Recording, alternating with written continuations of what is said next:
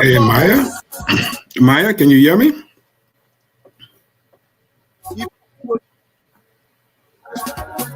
Number 2 get the ball.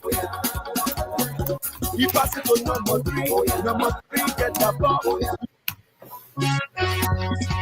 I am blue sky. I am blue sky.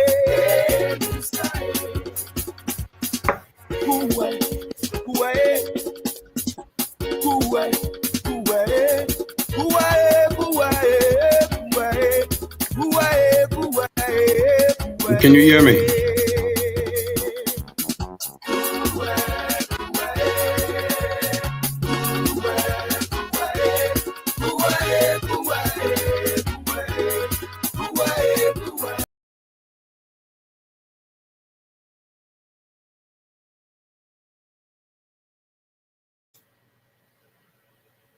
Can you hear me?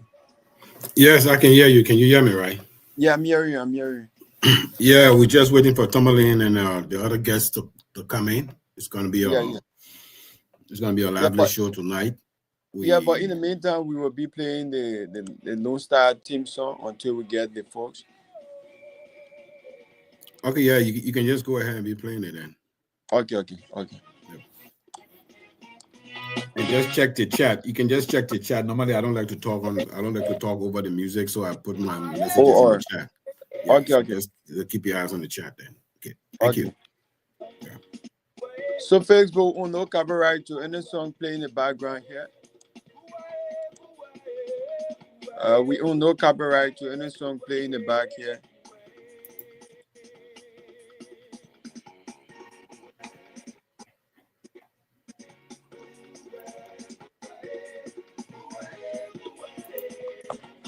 We own no copyright to any song playing in the back at Facebook.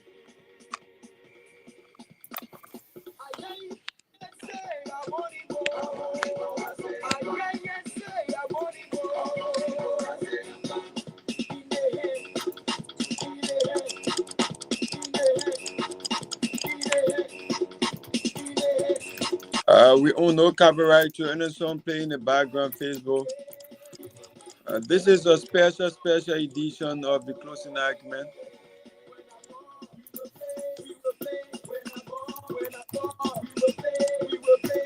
We own no copyright.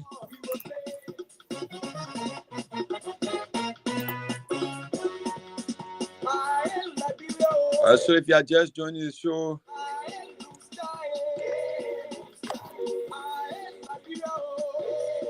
this is the closing argument.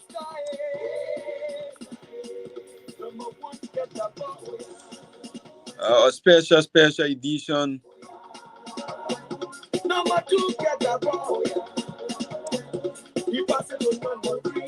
Number 3 get the ball. He passes to number 5. Number 5 get the ball. He passes to number 8. Number 8 get the ball. He passes to number 9. Number 9 get the ball. So before the team comes on, Everybody clap for Lusa. let's keep playing this song. Everybody clap for Lusa. Clap for Lusa. Only player.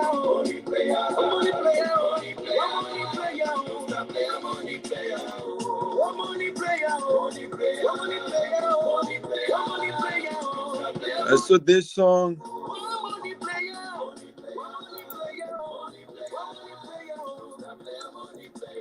is dedicated to the late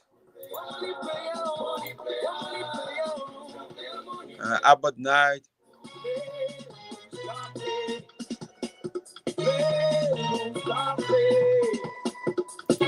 One of Liberia.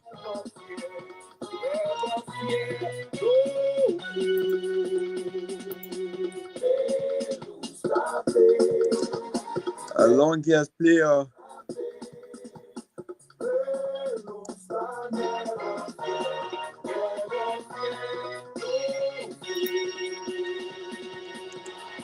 So Facebook no copyright.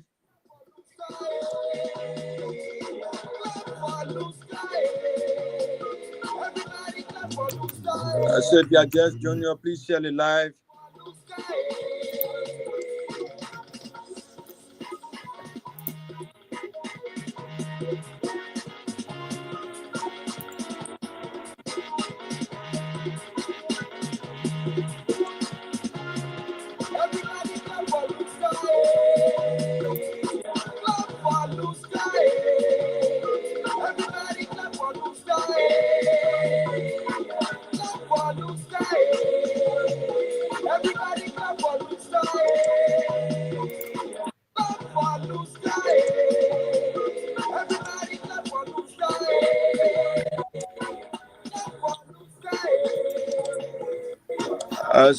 So we'll just pause the Mr. George. Yes, you flexing your national colors today, eh? Yeah, it's good to be on the show, man. It's a solemn occasion. You know, you and I, we owe enough to have witnessed the great Abana. I told Myean, I said, Myean, I don't think his. Yeah, Myean won't know about Abana. Yeah, but it's just befitting that we honor this soccer legend, someone who played for the Liberian national team, the Lone Star. He also went on to play for Invincible 11 IE. And like I said, soccer was in the 70s and the 80s. In the 70s, Myean. Yeah, 1979. Yeah, it was like before, back in the day, the guys would have been playing with, making millions because they played. Yeah, you see the great, all these guys are playing European soccer. These guys play the same way, you know. So with all, we just decided to, people reached out to us to host their special edition. He'll be buried on Saturday in Newark, New Jersey. I think so, yeah. And so we have invited his former coach. He also a former national deputy minister of youth and for sports, the Honorable Mabu Richards, someone who has paid his dues. He played for Lone Star too. He played the game, and also he helped a lot of players today that was successful in their career. And we thank God that he's still around, looking good, and to share some memories of Abana and also the Lone Star. It's a pleasure, a great opportunity, a pleasure to welcome the Honorable Mabu Richards, former Deputy Youth Minister for Sports and former national team coach. He coached the late Abana, and he's a soccer administrator, someone who we all pay our dues to him, respect him for what he did for our country. I want to say, Mr. Richards, thank you for your service to our country, Liberia. We are indebted to you and many others who brought our soccer to a level that we're proud of back in the day, because it was during your time that Liberia won, I think the only tournament we have won, the Six Nation tournament, within our tournament in Monrovia. And so Mr. Richards and my friend and brother, Siafa Diggs, who is also a Liberian historian, he knows a lot of stuff. He's here tonight, and Myean D. Torgbean is in Liberia, and we look forward to having a very, very interactive night and to hear a lot from you. People are listening. Some people who weren't born, like Myean wasn't born, but they cannot appreciate you guys. People are listening from around the world to listen to you share some thoughts about Abana and the whole Lone Star and so forth. So, Richards, thank you for coming. Thank you too for inviting me. So, Mr. Diggs, you want to give some intro, then we can get it going? Yes, good evening, Mr. Richard. Thanks for taking your time to share this night with us.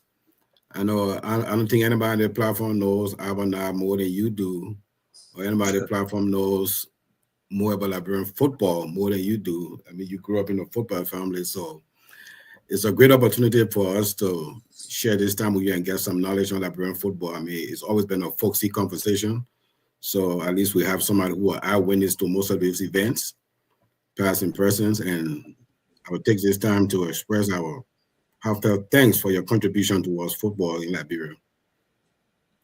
And hopefully the other folks will want. Thank you. Thank you very much.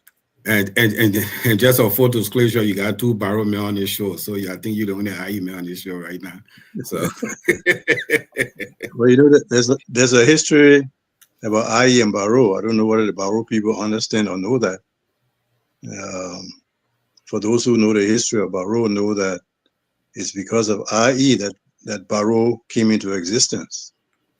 There was a team called GIE that IE beat 7-0, and they dissolved that team and renamed it, came up with the name Barrow. So I always joke people and say that IE is the father of Barrow. When Barrow be beating IE, I say they're being disrespectful to IE. But there's a relationship IE and Barrow have, and we continue to maintain that. A lot of my close friends played for Mari Barrow. Fokke Nipe, for example, is a very close friend of mine. Okay. Solomon Sipley also. So, the IE Barrow rivalry used to be there, and we're trying to see if we can bring it back. Okay. Yeah, Mr. Richards, like you just said, back in the day, it was like you could drive a Barrow player in your car, they could go to your office, you pay their way, send the late SB did the same thing too. It wasn't, the rivalry was there. When they came to the game, it was there, yes. But after the game, if Waka Heron saw you go to you were getting something, the other person go to take care of them. Say, oh, we're going to play for my team, but it was there. And you guys, we're much younger, but we saw the role you played. You, SB, the late, what the lady, Barrow lady name? And Thelma George. Yeah, we saw it. And that's why, it pains me nowadays when I see the teams that are representing Liberia and say, oh my God, the people only knew. That's why I'm not too freaked out for the European League, because I feel they have betrayed our own national league. But that was the day that the Barrow and IE were playing Sunday, the whole week. Forget it. The IE, even in the house, like in my home, I think only my brother and my older sister were the only IE people, rest of all Barrow people.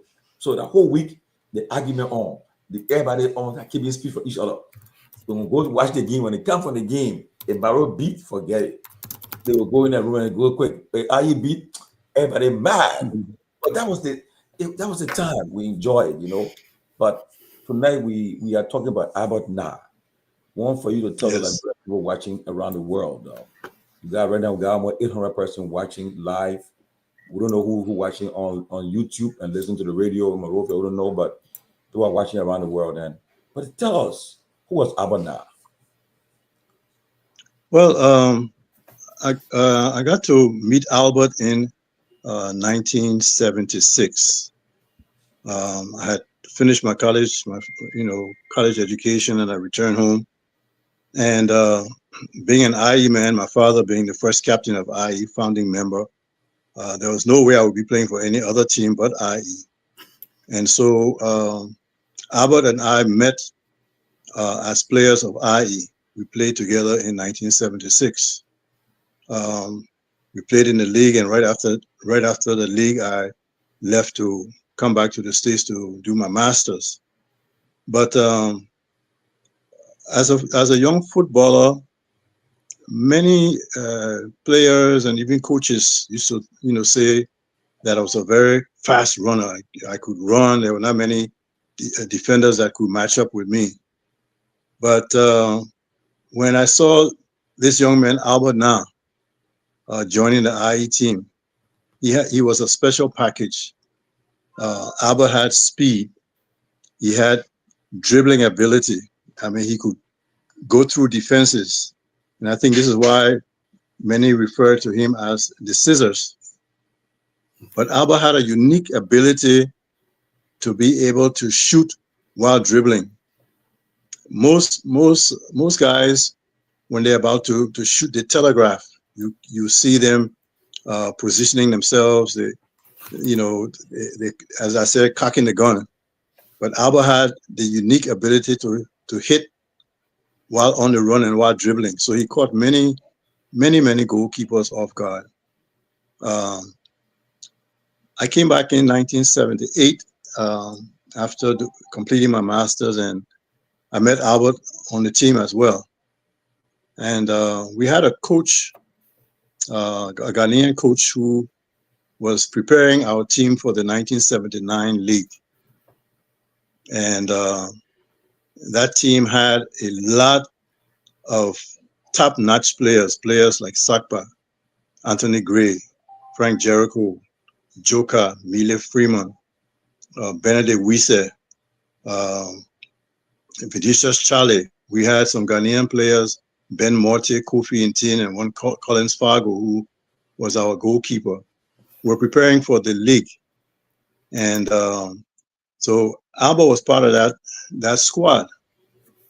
And our coach suddenly left, and I was asked to take over as player coach.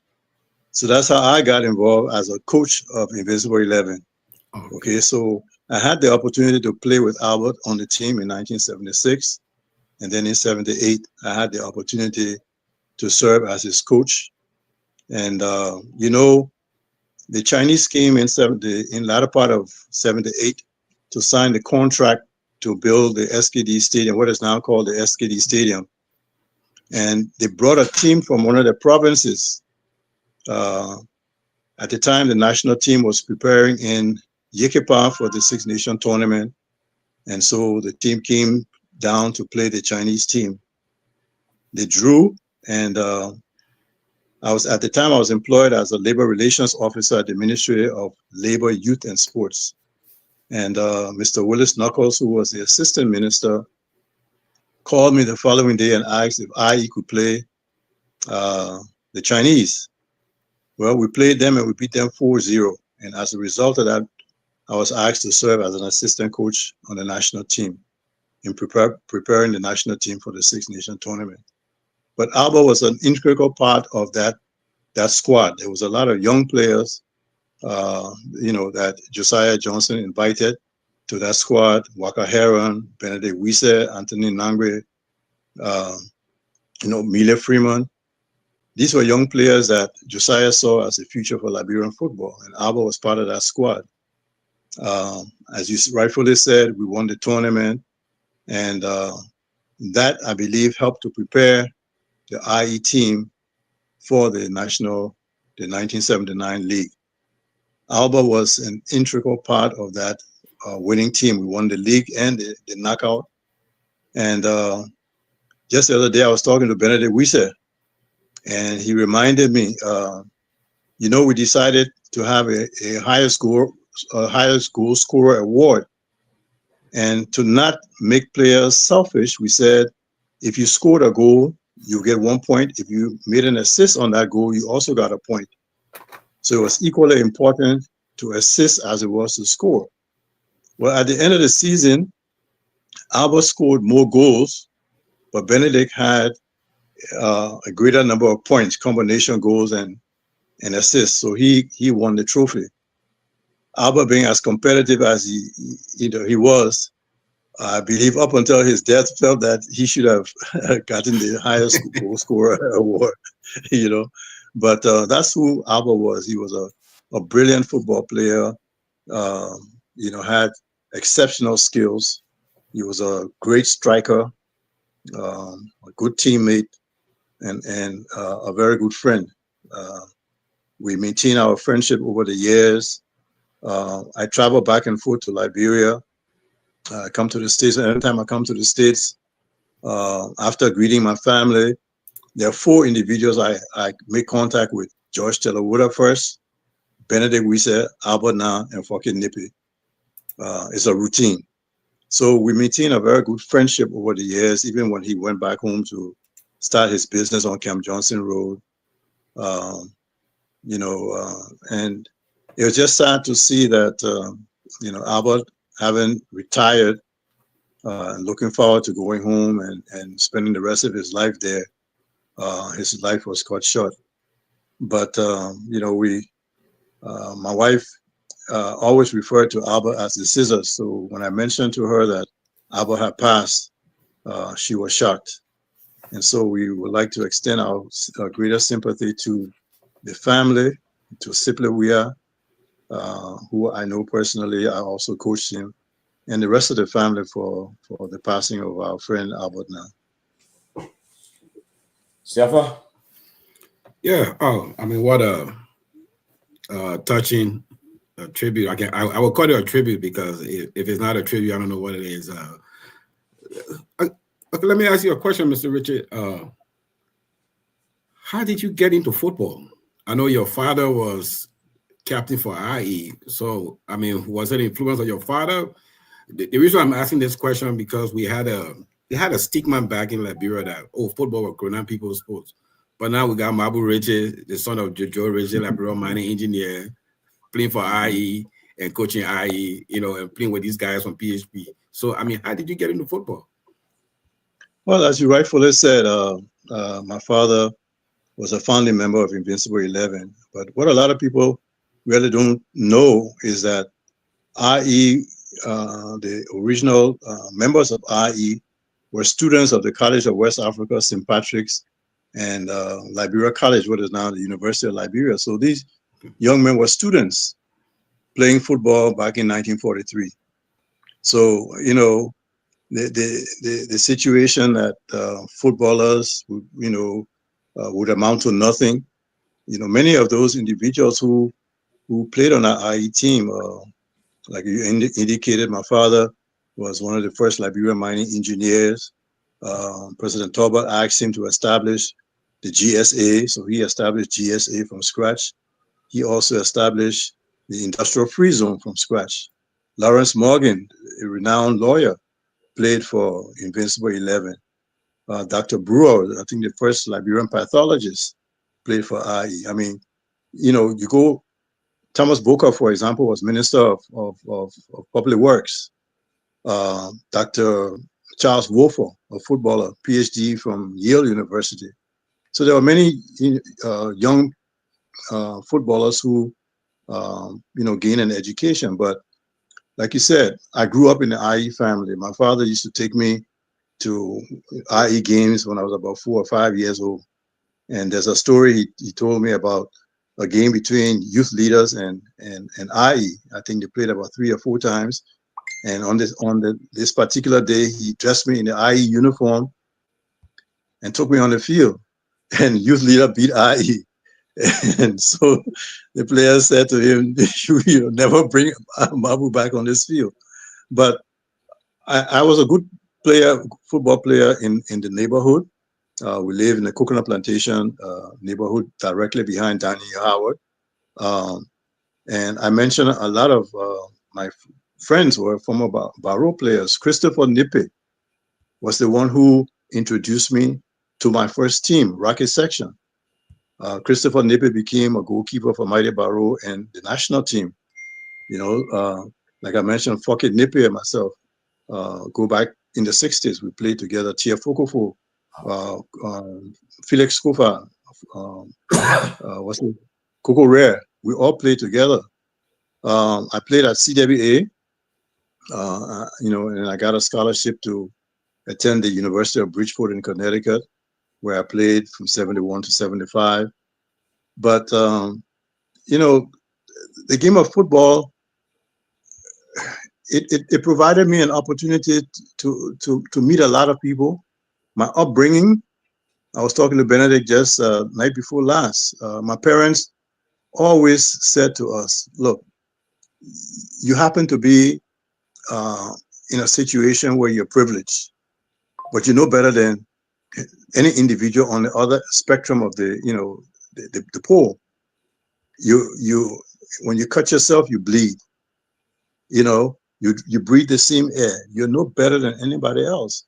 And so I grew up playing with a lot of kids in the neighborhood, the Cooper Farm area, Newport Street, Mecklin Street, YMCA. I made a lot of friends there. And so it was easier for me to get along because football was that common denominator that kept us together. And throughout the years, I'm 73 years old now. Football has still been my passion. But let me just say this. I have always believed that if you have the opportunity to help somebody, you do it.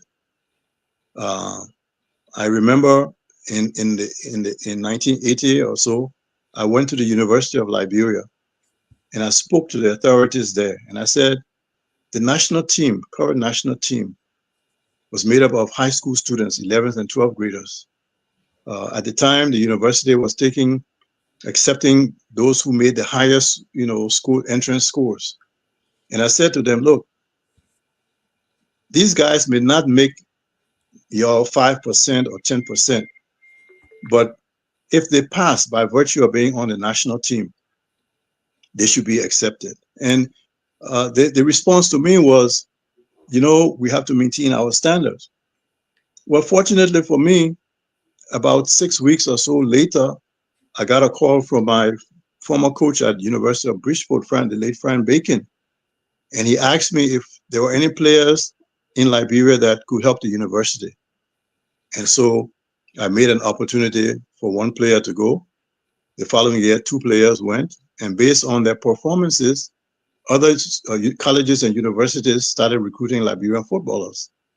Then people were saying, oh, I was responsible. Lone Star players are all leaving to go to the States, But our national university was not willing at the time to create an opportunities for these young men to go to college. And back then, nobody was playing professional football. Everybody wanted to go to school, So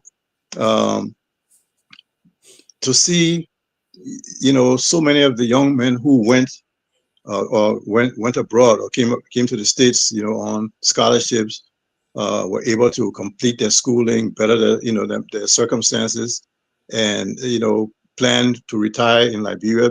Many of them have built homes in Liberia, talking about going back. It's just, I mean, it pleases my heart to see that they did not, misuse the opportunities that were given them. But Mr. Richards, how to call it? People today, the decline Liberian soccer as a whole. People say that the folks that came before, like you guys, left the stage. There was no foundation laid for them to continue. People today say that the farthest Liberian went in soccer was what they call the We Are 11, and where we almost went to the World Cup. Do you accept the blame that you guys didn't leave a foundation for the young folk coming after you guys to follow? Well, as I indicated to you, I worked at the Ministry of Labor, Youth and Sports. I eventually got appointed assistant minister. But the late Walter Pelham, Samson Gabra, and myself, we organized what we call then the Junior Lone Star team. I always believe that you don't build a house from the roof, you build it from the foundation. And so if you are to develop your national team or even a club team, it's important for you to have a youth team, a feeder team to that national team or to that club. Back then we had Majestic was the junior team to IE, and Myean was the junior team to Barrow. So those players that you see that came into IE, the Jericho, the Johnny Grant, the Anthony Nagbe, the Anthony Grace, the Sakwa, Amelia Freeman, they all came from St. Jerry, and they moved into Majestic, and from Majestic into IE. So I always believe that in order for the national team to develop and excel, there was a need for youth programs. So I started the junior national team, Ansu Salif, Raymond Moulton, Hazel Gray, William Gray. I mean, so many of them became national team players. Mark Gibson. When I became a deputy minister for sports in 2006, one of the first things I did was to basically get in touch with the LFA. Being a former footballer, having been a player, having been a coach, an A licensed coach, like Josiah Johnson, Victor, and myself, Victor C. and myself got our A license in Germany in '79. I felt there was an opportunity for me to work along with the LFA to help to promote the game of football. So I had suggested that what we needed to do was to focus on developing our under 15, under 17 program. And that over the next 3 or 4 years, those players would gradually move on to the senior national team. I was suggesting that you get the best coaches, local coaches you have, assign them to the under 15, give them the basic fundamentals that will prepare them to move forward. I mean, let's look and see what Coach Keita did with our under 15 and our under 17. Today, you see many of those kids that came from the under 15, under 17, they are now going to Europe, right? There was a need for us to focus on developing our youth program within the money that FIFA provided, the LFA. There was money there for grassroots football. And one of the questions I was asking is, what's happening with the grassroots program? And I became public enemy number one for the football association. So, you know, when the George Weah group moved on, there was nothing. There wasn't a feeder team to that group, and I believe it's not until Mustafa Raji came in with the youth program, and you know, to start building the under 15, under 17 program. He's brought Dopoh Wisa now, who's talking about doing a national youth program, under 12 programs and stuff like that. This is the direction we have to go, you know. But football development is the responsibility of the Football Association. It's not the ministry. It's not the government. Okay. Basketball development is not the ministry. You know, everybody's, oh, the ministry not doing anything. The responsibility of developing football, basketball, table tennis, volleyball, whatever, is the various federations. It's their mandate. Okay. You hear this thing about non-interference, the government interfering in football. You've seen situations where FIFA, AFC have banned countries because the governments have insisted on appointing coaches and different things like that. So it has to do with the programs that the Football Association has for the development of the game. Let me read a statement from a former national team player, also player of the LPRC Oilers, Nestor Senni. He said, Abana, the Scissor, whom I met over years through Liberia Actors Region in Philly, after I watched him play in Liberia in the 80s. I was privileged to have shared. What a great eulogy about Caesar, rest in peace. That's Nestor Senni. And we want to welcome, I think, the junior brother of Abana, also a former national soccer player too, Simply Weah. Want to say our condolences to you and your family, and we welcome you in a closing argument to share some of your memories of your brother and anything on your mind about soccer and whatever the case. But you have over 900 persons watching you live and other watching you, listening to you on radio and around the world on YouTube. So welcome, Mr. Weah. Welcome. Thank you, Tomalin. Thank you, studio guests. I guess it's just Mabu and myself right now, and panelists. Thank you very much. You're welcome. So, what's the question again? What can I share about Albert? Yeah, about that and some of your memories about him, the thoughts, and also how you play with him. You play together too. Yes, we did. Actually, Albert, 7 years my senior. He one of those persons that I adored.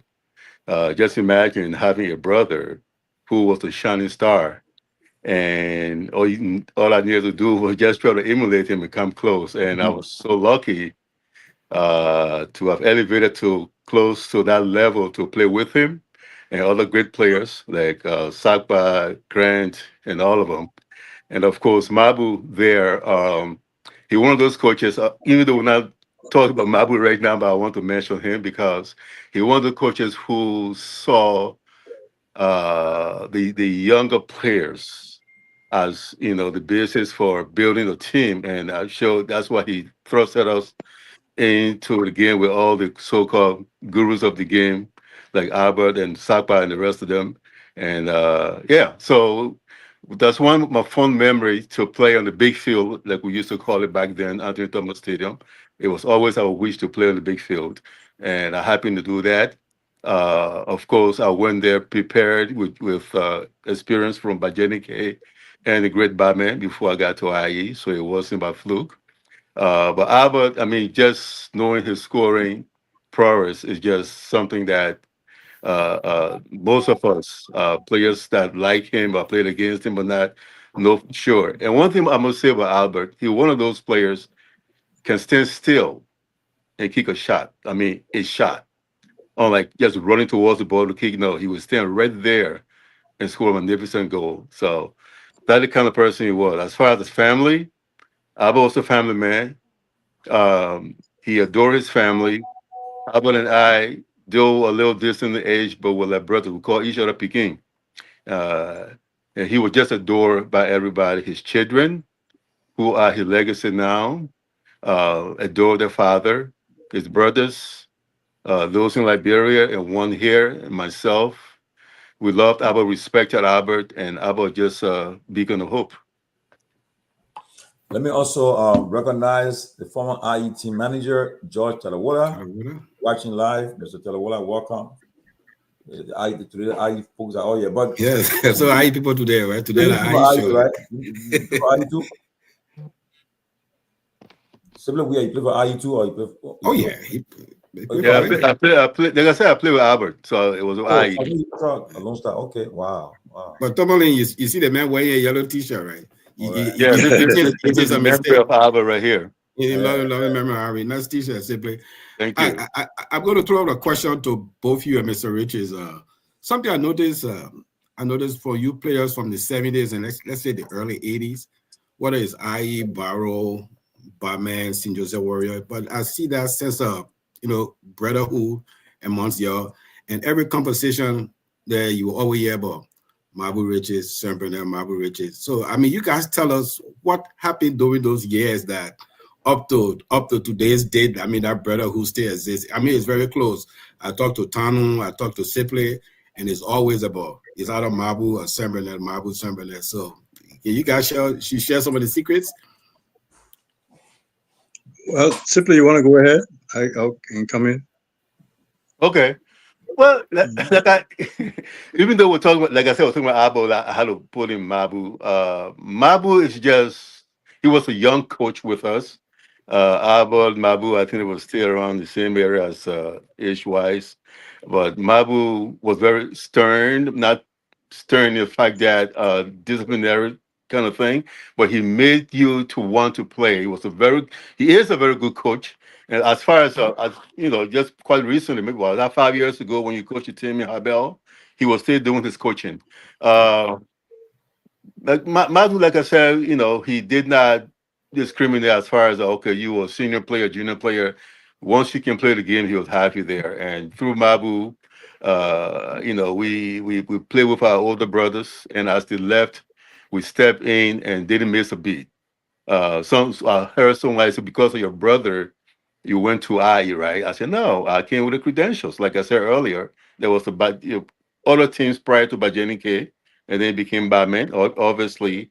And then I went to IE, which, of course, I loved all the time. And remembering Albert, I know we're talking about Mabu also now, remembering Albert, one of the first games I ever played for IE, it was, usually I'm not a header, but it was a header that I scored against Boy Cooper, and it was Albert who passed the ball to me. And then it went over as well. Albert would leave, and big brother is about to take over. I mean, small brother is about to take over. And according to that stimuli, I think about man, I had to do it to get my very first game. Yeah, you asked about the brotherhood. You asked about the brotherhood, and I mentioned to you the name Christopher Nippe.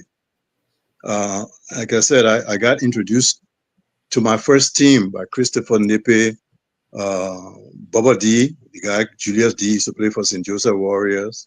But there were a lot of players that I got to know who were much older than 4 or 5 years older than I was, but we played together.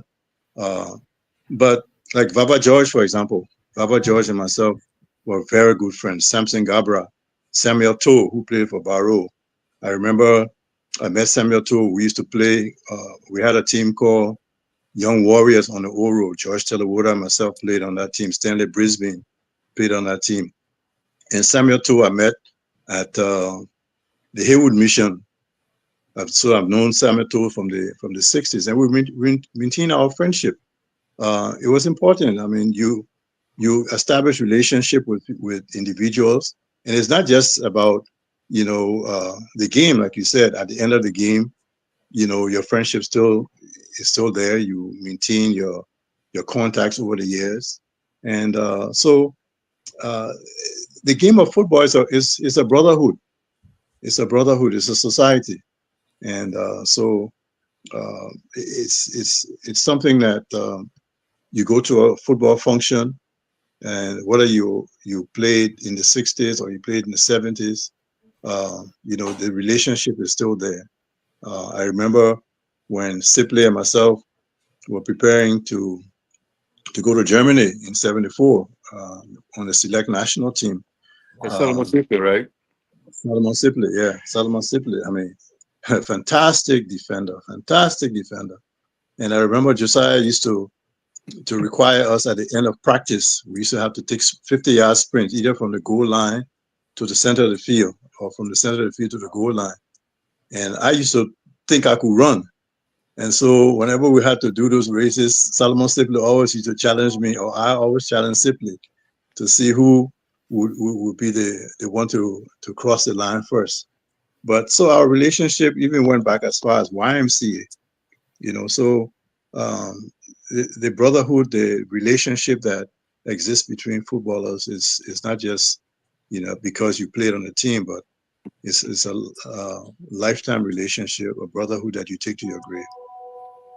Well, if you're watching it live, wherever you're watching the show from, tonight we have a special reflection on the life of our one-time soccer legend, Albert Na. We have as found as a guest today, we have former Deputy Youth and Sports Minister, Mr. Mabu Richards. We have the junior brother of Mr. Na, Siplewia, who also played the game. You can call the phone numbers there. You're in Liberia, you can call that number. If you're on call in the US or wherever you are, you can call that number to share your thoughts, ask some questions, and so forth. Many of you didn't see him play. I know I was one of those who were blessed to see him play. Watching play against was a game. I was living Firestone at the time, and Lone Star played the Eagles, Young Eagles at the time, and it was a tough game. And they even gave penalty and all, but Lone Star couldn't beat Eagles. But watching play, and I was telling people today, I said, the football had money during those days. All the guys, Mr. Richards, Mr. Weah, they all would have been millionaires because they played great for soccer long before the others came after them. But we want to honor them. I want to ask you a question. Tell us, everybody talk about the Six Nation tournament, and tell us about that Six Nation tournament. How did the team came together? Who coached the team? How are we able to pull through to win five other countries? How are we able to win out of 5 other countries? Tell us about that tournament a little bit, please. Well, as I said, in '78. President Torgbean organized a Six Nation tournament, and the national team was in camp. Josiah Johnson was the head coach. Victor Sier was the deputy coach, and assigned to the national team was Mr. Bert Trautmann, a German assigned to Liberia by the German, at the time, West German Football Federation. And so they were preparing in Yekepa for the Six Nation tournament when the Chinese brought this team from one of the provinces. So after the national team played and drew, and IE was able to defeat them 4-0, our camp was switched from Yekepa to Bong Mines. So we all moved to Bong Mines for the next couple of weeks to prepare for the national team. But Josiah Johnson was the head coach. But Tommy, let me tell you something. 90% of those players that participated in the preparation and the games were local players. Santos Maria was brought in from France. Paul Bro came in from Germany. At the time, I think Michael Tapla was playing in Ivory Coast. But the rest of the players were all players playing for IE and Barrow, and I think one or two from St. Joseph. So at that time, the national team. So I mean, the starting 11. What is starting 11 for that? The starting 11. If Benedict Wieser was on, he would tell you. I can't remember who. Yeah, Benedict knows all the details and stuff like that. Who scored the goals? Who had the assists? I can't remember, but I'm just saying that squad was basically local players. Tiafokofo, Foket Nepe, Nelson Sompong, Wusuma was a goalkeeper that came in from the county meet for Nimba County. Patrick Arthur, Anthony Nagbe, Waka Heron, Walter Pelham was from St. Joseph. Experience Ayan was from St. Joseph. I think only one player, Robert Barkley. There's a photo of the Lone Star Six Nation tournament team. In that photo, I think only one player, Robert Barkley, was from Bame. But even Boy Cooper at one point was brought to the camp in Bong Mines. We had a situation where Sekou Gomez was a goalkeeper there, and Sekou walked off camp. For whatever reason, he walked off camp. And they brought Boy Cooper on. And Boy Cooper didn't last very long because from the shooting drills with Santos Maria, Albert, Miller Freeman, and Paul Bro, Boy Cooper ended up jamming his fingers, 3 or 4 of his fingers, and had to be sent back to town. But the team was very competitive, and what we used to do in the training was Josiah would draw his team, Victor would draw his team, and I would draw my team. And then we would sit, and where we're all in agreement, say, for example, if we agreed, who would be the goalkeeper, who would be the right back, who would be the left back. If there was a situation where 2 persons selected a particular player and another coach selected someone else, we'll have the discussion, and at the end of the day, we'll all be in agreement in terms of who will be playing that particular position. So we had that relationship amongst ourselves as coaches, where one person wasn't dominating and saying, okay, I'm the head coach, therefore, whatever I say, go. It was a situation where we got together, we discussed, we convinced each other. If there was a player, let's say 2 against 1, and that coach who selected that one player could convince the other 2, we went along with that coach. So it was a situation where we had a very good relationship, and I think as a result, it translated into the victory for us. Okay, I got a question to ask you, Mr. Richard. So you were involved with the football national team in the 70s, 80s. So what about the 90s? Were you involved with the national team or actually involved with football in the 90s? 1990, I left Liberia. I was working with Bong Mining Company when the crisis started. Okay. And so July 19th, my family were able to get out to the Ivory Coast, and I did not return to Liberia until 2004. So I was not involved with football from 1990 until 2004 when I came back, and then I got back attached with IE as a technical director in 2005. Okay. So the reason I'm asking the question is that I'm just trying to compare the kind of players, the characteristics of those players from the 70s and the 80s and the last group of players you work with. What similarity, what the differences you see in there? Well, one of the things that I realized, there were a lot of community teams, back then. As I said, I played for Young Warriors on the Old Road. We had ABC that played in Fiamma. Okay, we had St. Jerry, players that played for PHP and West Point. And they had Sadewa and other clubs in Nukuta and other places. You talk about Bajeneke. I think Bajeneke, if I'm not mistaken, was from Logantown. Am I correct, Siple? Yes. Yeah. So they had these community teams. There were teams within the communities. So, for example, the IE team that people saw in the late 70s and 80s, these were players that came from St. Jerry. They moved on to Majestic, and then they moved on to IE. So those players have played together for more than 10 years. It's almost like an academy type program. The players that play for ABC ended up moving to Emenwe, from Emenwe on to Barrow.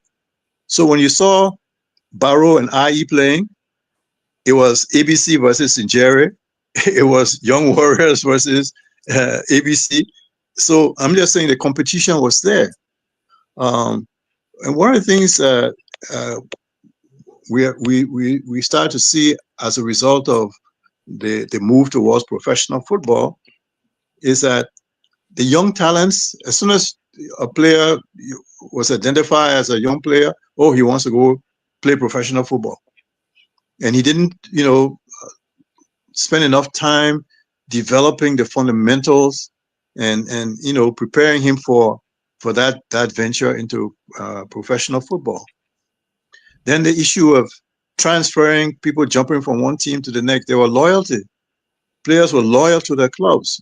You didn't see players jumping, I registered with this team this season, next season I'm playing for somebody else, next season I'm playing for somebody else.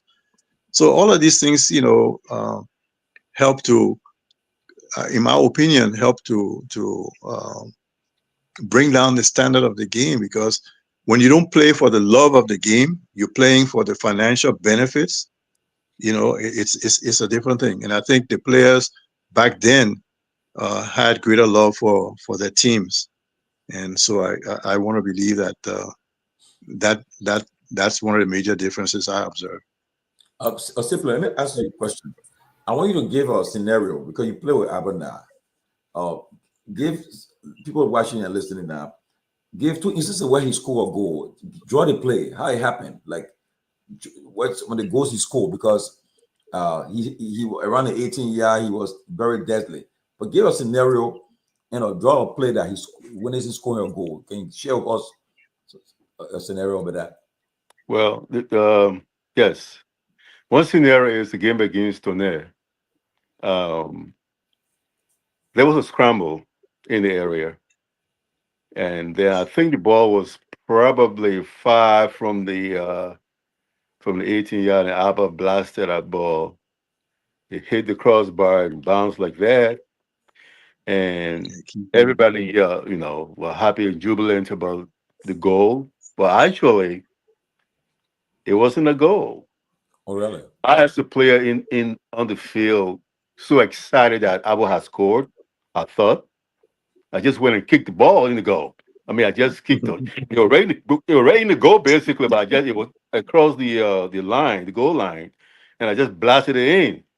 That was actually when the referee blew the whistle. But I didn't know that. It was Mabu who told me that a few years ago. That was one great instance where I realized the power of Albert. There was one time I also remember a ball across to Albert. He stopped the ball. He didn't even stop the ball. He just pushed the ball. Instead of breaking the ball, he just pushed it and ran. And the next thing was in the net. I mean, there's so many scenarios where when I played with Albert, I saw that he was a threat anywhere. So goalkeepers, like this always say, the goalie made bay, meaning the goalie didn't even see the ball going in. After the ball went in, that's when the goal spring for the ball. But that was the kind of goals that Albert scored, and he wasn't called the Caesars for nothing. But he used to Oh, so he would call through players, call through Barrow like crazy. So he was rapidly named the Caesars. And one thing I also want to say about Albert was I don't remember he ever getting red flagged. yeah, somebody was saying it. Somebody said that he didn't even get a. Yeah, red card. I've never seen that, not even a yellow card, because I mean he didn't cause commotion. He just did his thing. And did I emulate that? No, I got red carded before, but I was just a different kind of human being. So yeah, those were the two scenarios where I really realized how powerful he was. And there were times in high school when I listened on the radio when they played Tubman High. I think the game went 6-0 or something of that nature. And I think it was a hot trick and one more. And it was just exhilarating to know that your brother is the one being talked about on radio. Then we watch TV, the sports on radio, not even TV. And that made a lot of us in Logan Town, especially say for example, they call him Timur brother there. For a long time I would call our not little brother, even though I didn't like it. But I would call our not brother because he's my brother until I formed my own way and folks started calling me Sipaguya. But So, he was just a deadly around the goal area. so he used both legs. He kicked with both legs or only one. He would try with left, but it was the right foot. Oh, right.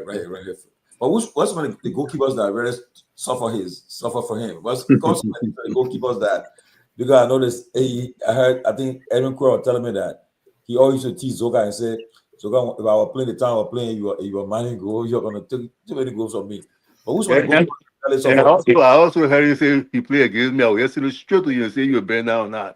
So I mean, Abba was just powerful and he jovial. When he came to the game, I mean, LIU, he made All American the first 2 years. That's Wow. unprecedented. I'm sure Benedict we probably did that too. But usually back then, when you look at white players, I mean, you have to be exceptional, to win All American as a soccer player of athlete here. You have to be exceptional, and Abba was that. He transferred from LIU to Federal Dickinson University and just promoted there. He was named as one of the dangerous or deadly, deadly soccer striker in America by some newspaper. I think his daughter was showing me that paper the other day. Whether it was home or was abroad or in foreign land, I mean, Abba did his thing, and we are going to miss him. Wow. Tomalin, I remember one of the games I remember was when Liberia played Sierra Leone in Freetown. I think you remember the situation where our officials and spectators got roughed up in the stadium. Yeah. Right? Yeah. Abba was thorn in the flesh of the Sierra Leonean defense. I mean, they hacked him until they broke his leg. Yeah. Oh. Abba broke his leg in that match. Wow. Yeah, he was such a dangerous force for Lone Star. They targeted him. They knew that if they eliminated Albert, they would, slow down the Lone Star attack. And so they didn't rest until they injured Albert. And I remember when he came back, we suggested to him that he have his foot put in a cast. He said, no, you're going to go to somebody in Brewersville and I'm going to put chalk on his foot, because he wanted to come back and play within a couple of weeks. And we told him, say, Albert, your leg is broken. You have to, take time and let that foot heal properly before. And then he didn't listen. Albert tried to come back, ahead of time. And then, he had a hit on that leg again, and then eventually had his foot put in a cast. But I'm just saying that's how competitive he was. He wanted to play. He loved the game so much that, he was even going to risk further injury to himself. He ever shared with you guys, one of the most difficult defender that he ever faced, like that? Because most players will tell you, say, this person gave me a lot of, it was torn my flesh. Who was one of the difficult defenders that he thought that he faced that used to really stop him from scoring? He ever share with you guys, or you guys watch it?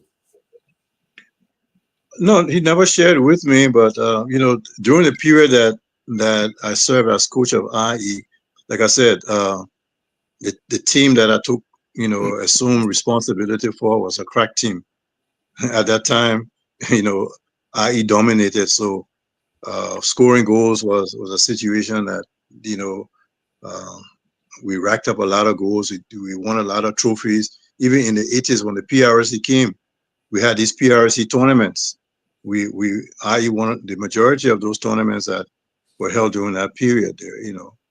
But I never, had Albert say to me that this particular defender gave him any problems. Maybe Washington Blay as a defender for Mighty Barrow. I mean, Blay was a very good defender.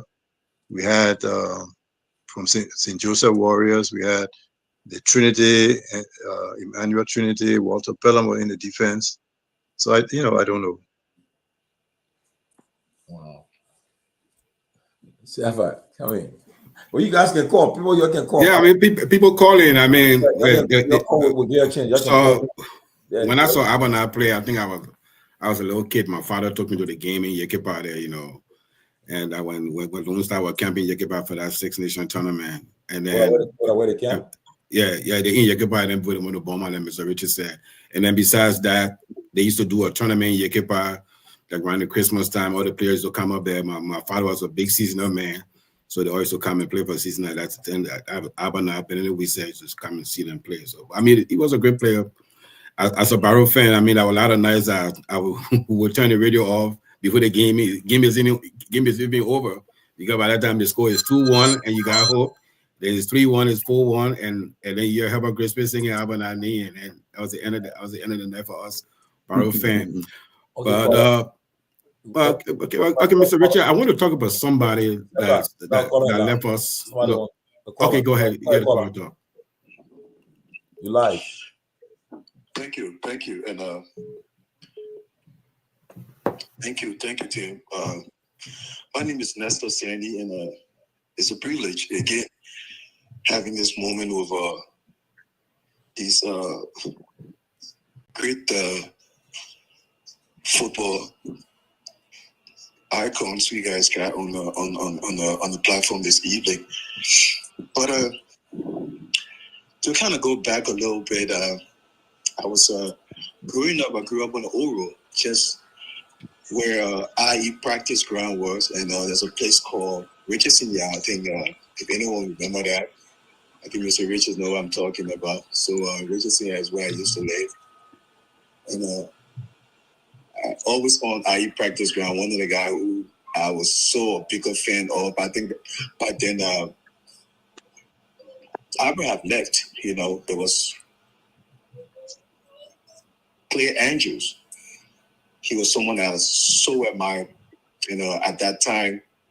But again, I had the opportunity to meet Albert Caesars in Philadelphia. I think that was just before COVID, but just after COVID. We have equipped ourselves and we met in Philadelphia. And I woke up to him in an open, and I introduced myself to him. And the first time I asked him, "Can I take a picture of you?" He said, "No, man, I'm not sharing no picture right now. I'm not signing no autograph. You got to tell me who you are." And we just laughed about it. And everyone started telling him that the kid played for Liberia national team too as well. But it was a moment that I would never forget. It's just that I misplaced that picture. Otherwise, I would have had that picture as my profile picture. But something kind of took me aback, and I wanted to ask this question directly to Mr. Richards. I've listened to all of what have you have said? I mean, what you have said about, i.e., the beginning and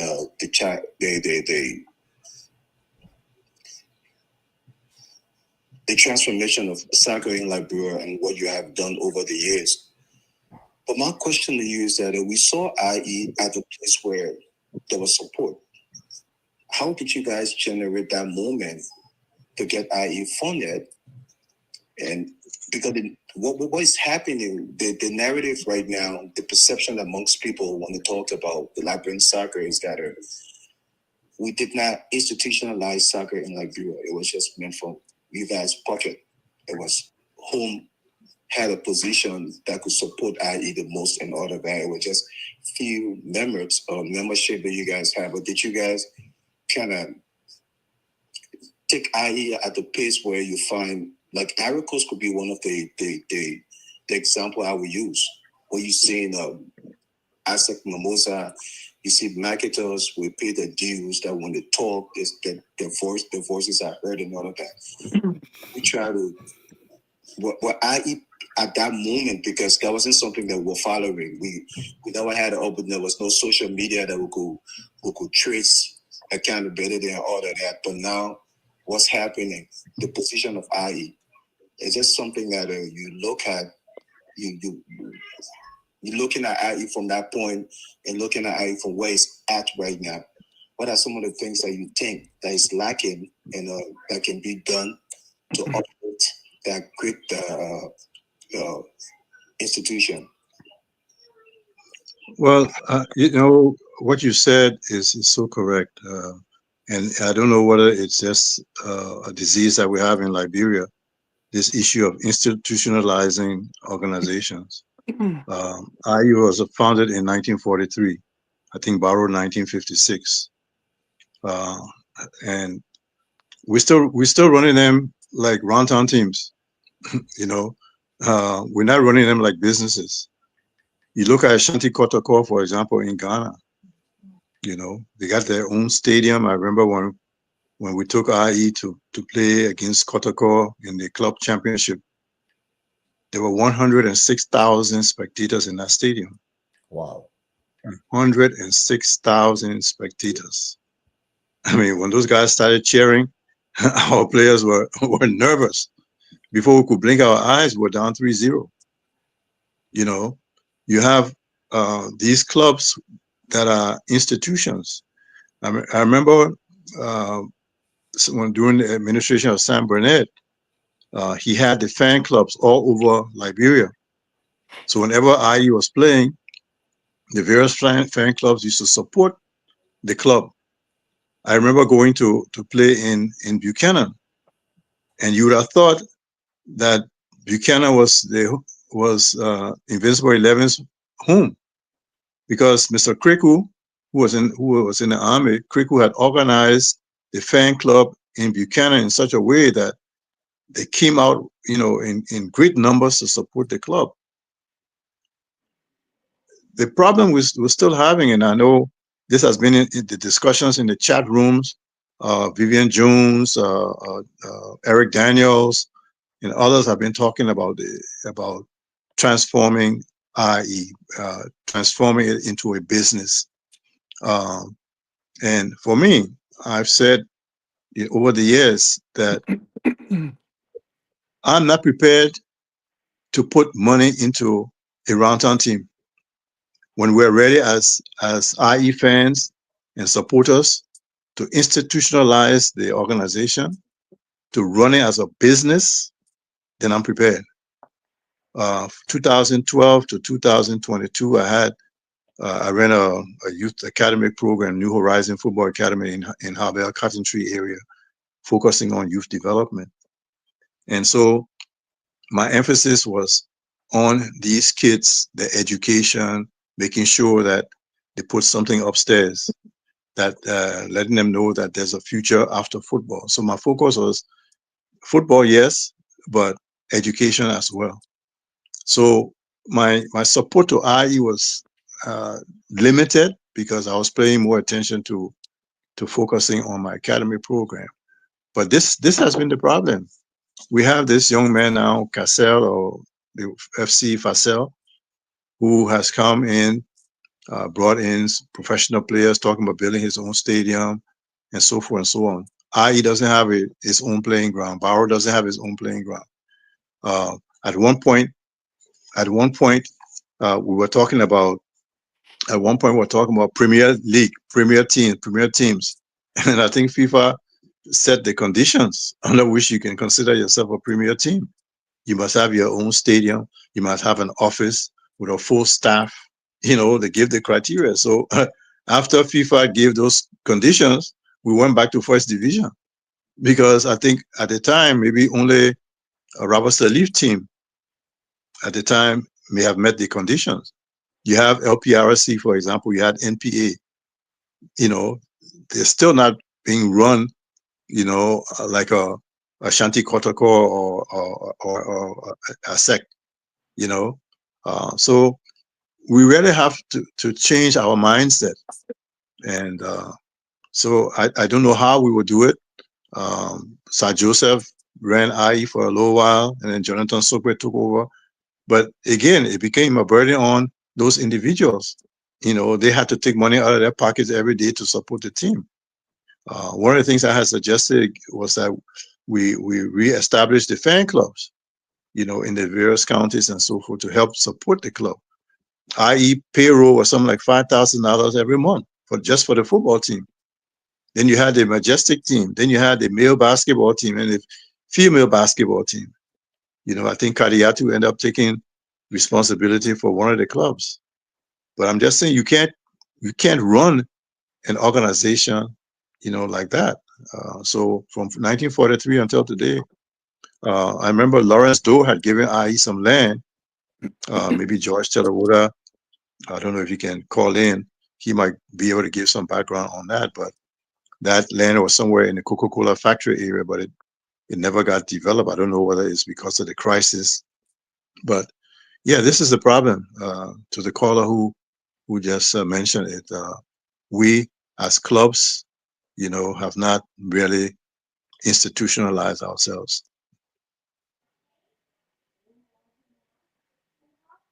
Guys, if you're watching the show, you can call in. You can contribute to the show. Unknown caller. Just okay. Yeah. Hello. Hello. Hello. You hear me? Yeah, we have on the phone the Rock of Gibraltar, Sakba Myers, Yeah. Sakba Yenso. You have we are simply you have Mabu Riches, you have Siafa Dix and I on the platform. We're talking about Abana, who you play along with. Want you to share some of your thoughts about Abana, and the floor is all yours. Okay. Let me come in. Abana was like a brother to me. Although we didn't come from the same mom, but it was like a brother to me. He and I, most of the time, we used to hang, you know, move around. But he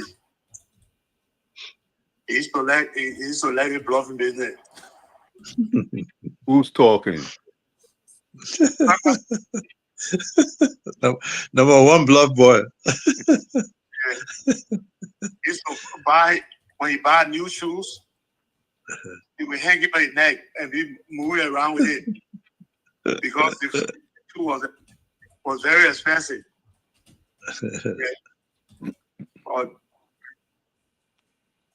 he was a very good player. He used to like training. And he used to like the other thing. I can't say it too much.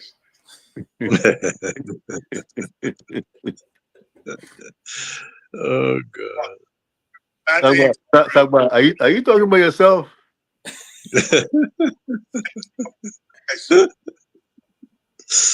Yeah.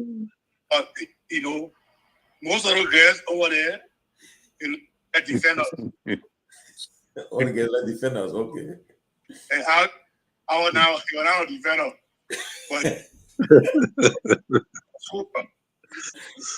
Yeah. I met a whole lot. Every day.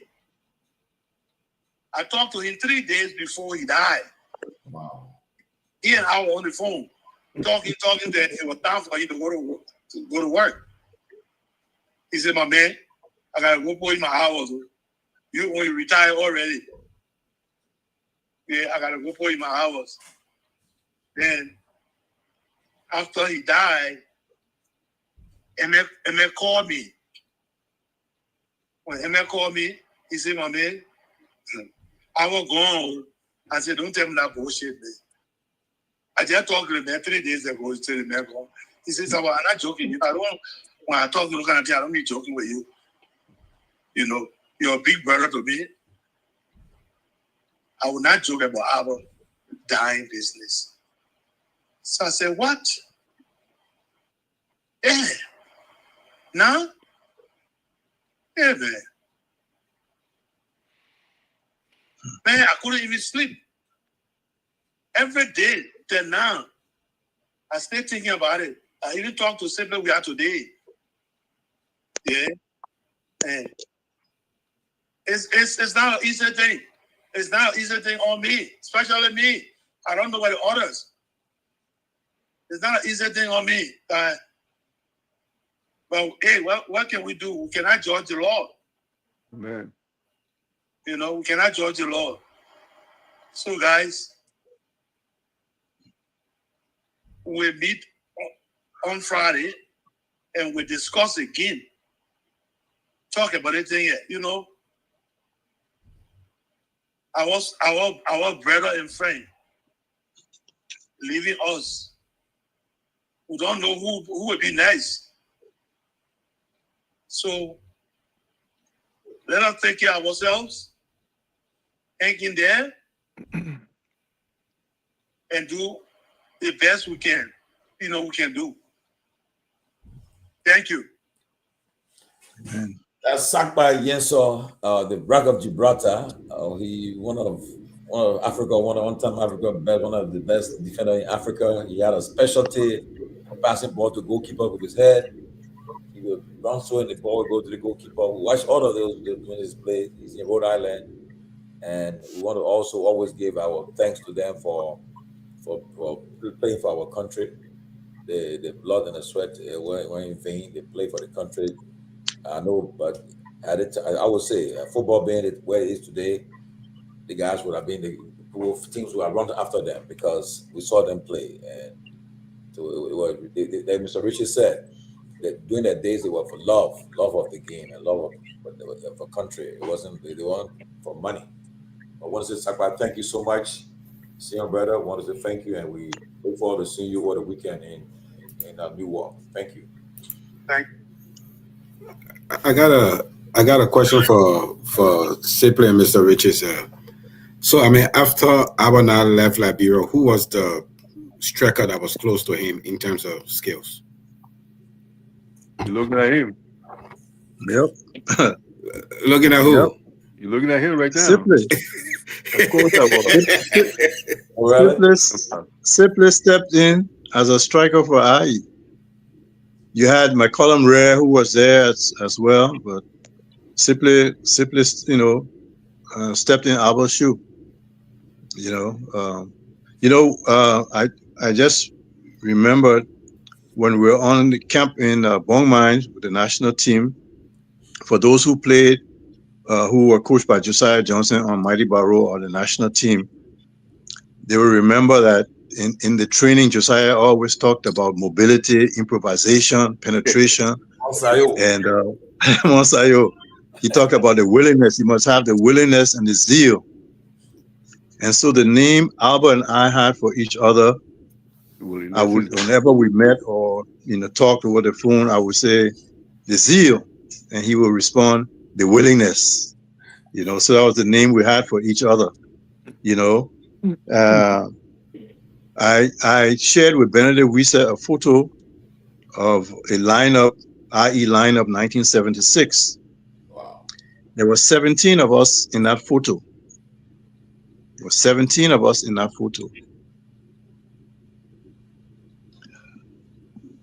12 of those gentlemen are gone. Wow. Pete Roberts, Johnny Grant, Jacob Zebedee, Anthony Nagbe, Frank Jericho, Jala Duncan, the goalkeeper Stewart. They used to go in Chirahe. Stewart. Yeah. Emmanuel Yancey. Our team manager Jobo. John Joseph JJ. He was gone. And Albert. Those standing on that photo, still alive, James Washington,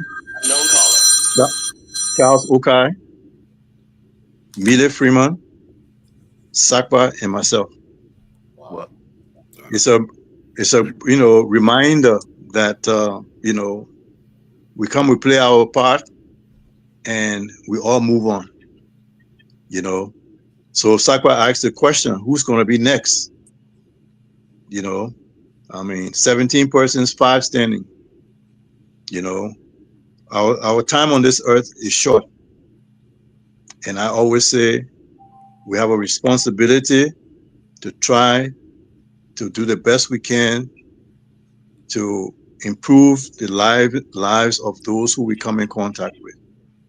You know, uh, our time is short. You know, we're having a discussion one time about who you know, and people, the pros and cons. People are saying, oh, this who you know, that favoritism, back and forth, back and forth, back and forth. And this gentleman sitting out in the corner listening to everybody said, may I speak? And so we granted him the opportunity, and he said, God, the creator, set as a condition to go to heaven who you know. If you don't know Christ and Christ doesn't know you, you juke. So I'm saying, you know, we have the opportunity to put our lives together. We have the opportunity to put our lives together. So nobody knows when our number will be called. You know, nobody knows. So while you have the opportunity, those who are special to you, your children, your family, your friends, your colleagues, your teammates, reach out to them. You know, reach out to them. Enjoy the time that you have. You know, spend time with your friends, call them, you know, because you never know. You never know. When Trinity called me and said to me, Mabu, Abo is gone, just like Sagwa said. I mean, I froze in my tracks because I knew Abo was talking about going home, he had built his home in Liberia, you know, retiring in Liberia, as many of them. Simply, I think you built your house already, right? Or almost finished. You're talking about going back. You know, let me just say this. For those young men who took advantage of scholarships and came to the States, you know, those former footballers during that late 70s, 80s, and many, maybe even in the 90s, who have, you know, who took advantage of going to school and bettering themselves. I take my hat off to them. I'm so proud to say that, you know, I knew this particular player, you know, and somehow, somewhere, you know, I had and made an impact in that person's life. But let me tell you something, many of these players impacted my life in so many ways that I can't even express. I'm indebted to them. To see Simply We Are on this, you know, in this program, to see what he's accomplished. You know, he second degree. Isaiah Lincoln, I understand, if I'm not mistaken, has a PhD. There's so many of them, players who have earned master's degrees, have, you know, become professional in different fields, and are looking forward to going back, retiring in Liberia. But as I said, you know, nobody knows when their number will be called. So, you know, reach out to family members, express love. Those who you may have issues with, try to reconcile, fix them, because we never know when our number will be called. Caller, you live. Go ahead. Yeah. Go ahead. Good evening. My name is Jatona Mitchell. Tommy, let me just first of all say thank you so much for providing us an opportunity on this platform to be able to pay this, what I call a very touching tribute. My story goes all the way back as a child growing up in Toti. It's a little town right around Compton, not too far from the barracks. And as a child, wasn't privy to come to Monrovia to know about the players that we heard their names so much on the radio station. I'm a little bit emotional as I talk. You can pretty much hear my voice. But as a child, listening to that shortwave radio, and this is a story that I tell over and over for a lot of our young people now, to listen to the names of Simply We Are, Mama Musa, and of course, Abana. These are folks I never even seen or laid my eyes on. But their name meant so much to me as a young man coming up. And I was privileged enough to come to the United States, grew up in Philly, and I had the opportunity to meet some of them, especially my idol, one of my idols, Mama Musa, in the Trenton area during the days when the July 26th game was held there. it was just an honor because if you haven't seen about it, but you just heard about them, it impacted your life so much. And to have the opportunity to actually see them, I mean, it brought an extra set of joy for me. And Mr. Weir, I know your daughter, Cynthia, the one called me earlier, said that you need to get on this closing argument they're talking about my uncle. So I admire what you guys are doing to pay this tribute. And the great Mr. Mambo Richard, I met him. I had an opportunity to meet him in Maryland some time ago doing the IE Barrow game from Philly. But this is so touching to us. And the guy who called earlier, Nessa Sandy, and I always talk about revisiting this. It's a shame that we don't have the opportunity to actually know this story. For me, I consider myself a little historian because I'm like a sponge. So when you guys are sharing this story, it's like a nostalgia. It brings back those memories, my childhood memories. So today, just a special day. I couldn't even. I don't like to call or be involved in the forefront, but I just had to call because Mr. Albert Name, he influenced my life so much without even seeing them. A lot of the IEs and Barrow individual pioneers, I call them. And I just want to say thank you so much for how you were able to inspire us as young people. Now that I'm older, I would like to probably one day I will get in touch with Cynthia to get in touch with her father so that I can invite them on the show. I do run a big sports platform, and I will invite you guys so that we can bring you guys and at least revisit this story because I want to be able to connect the bridge with these young folks. I'm quite sure a lot of you guys, when you go back to Philly, the young players now, when they see you, I don't even know who you are. So I tried to connect that bridge so that we can connect that. Since we don't have museums, we don't have those things in Liberia. But here we have to connect. You have to tell your stories because it's so impactful. So I just wanted to say thank you so much for giving me the opportunity to talk to Nagbe and to just share his memory, even though I don't know a whole lot about it. But the little one that I know during his playing days for IE versus Muddy Barrow, of course, Foucault doing St. Joseph, Cedar United. As a kid listening to that, it just still resonates in my head today. So I'm inspired by that. So thank you so much. I appreciate you guys. Thanks. Thank you. Back in the days, when we were in Firestone, when they're playing this game, when the radio comes on, they heard Herbert Grisby. What a guy named, man. He said he would be commentating the game until he would be crying, lose his voice. And when we see the guys in real life, the people say celebrity, when we see the guys in real life, you won't touch them. When you yell a name on the radio, and sometimes you watching the black and white TV, they show them. When you see them in real life, you want to touch them, but many people don't know. But when you tell people, say, you guys, when you see that person there, that person played for you, you don't know that person. You should watch them play.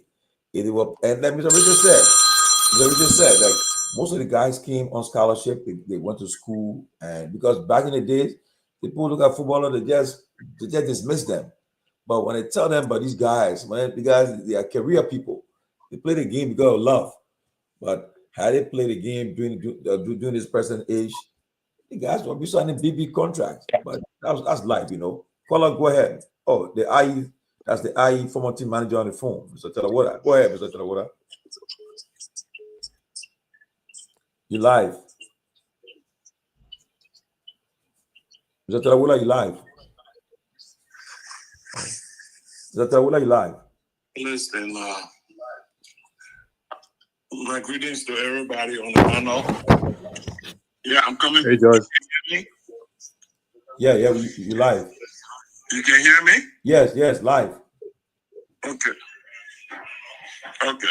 First of all, I would like to extend my deepest condolence to Sibley and the family.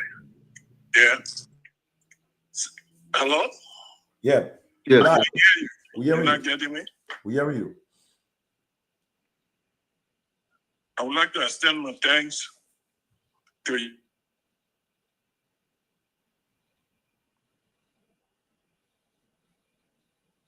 Yeah, problem. Hey, Tomalin, just send me the link, let him come on instead of he calling. Okay, Just I'll send me send the you link. out there. He possibly send that link back to Benedict because he was struck. Yeah. Yeah. Yeah, I was wondering. I heard Benedict and Sipley. Solomon Sipley was supposed to be on. Yeah, I've been trying to reach contact with Solomon Sipley. I can't get him. Oh, I got a question for you, Mr. Richard. I know. I mean, it's it's astonishing your football knowledge. I would say it's astonishing. I'm just happy that that you can share this football knowledge with us. You live. But just hold on, Tomalin, hold on a minute. But I want to ask you something. I want to ask you something. For us, members of the Invincible family, especially to our younger brother Sipley. I got to know you here in the States, and you've been a very respectful gentleman, quiet, and your demeanor has been very constant. Very nice gentleman. So I don't want you to feel isolated in your endeavors, because we as the IE family will always stand behind you and with you. You have in your studio there tonight the man who introduced me to football also. I used to play basketball. People didn't know that. But he took me and inspired me to come to IE. And like I told him on it some months ago, that our objective was to help people the best way possible. And like Mabu said, you came, you saw, and you conquered.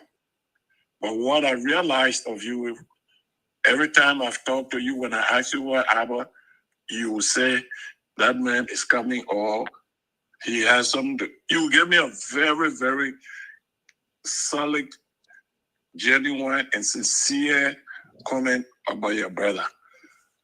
We all loved Abba, and you know I loved him, because 2 days before my departure to Liberia, currently I'm sick, I'm under the balls with tonsillitis. Abba said, go and find my house. And after everything,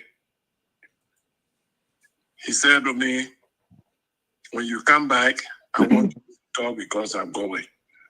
I can tell you, and you can rest assured, Tomalin was very instrumental in trying to convince me to see what we could push, to see how we can bring IE back to where it was.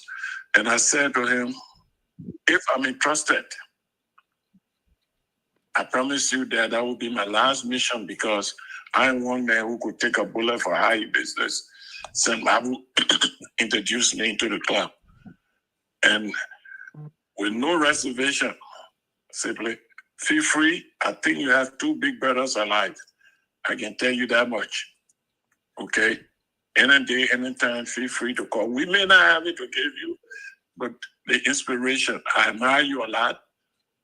And I said to you, it was at a wedding. You wanted me to wedding something in Burlington.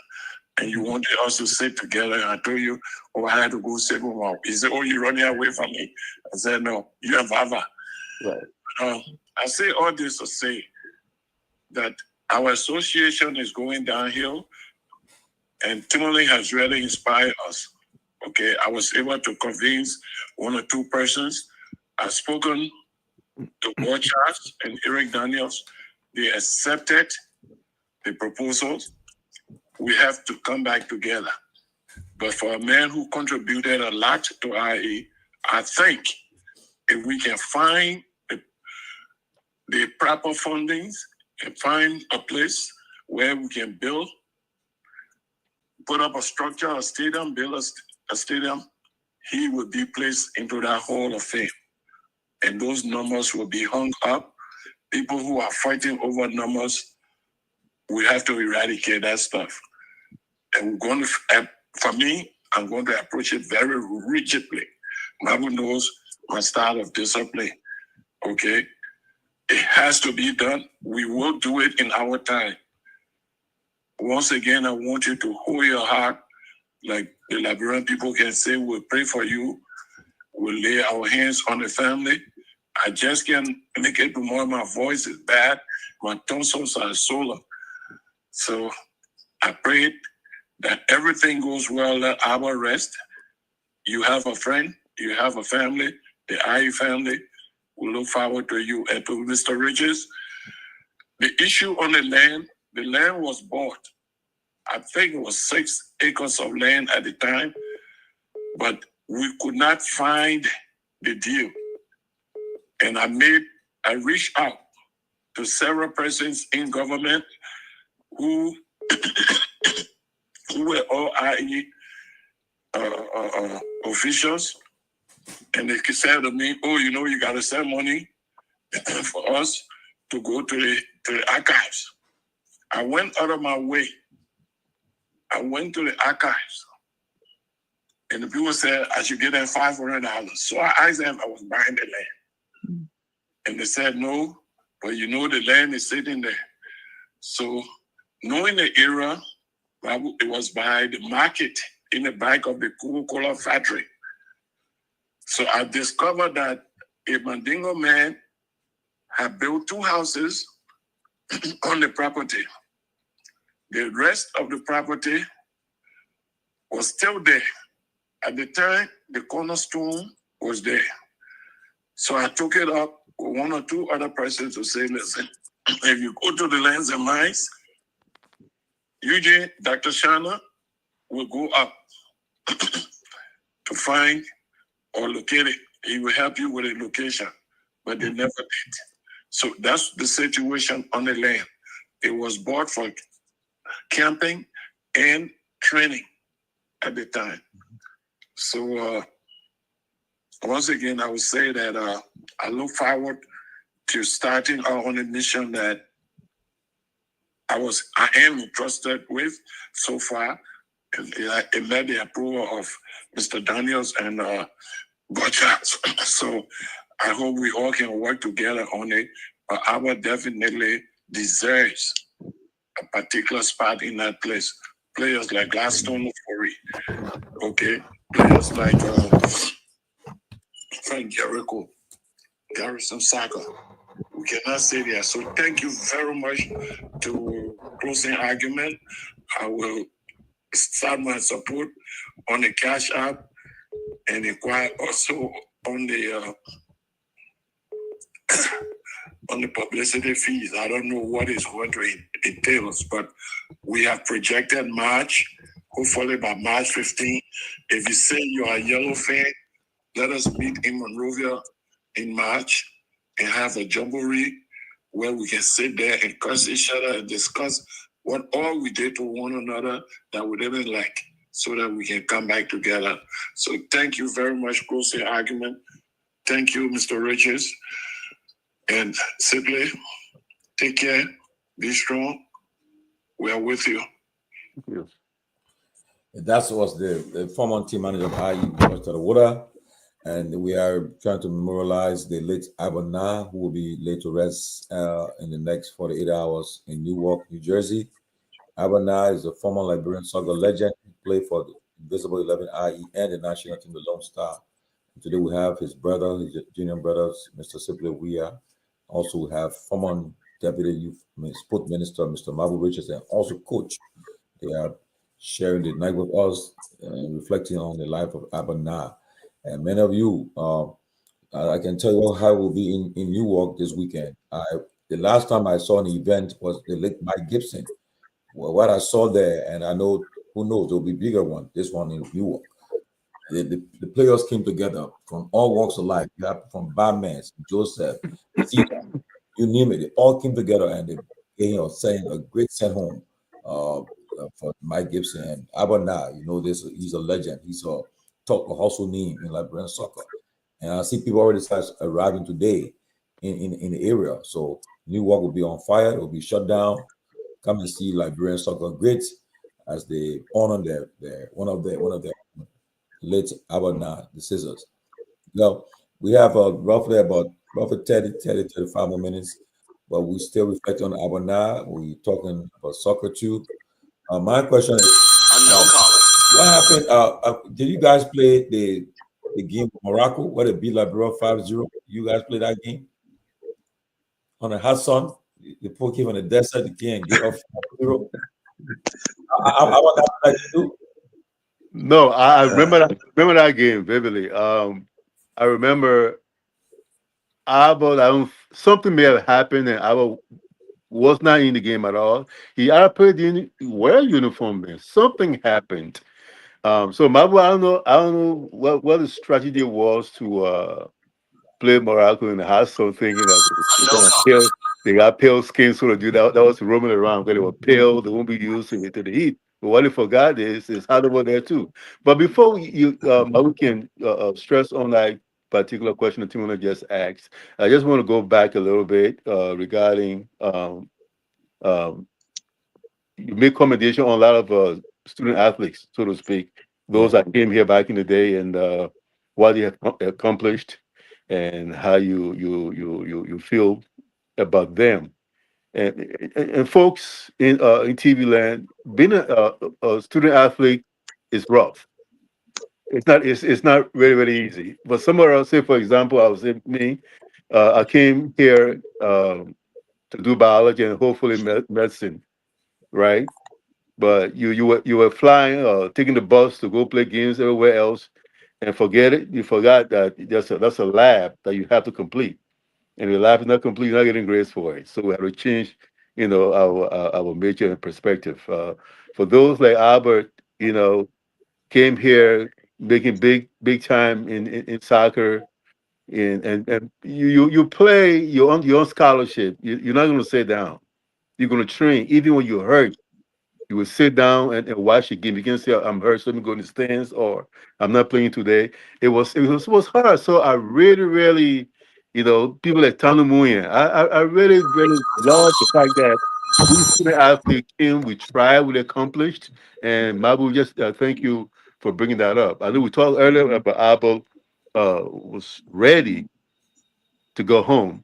I mean, he's worked so hard, especially in the later years, to make sure he found himself a place for his retirement. We're all excited about it.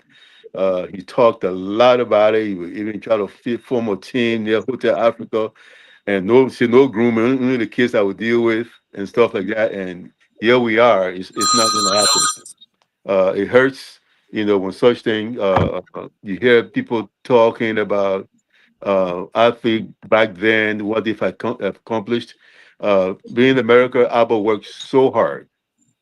He worked hard, and we always say, Edwin Croy and myself, tell man, you got to retire, and especially when Neil Johnson finally retired and went home, he's sitting in his hammock behind his house.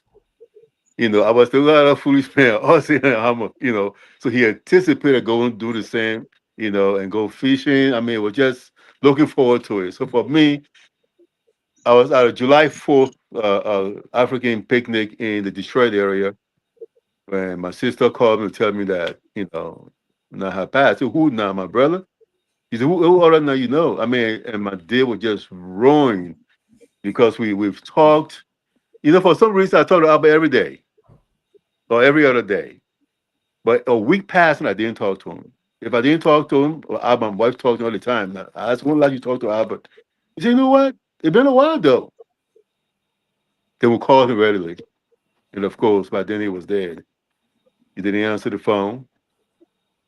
And then later on, my sister called me and we realized that yes, it was true. I mean, as a brother and a close confidant of Albert, I mean, we exchange pleasantries, we exchange gifts all the time. And usually his birthday is on the 15th of June and mine's on the 16th of June. And we always used to talk about whose birthday going to come then the next day become Father's Day. We used to bigger on that. And this year he told me, he said, man, it's yours. I said, no, it's not mine, it's yours actually. He said, really? So I said, what the kids, what the gift said? He said, man, I ain't got no gift coming, no kids here, people doing their own thing. But Abba and I were really, really close. It was just an honor to have a brother with that kind of notoriety as far as soccer. And it was also even better honor to even play with him on the same field. When Albert left, like who you said to get a mandatory, you guys were asking earlier. When I said me, of course it was me. But then I had others, Sam Sumo came in and we played double nine and Sam Sumo he was also another threat. When Sapa left, it was Amadou Sano came in with same kind of playing style. I don't know how I want to impede it own style with Tosaka style, but hey, he perfected it. And I became we just when one leaves, another one goes. And I know before I go, Mabu talked about the question was asked by Sandy about what we did, what the sponsors did back then in terms of holding the team together or trying to privatize it or make a corporation or whatever. And that's been a serious thing with the IE we have right now. The fans, former players have been helping to support. It reached a point where, as a player who never got paid playing, you start helping the best you can. But then sometimes you say, well, hold on now. Why are we paying this guy we didn't get paid? Times have changed. And I've told some of my colleagues that, hey, times have changed. That's why it is now. We have to contribute, got to help.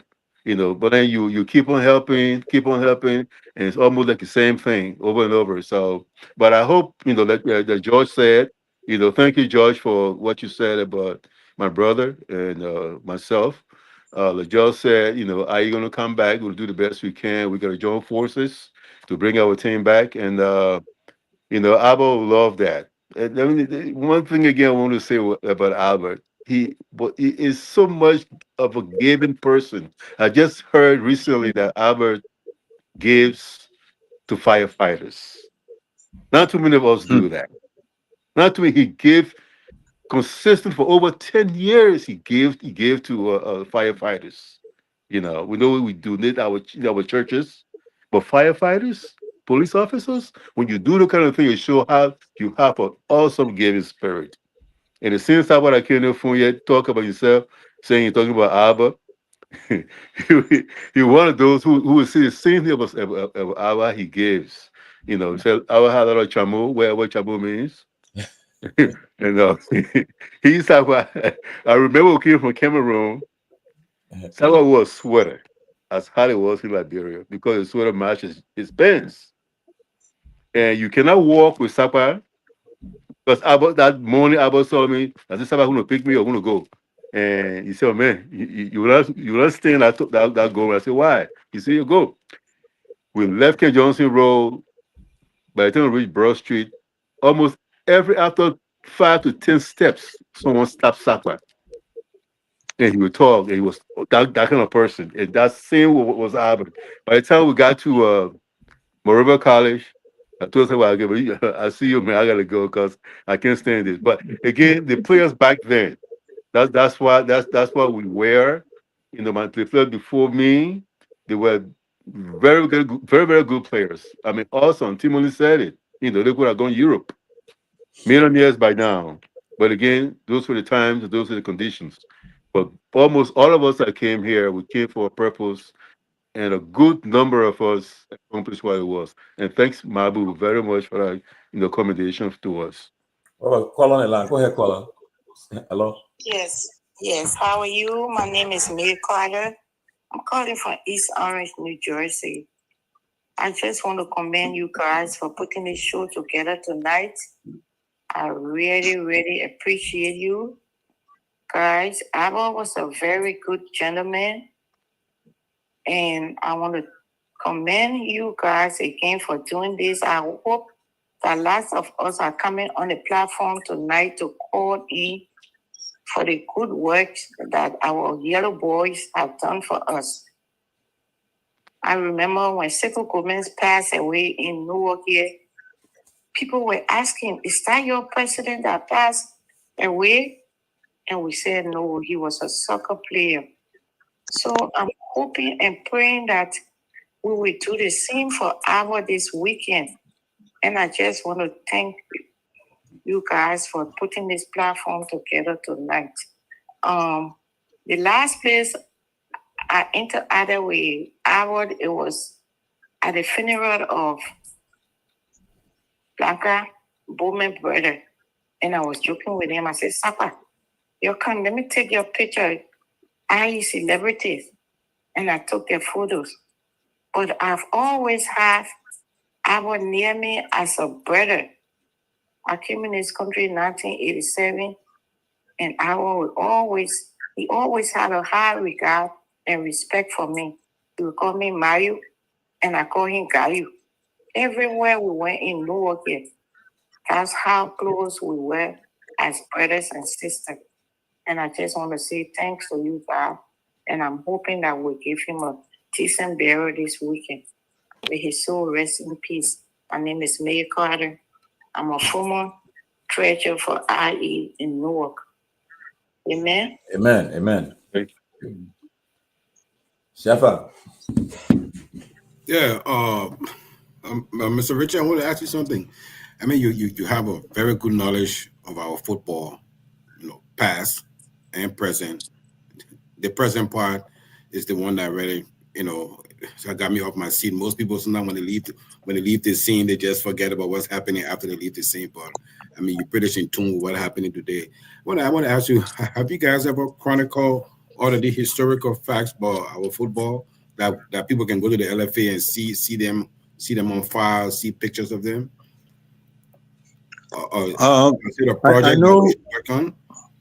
I know Charles Wadsworth has been compiling a lot of information on sports in general. Again, a lot of the history is lost. We were having a discussion just the other day and saying how a lot of Liberian history is not written. The football history is not written. The political history is not written. So many individuals have gone. I'm writing right now my memoirs. Okay, so I'm trying to put together my life in sports. I went all the way back to when I attended the campus school in Swakuku. Playing football there, playing with the kids from Sinye, and how it transformed my whole football career through CWA and playing community football all the way through coaching and establishing an academy. So I've always been encouraging people to write. For example, we're just saying the other day, the late Mr. Ernest Eastman, he was again a former IE player, but I understand he was there when they signed when the OAU was being put together. He was there. He served as a foreign minister. But there's no documentation, nothing that he wrote about his life, his experience. James AAP, I don't know whether there's any, thing he's written. There's a lot of history. We talk about the 1980 coup. I don't think there's anything that any members of the PRC wrote to tell us exactly what actually happened. A lot of what we're listening to is they say. We talk about Wani Boto. Oh, Wani Boto, he was in the hospital. He left the hospital. And he came on the football field and he played. Blah blah blah blah blah. That's true. I mean, again, the person you have to ask, the two individuals I say ask: Josiah Johnson and Jade Williams. Those two gentlemen are alive. Those two gentlemen played with Wani Boto. There's a photo that I have with the 1965 national team with David Momo, Garrison Saka, Tape Robert, Josiah Johnson, Kucha Davis, Bay Ray, Sam Burnett, Wani Boto, Sam Massaquer, Alexander Peel, Jada Williams, Winston Taylor. They're all on that. I collect a lot of pictures, old pictures. I even have the very first national team, the photo of the very first national team. My uncle, the late John Howard, was the founder of the Liberia Football Association. I've provided the LFA with his photo. And I've asked over and over, when are you guys, they haven't even put up the photo. So people don't even know who John Howard, was. He was the founder of the Liberia Football Association. You don't have a photo of him. All you have up there are pictures of the We Are 11. What happens, they don't, I don't know whether they do even have now a picture of the Six Nation tournament team up there.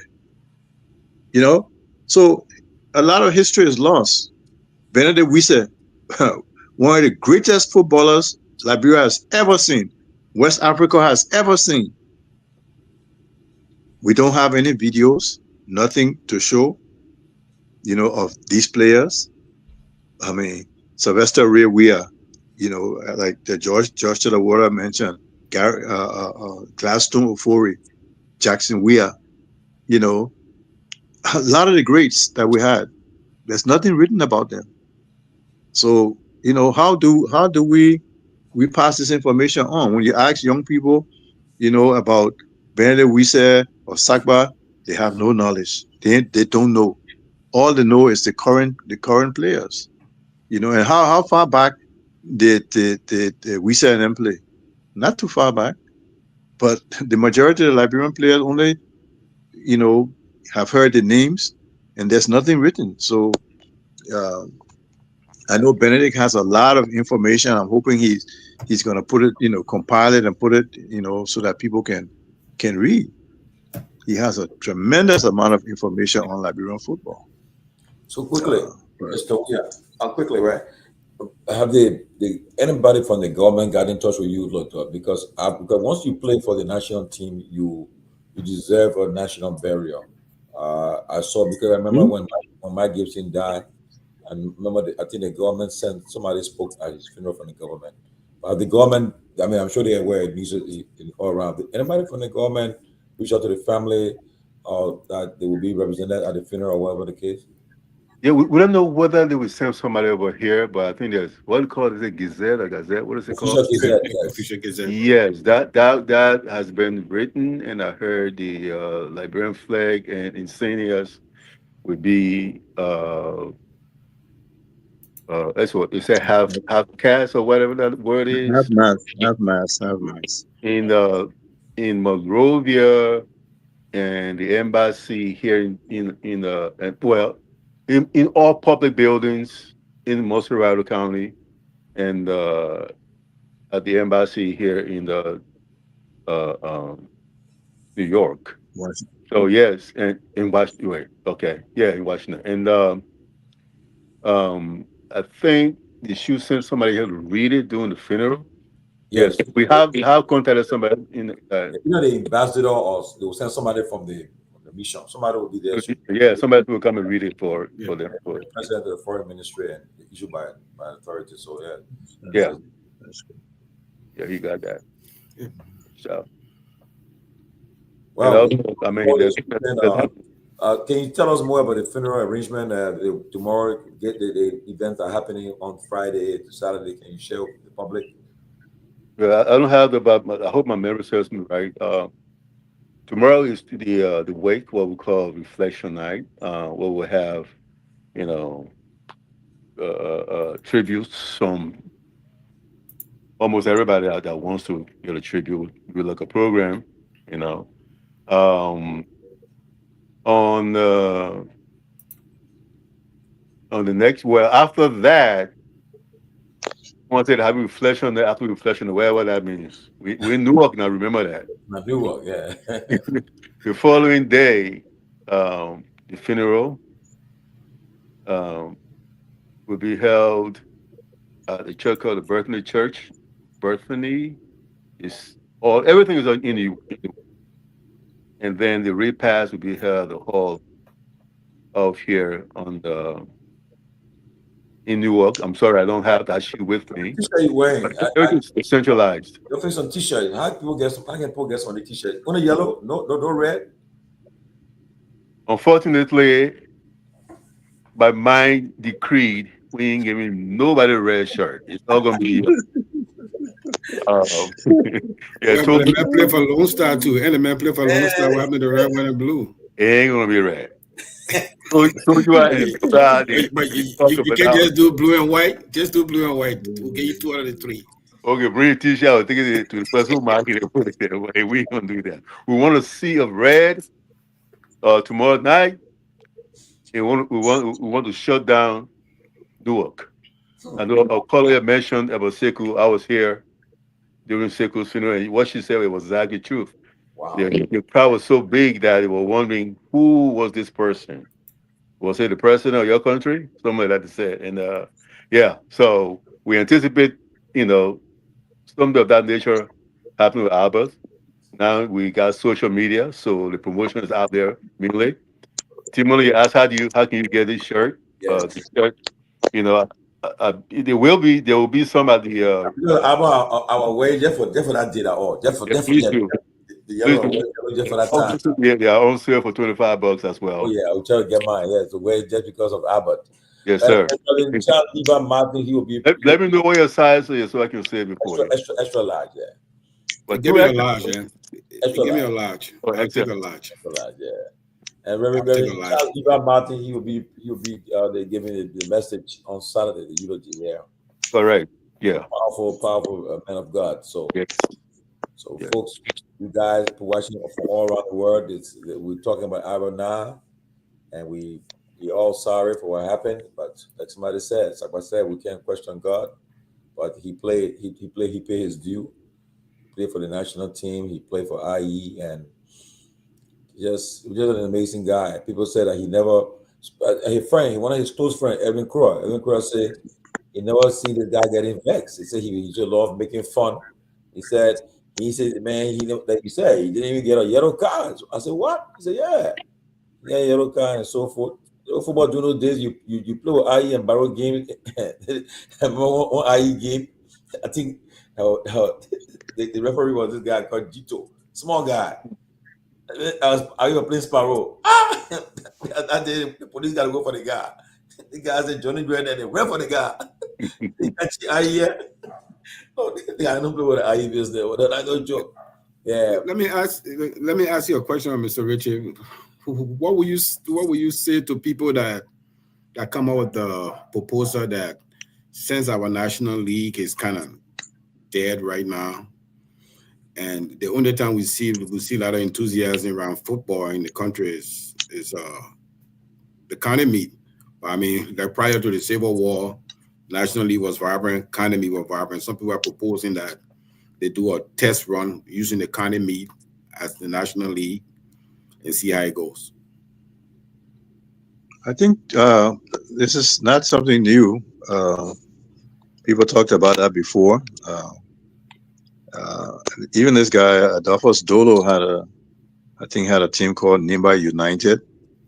And I think the idea was to try to see if the people from Nimba County would support that team. I'm not sure if that's totally true, but they didn't get the support. People said Grand Bassa County team, they won the county meet, they should be entered into the league. But all of those players that played for the counties came from clubs. They all came from clubs. So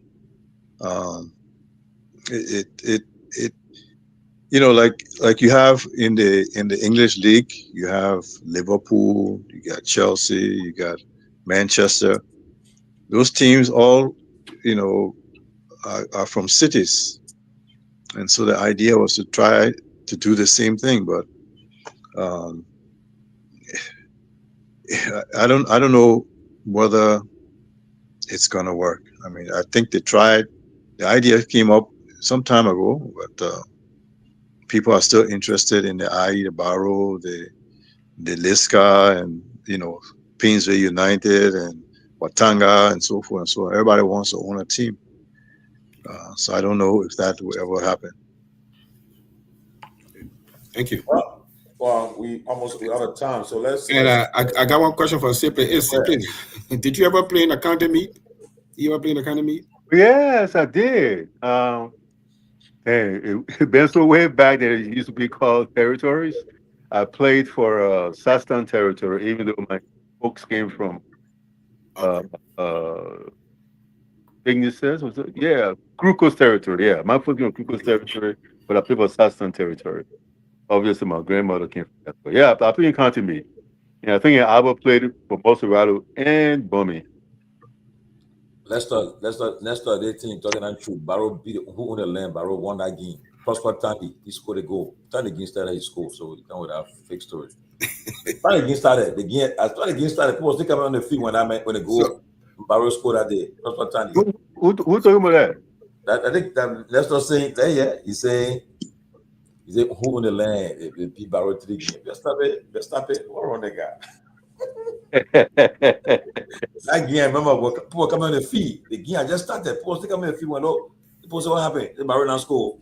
Pastor Tani already scored. And that one goal left with IE until the game ended. But though, I know that the IE team, IE won the OAU Cup. I remember that. That's one of the games that was one of the most uh, exciting games that I, as a coach, um, one of my favorite Barrow players was Teto. Tattoo. Yeah. Every time I got handed the ball, my heart would be beating. And in that particular tournament, IE needed a draw to lift the trophy, and Barrow needed a win. And IE scored on Barrow. Teto and Kofi Bruce walked straight in IE goal and scored, redeemed. IE centered the ball, Barrow took the ball, walked down there and scored 2-1. And it was the last, I think, 30 seconds of the game. Anthony Gray had the ball going towards Public Works. Great. And he entered the box, and the Barrow defender was afraid to touch him, to avoid a penalty. And so Anthony Gray lifted his head as though he was going to cross the ball. And David Nimler, who was in the goal, anticipated a cross and started moving to his left. And just as his right foot got off the ground, Anthony Gray played the ball right under his right foot. And the ball just rolled right under David Nimler's foot, crossed the line, game out. IE lifted that trophy. So for me, when people ask me about the outstanding games that IE played, that particular OAU Cup game was one of the ones that I remember all the time. Wow. Well, it's been a great night, and want you guys to give your closing comments, closing parting comments, and let us, all Liberians, wherever you are in the Newark area of Pennsylvania, wherever you are, make it your way to go and see greatness. People need you heard you have not seen it. I can tell you for a fact that he said, Mr. Weir said, they will shut down Newark. I can tell you. People been talking about it. From the day the man died, the first thing people said, oh my God, he will shut down that place, because the levy lay speak for you, Yeah. And so that's all about it, I credit. I have produced one of the greatest player in the world.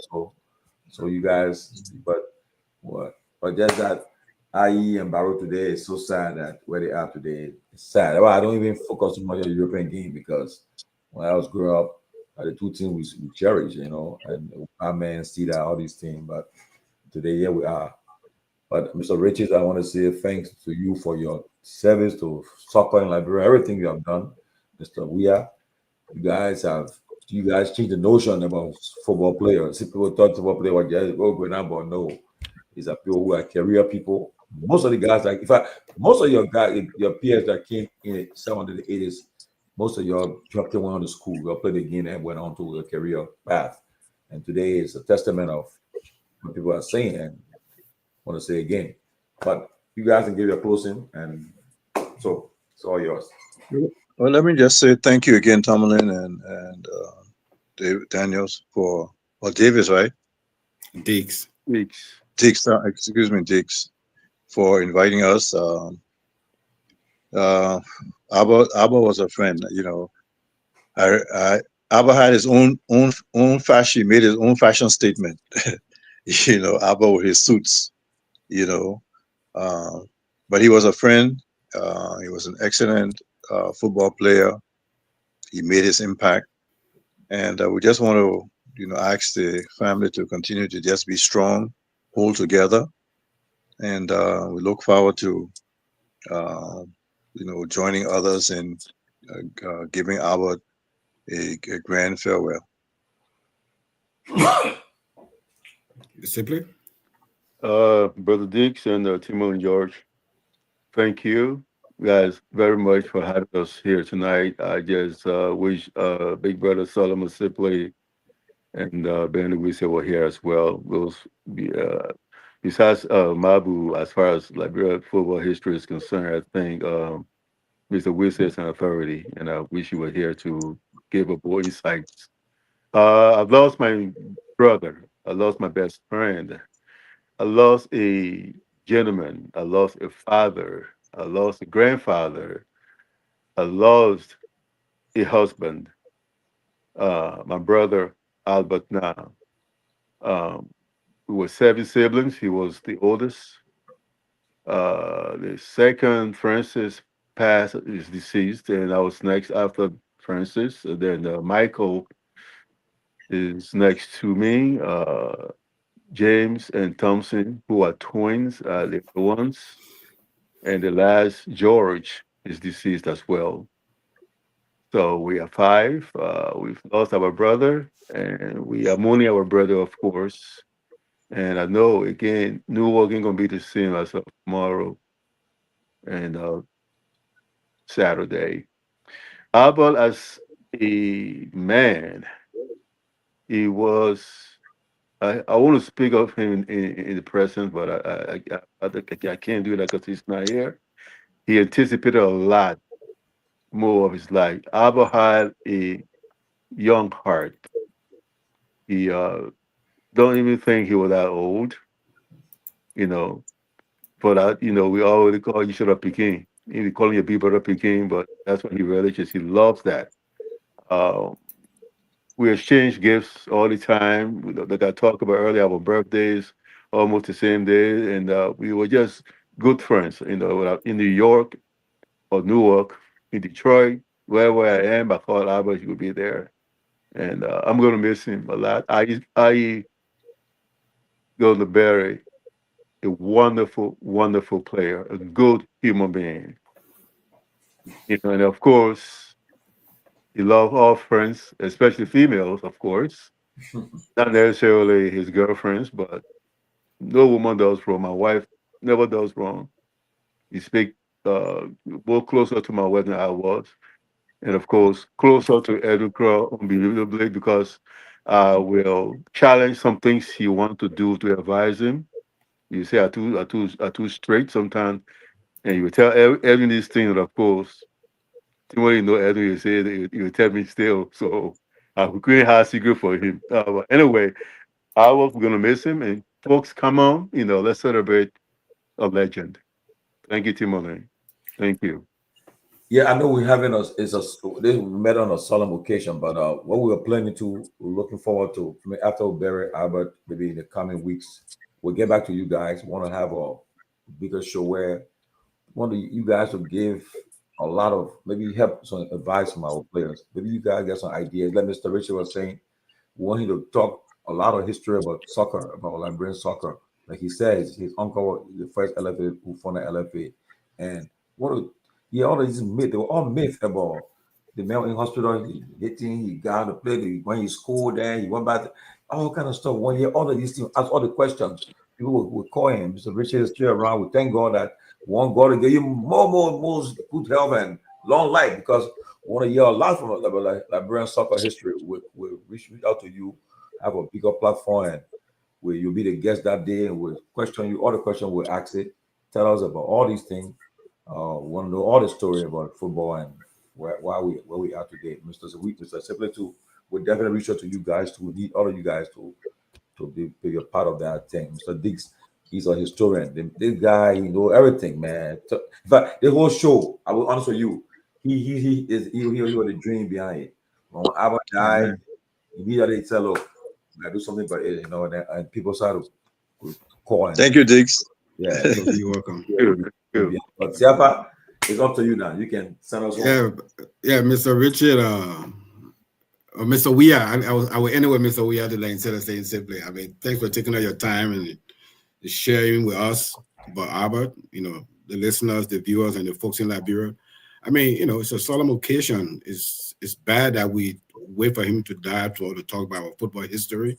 But I think it's something that we should talk about more. I mean, we still have living legends. Some of us were blessed to be around folks that were lovers of sports. My father was a big sports fan. He played volleyball for the national team in the 60s. So, so he was a big sports fan. You talk about Taperawa. He used to talk about Taperawa as the best athlete ever known. and all of that, you know. So, you know, we're blessed to be around folks like that. And then also in the 80s, I mean, we saw some of these players that we saw when we were young chaps. We saw them come in the 80s to play, you know, through Dopoh USA. You know, I mean, that was big for us in the 80s, you know. And then when the Civil War, that whole gap just started. And I feel sorry for the young players today because they don't know a lot of things that happened before, you know, they came on the stage. So sometimes I think that their appreciation is not really there. So, I mean, the more opportunity we have to talk to, you know, Mr. Riches, Sipley, we'll get Mr. Wadsworth and Benedict on the show too, so we can, you know, have more to talk more about our sports history, soccer, volleyball, basketball, because I mean those sports are active in Liberia. So once again, thanks a lot. Diggs, who's your father? Who was your father? The late John Diggs. Richelieu Diggs? No, the late John Diggs. He used to work for Lamco, then he worked for the refinery. Okay, you know what? If I need both of your numbers. I hope I'm not in trouble though. No. Yeah, okay. I got a photo of with a Diggs playing volleyball with Waldron Woods and them. I'm not sure if that's your. Yeah, must be your dad. That's him. I think that's his best friend. That's one of his best friends. So I won't be surprised. Okay, so that's him. Yeah. I need both of your numbers. Yeah, Mr. Richard, before I let you go, tell me this: it's true that they said that J&J used to scare players when he coaching you. He'll ask you, you say the great Montgomery Francois. When you see that guy tomorrow, can you stand that guy? I used to say, we went to Nigeria. Yeah. To play, and it was a situation where we trained, prepared to go to Nigeria, and we get in the locker room, and Josiah Johnson said, the Nigerian players, men like Christian Chukwu out there, Odebami, you know, the great Odebami, you know. So, you know, he respected the players, but sometimes, you know, I thought in that particular situation, you know, you were talking about Christian Chukwu, Odebami, mathematical, the fantastic dribbler for Nigeria.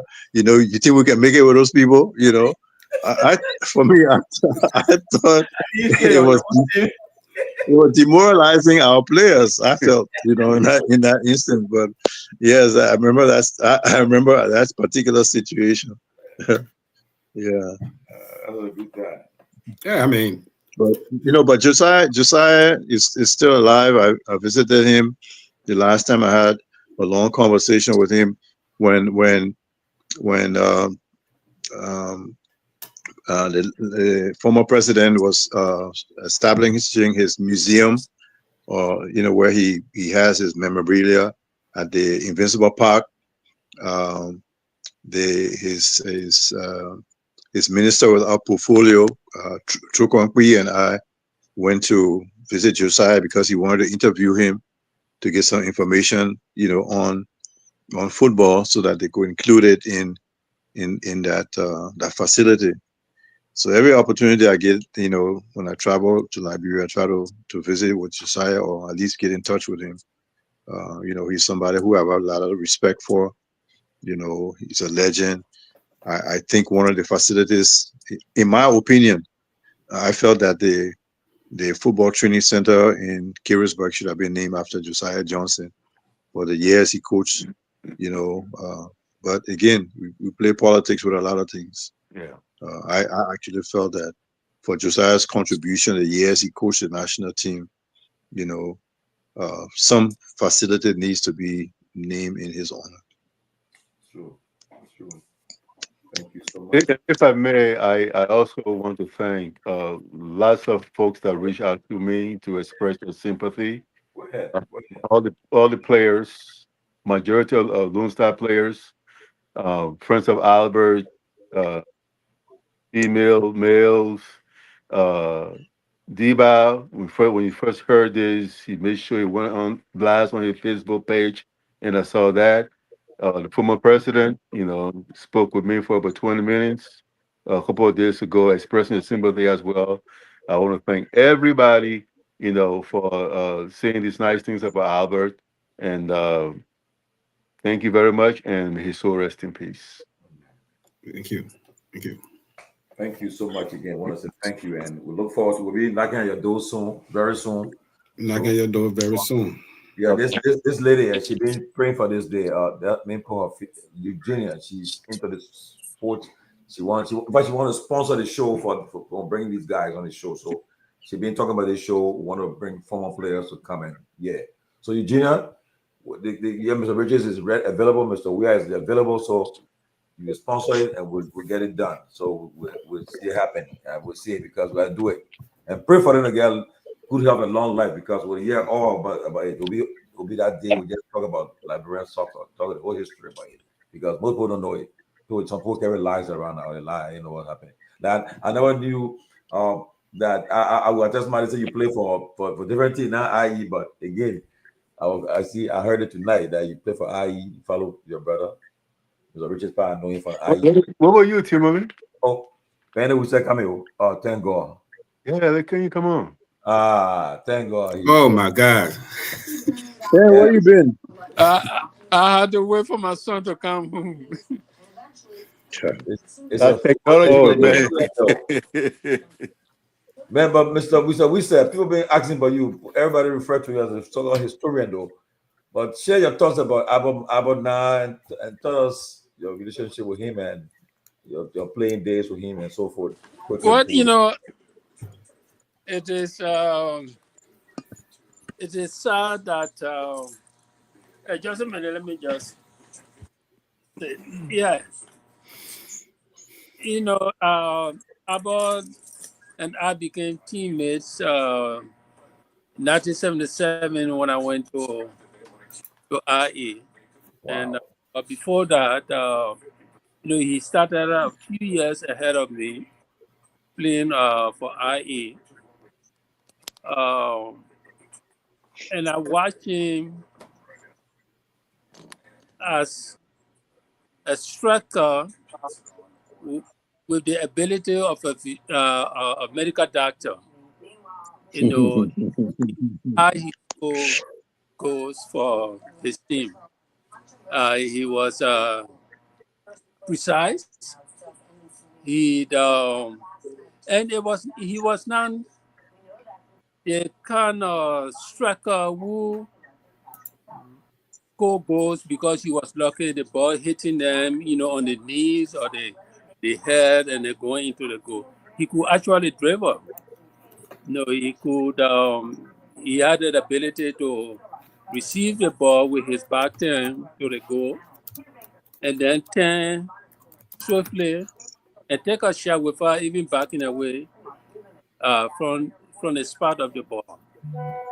So when I went to IE, he was very few guys who welcomed me. I come from Barrow, and I remember that my first game against Barrow was for the Nehru Cup, and it was the last time that the Nehru Cup was played for. So when we were dressing, and he said, "Oh, with Benedict we say here, IE, nobody is going to beat IE." Confidently, he said that. And to me, to my embarrassment anyway, I chuckle, and I don't know what he was talking about, but he knew exactly what he was talking. So that he had a confidence. He was always optimistic. Even if we were down by 4 goals, he would say, "This thing here, you shouldn't joke. We'll come back and win this game." So his passing came as a shock to me. last year was the last time I saw him in October at the funeral of Daniel Bowman. He looked tired. We made fun. He and I took a picture. Emmett Trinity, we all were joking him because he couldn't stand for long. He was just sitting down. And I didn't know that it would be the last time. And I remember he was one of the guys who also was honest with his teammates in terms of telling them if in a particular thing, if that particular player was not doing well. He will come and say that, my man, you have to do this, you have to, play better than this. So I was writing something, a series about IE's travel to Sierra Leone in 1979, which was followed by the national team. And I got to the point in the last part of the series, I got to the point where the national team was playing Sierra Leone, and the game had just started, and within 10-15 minutes, Abba went down from the tackle by the Sierra Leonean captain, Umaru Sese, and he suffered a fractured bone. Wow. Yes. And I got to that point, and I was thinking about how to structure the sentence. And the news had not come out that Abba had died. There was a Friday night. I was lying down thinking about it. And I got stuck. I just couldn't get the precise words that would describe that scene, of players walking around, or the referee, the spectators, the Liberian spectators in the background singing the Lone Star Forever.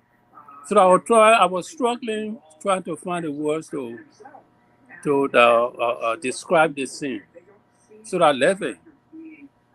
And then Foke Nepe called me the following day and told me that Abba had died.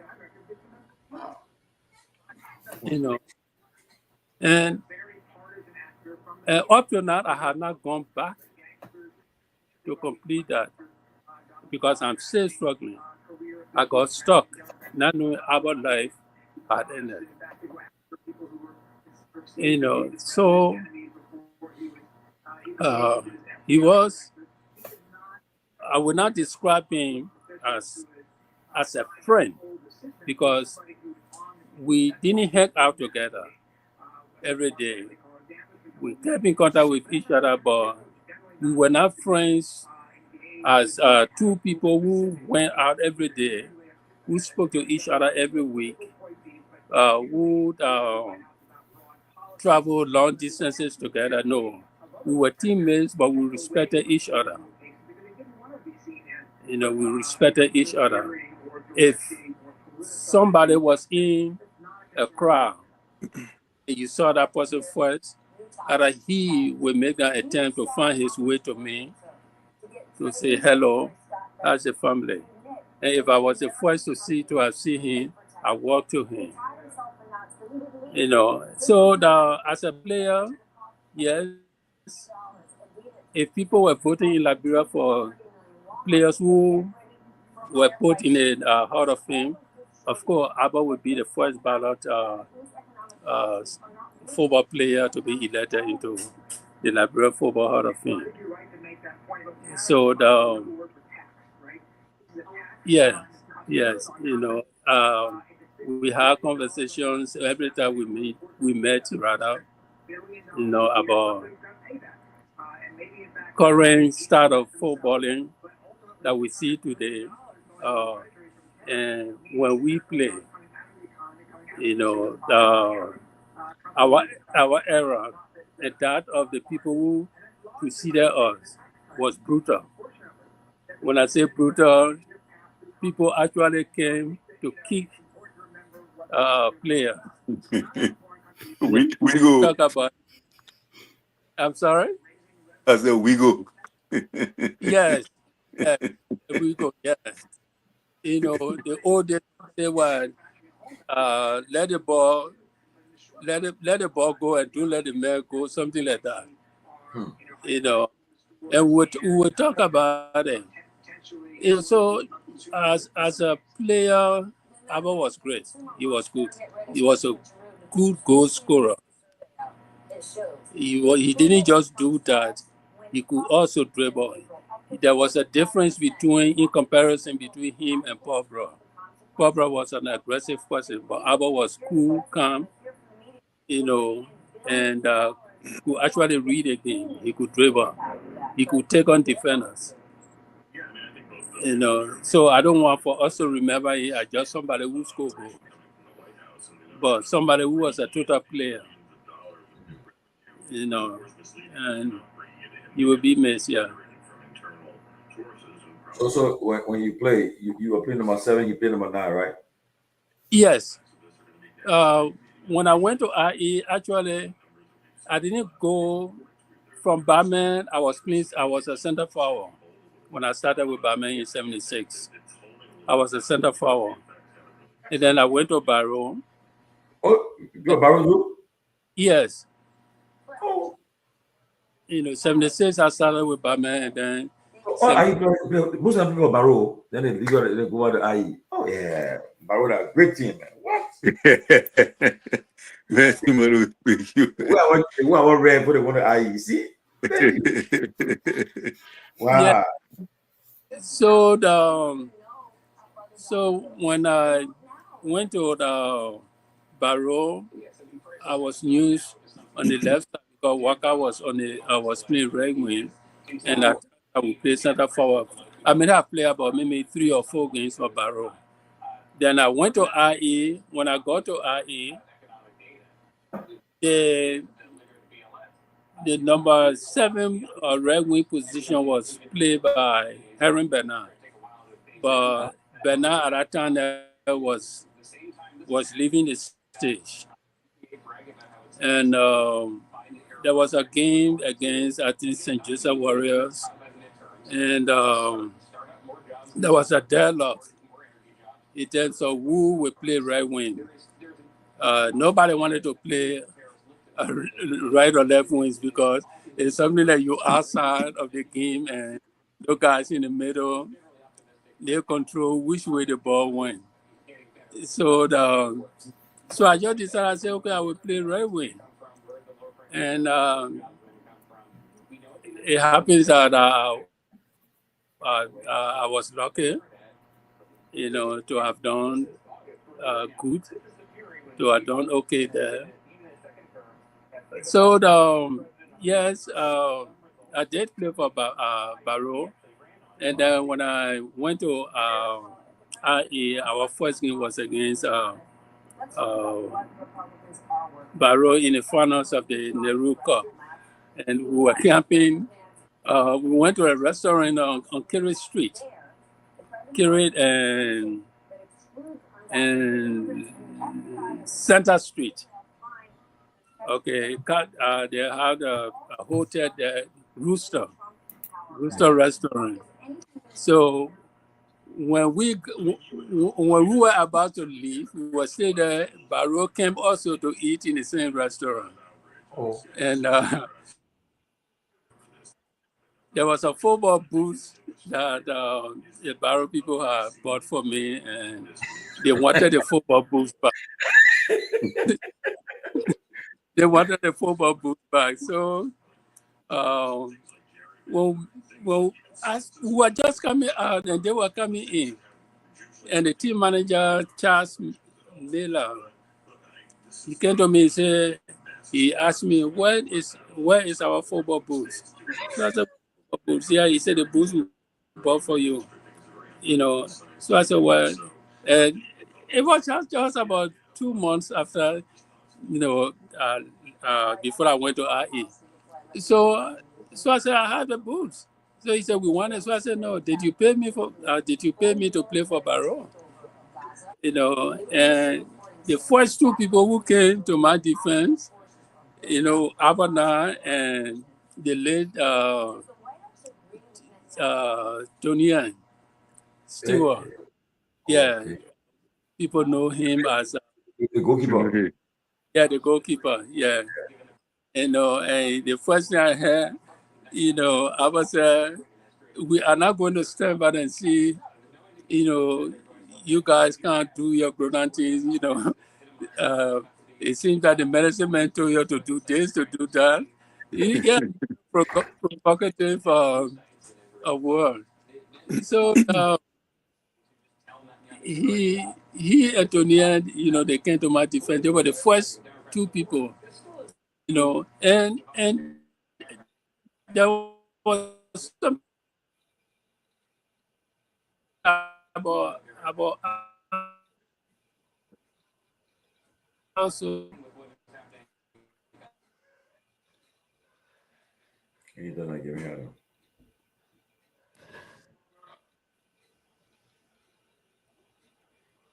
So we are already in time. He would. Yeah, I'm here. I'm here already. If he was in a position I'm at historical. Go on then. and didn't pass. I'm sorry. You Say that went again. off. We didn't get the other part. You went off. Simply. Yeah. I tell you two I said I'm at historical. Get all night. Yeah. You got here. Yeah. Okay. I will just stop here. Yeah. So he will come, stand by you, my man. You got to look at everybody. Which means you didn't give him that, but he was in a position to score. So he loved to score goals. And it is not by deception that people, for lack of better word, people call him the Caesar, the IE number 9, the nation number 9. He was good. He was one of the great players. He was a good person. It is sad. What is just a number? He wore number 9. Oh, number 9, okay. Okay, Simone, come on now. No, this is not everybody. I now, man. What are you talking about? Oh, really? Okay. Yeah. What just a number? Simply, what number is away? And I didn't have a number really. I didn't care about those things. Oh, but Ben, we say you had a special just a number. Number 14. Oh, 14. Really? The fourth number 14 in Liberia, it's just that we don't keep records. In Liberia, at the time, teams used to dress goalkeeper number 1, and then 1, 2, 3, 4, 5, 6, 7, 8, 9, 10, 11 starters that have people wore numbers. Until I started playing to wear 14. And that changed the culture. So whoever is wearing the 14 and try to claim it, tell that person that I started. When you go on camp, is it to put a jersey down? Is it everybody expect that? So you know, selling jersey, you don't touch it. Well, that's a fact. Yeah. Mm-hmm. So you go when you go on camp, when the players are on camp, just in there, you gotta wait because the pool gotta get up to that jersey. The team will put the jersey down. Yeah. Yeah. Then it's the same player kind of late. And you and you better not touch it. Wow. That's true. About that, it was a shock to me. It was a shock. Yeah. It was a shock.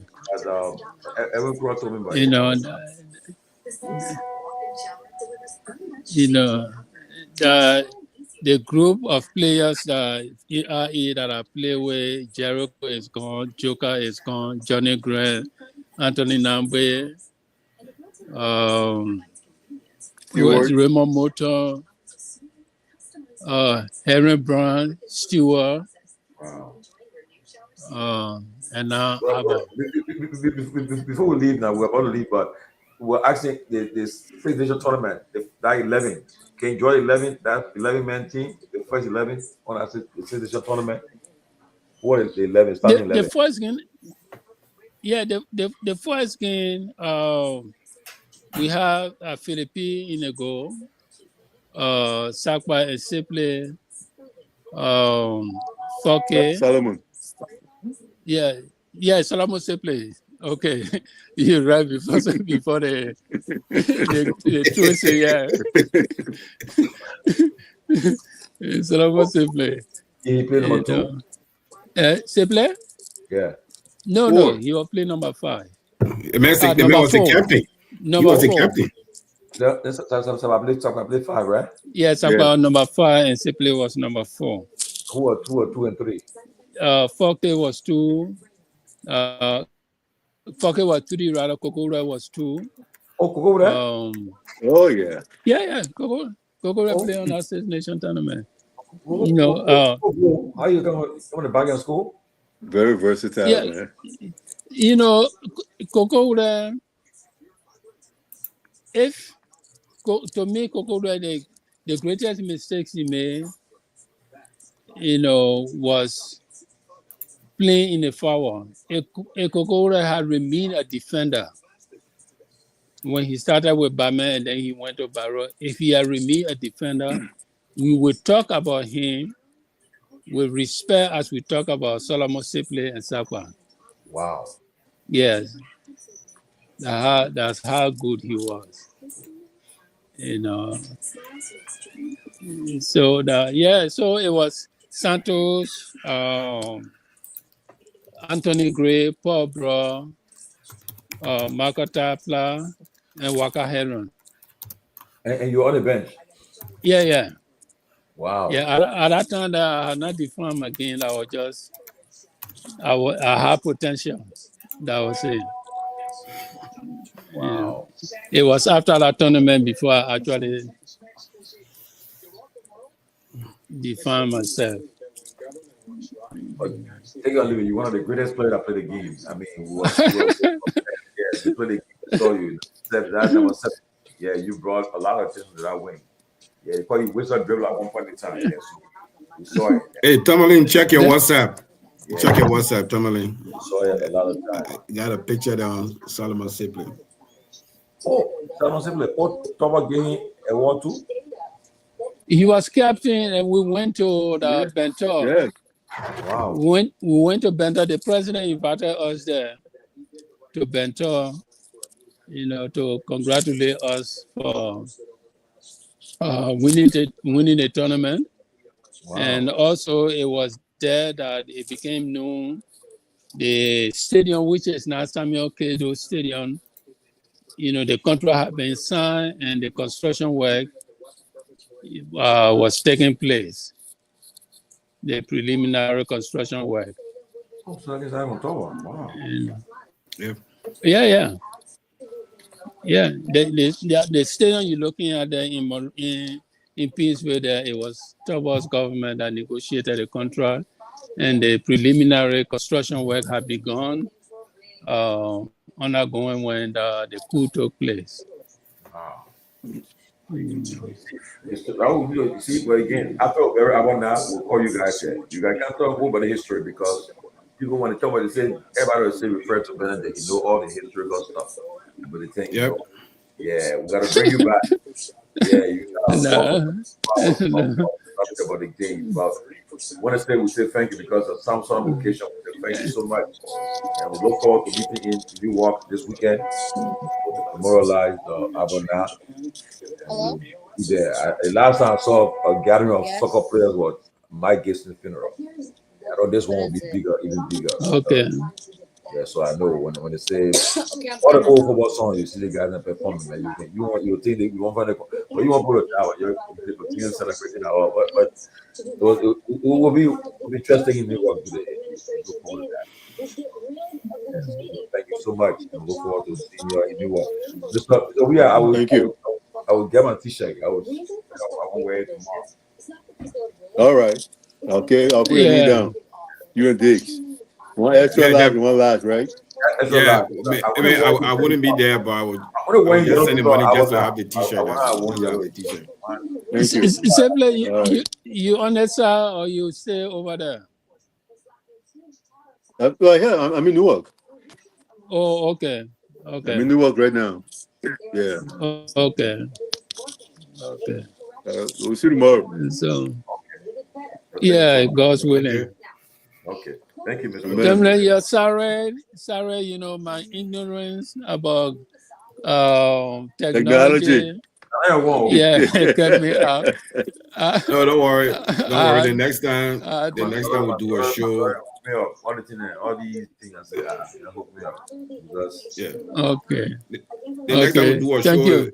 Next time we do a show like this, it will probably be on a Sunday that he'll be accommodating, like a Sunday afternoon. I'll be accommodating everybody.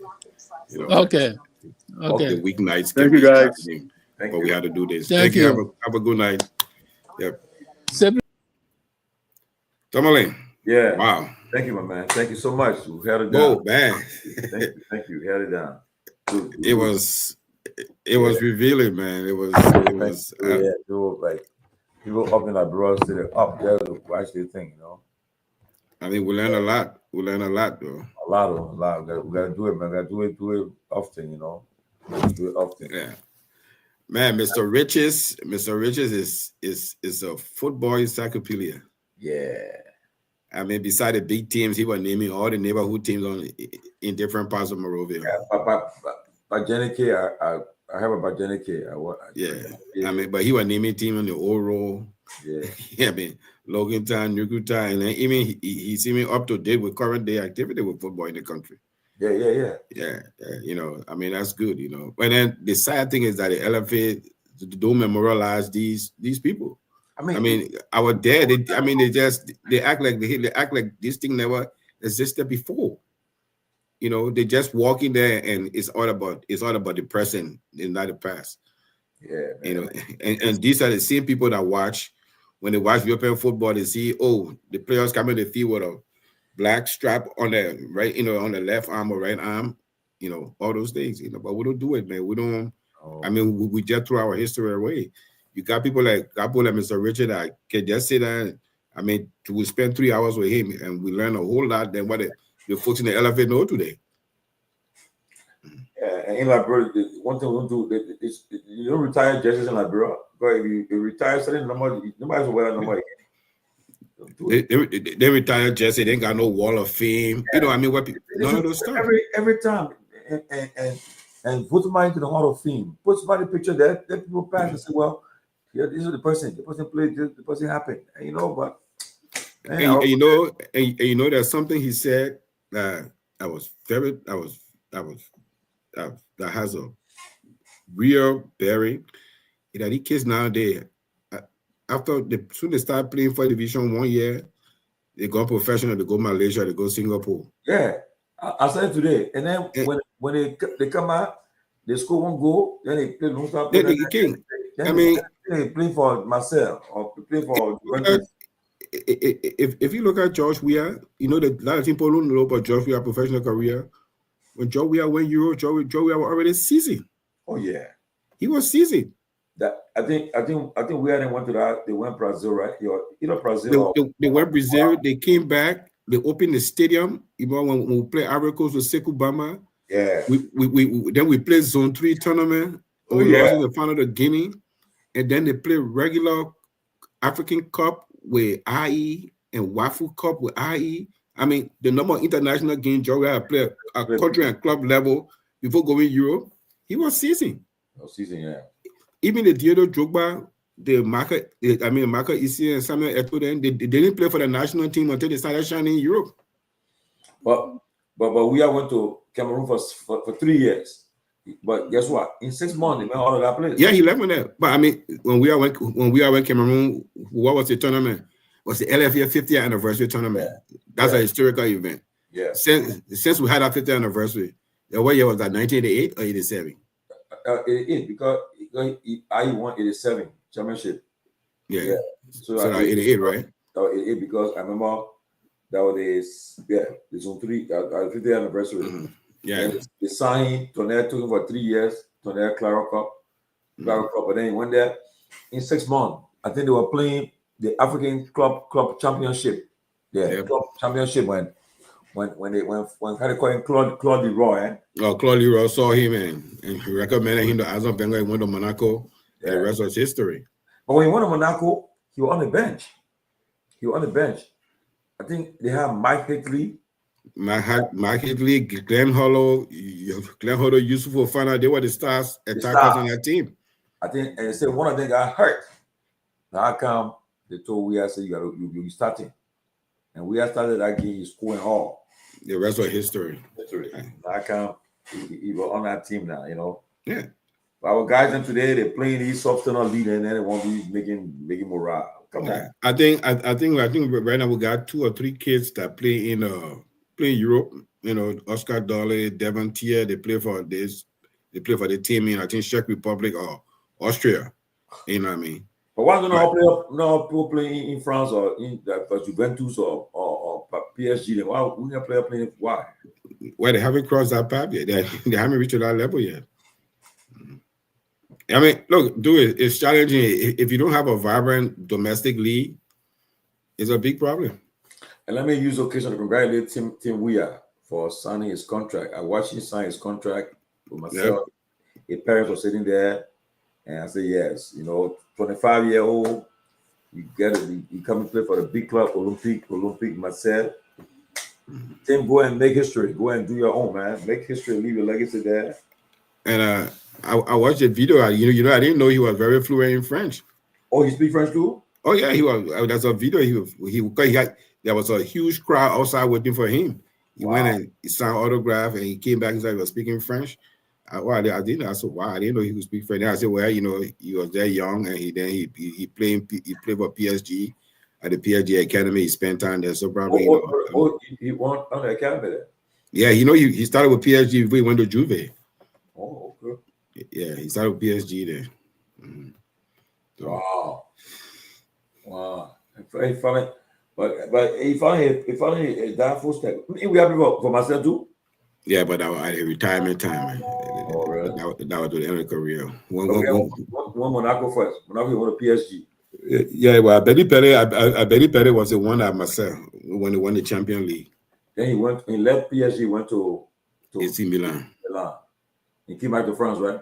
No, then from AC Milan, he went to Chelsea. We have a lot of PB team. Then when he left from Chelsea, he had a short stint at Man City.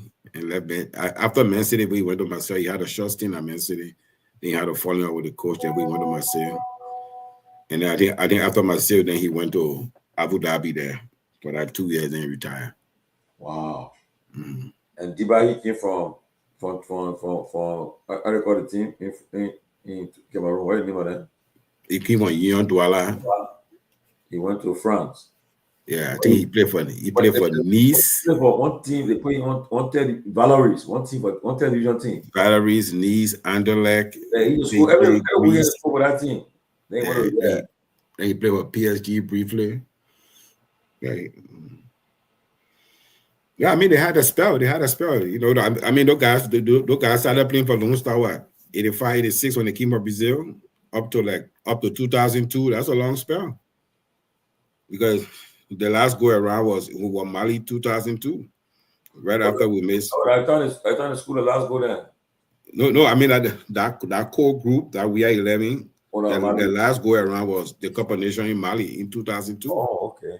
Yeah, so after 2002, I mean everybody hung it up. Everybody went separate ways then. Wow. Mm-hmm. Yeah, but I mean let's do this again. Next time. Yeah. I think probably next time we'll probably find a weekend day like a Saturday or Sunday. That'll be accommodating with them. And Eugene, you need to come on the show. Stop with it. And she into soccer though. She's working with some players there. They're doing a lot of stuff. Eugene, GW, yeah. She's into soccer. Where she's there? Where is she? I think in Colorado. Oh, okay. In fact, they did that Dibas were appear. She sponsored that show, but when Dibas went and say the people yeah play that thing that day, but he sure can't. But she said she'll bring him back again. Good luck on that one there. Yeah, they bring him back. But you John, get involved, man. Get involved. Let people see you. Come and let's make it happen. You know? Yeah, but at least what I mean after the burial, she said she in Illinois. Illinois, okay, Illinois.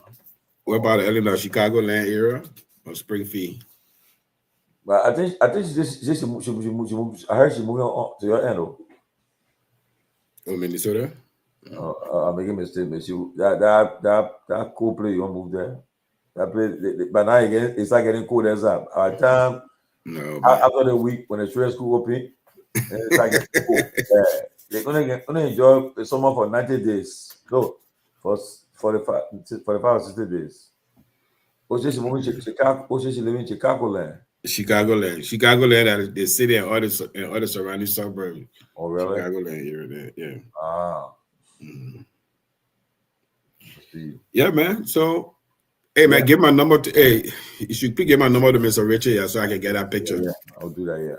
Yeah, so I can get that picture there, and then the next time we do it was a nice show. Before, let me just talk some more politics before I go.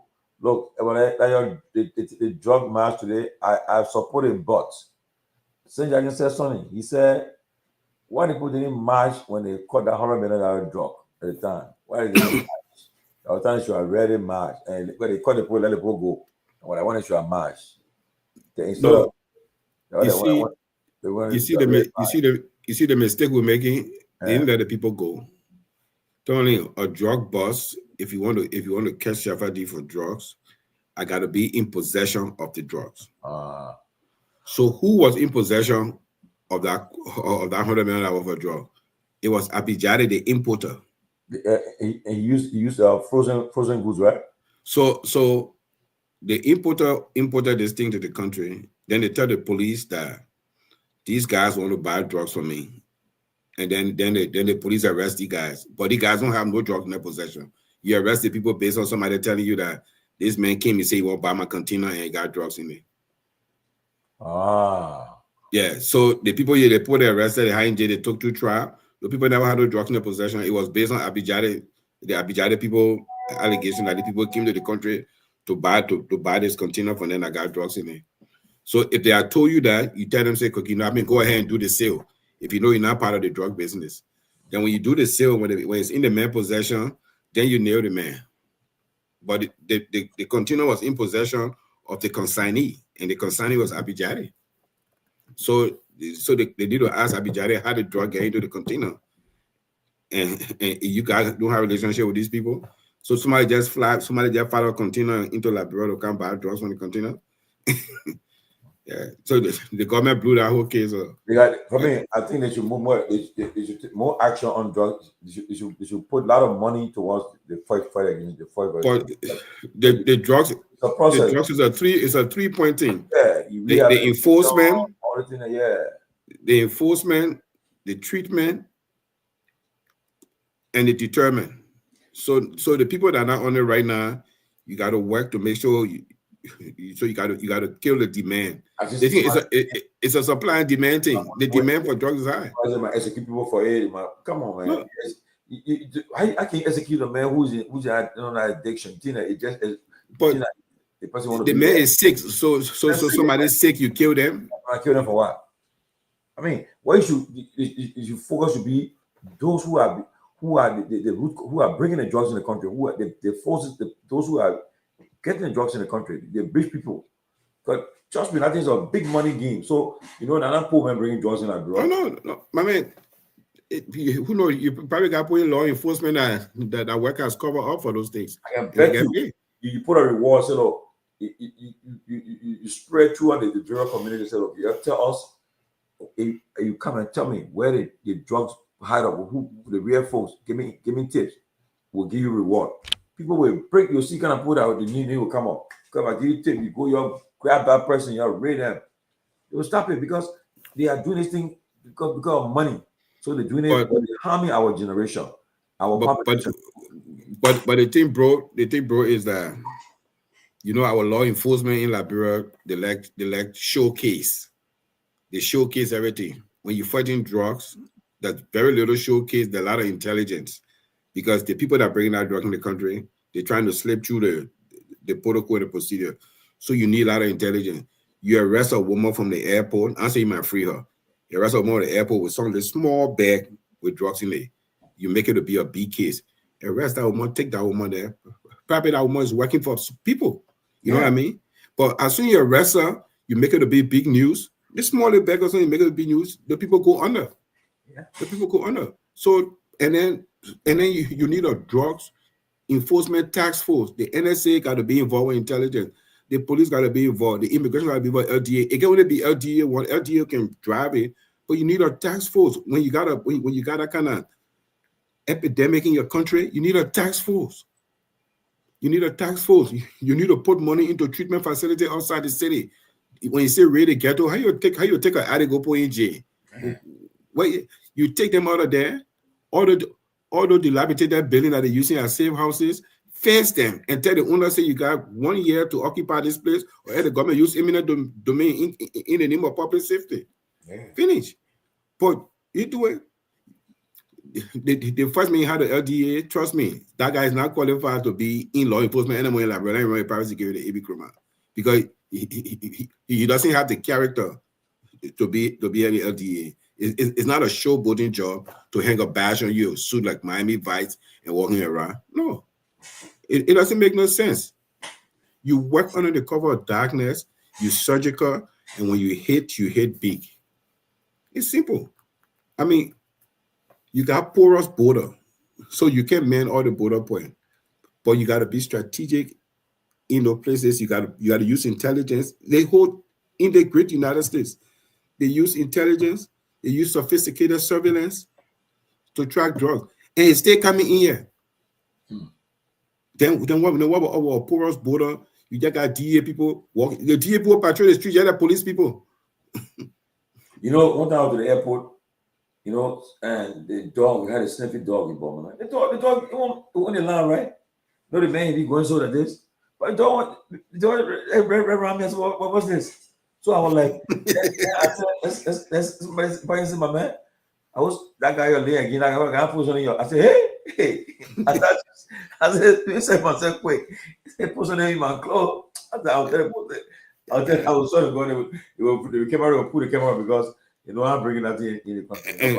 And for some reason, I mean, it was a nice showing, but it'll always make the tiny mistake to not get a politician involved because you just make them look good. Yeah, they should have let them get involved in our march yesterday. Because the bigger mistake they made before even the march, they went to the Capitol. They're taking picture with Dylan Amara Conan and we say no to drugs. The people been lawmakers, how the people pass any law or the people allocated any money to fight the drug problem in Liberia. Where you take a picture of them for like some serious advocate for the drug business. We do anything. Our first instinct is to always cater to politicians. So the people are never in a hard seat to do anything because we just cater to them. Yeah, I mean, how much money you put into drug enforcement? How much money you put into rehabilitation? Nothing. We're ready, man. We're ready. We know. We're ready. Yeah. I mean, rehabilitation centers. We got none. How many rehabilitation centers the government got? I said I want to deal on some of that. But the VP said the building. He said the building somewhere in Benton. He said they get an area that they been for. He told me. He said, yeah. So how you build rehabilitation center 18 miles from where the simple people smoke the door? So how far from rail to Benton? For me, I think prison and rehabilitation should be the same. No, yeah. You keep that in a rural area in the earthquake because like that, for you to think about walking to go get high or something, you would think twice because the distance. Yeah, but you make it accessible where they can just sneak and come and infiltrate and can't sell to the people. Then that what will happen, Because the first thing you go somewhere that total way inside off the road, you build a rehabilitation center there. You try to put a fence, you getting them clean, they're going through the treatment, they're learning gardening and all that thing, so by the time you go there, but from Bensenvee to the rail line, how far is it? You make you walk on the road, get on pen and come out of the rail line. And one thing too, you do that stuff. Look, and they high profile personnel there. When you catch them, but like proper that country, I had to get say the person they have the guy from from New York, George Santos, right? That fake lawmaker. He's 7 times. But yeah, like brother say, oh, minister, this representative this 7 times in jail. They don't do it in that country. It will start doing it that impunity, right? Where if somebody Joe was found guilty of betrayal between the public trust, they are trying to take bribe or do something.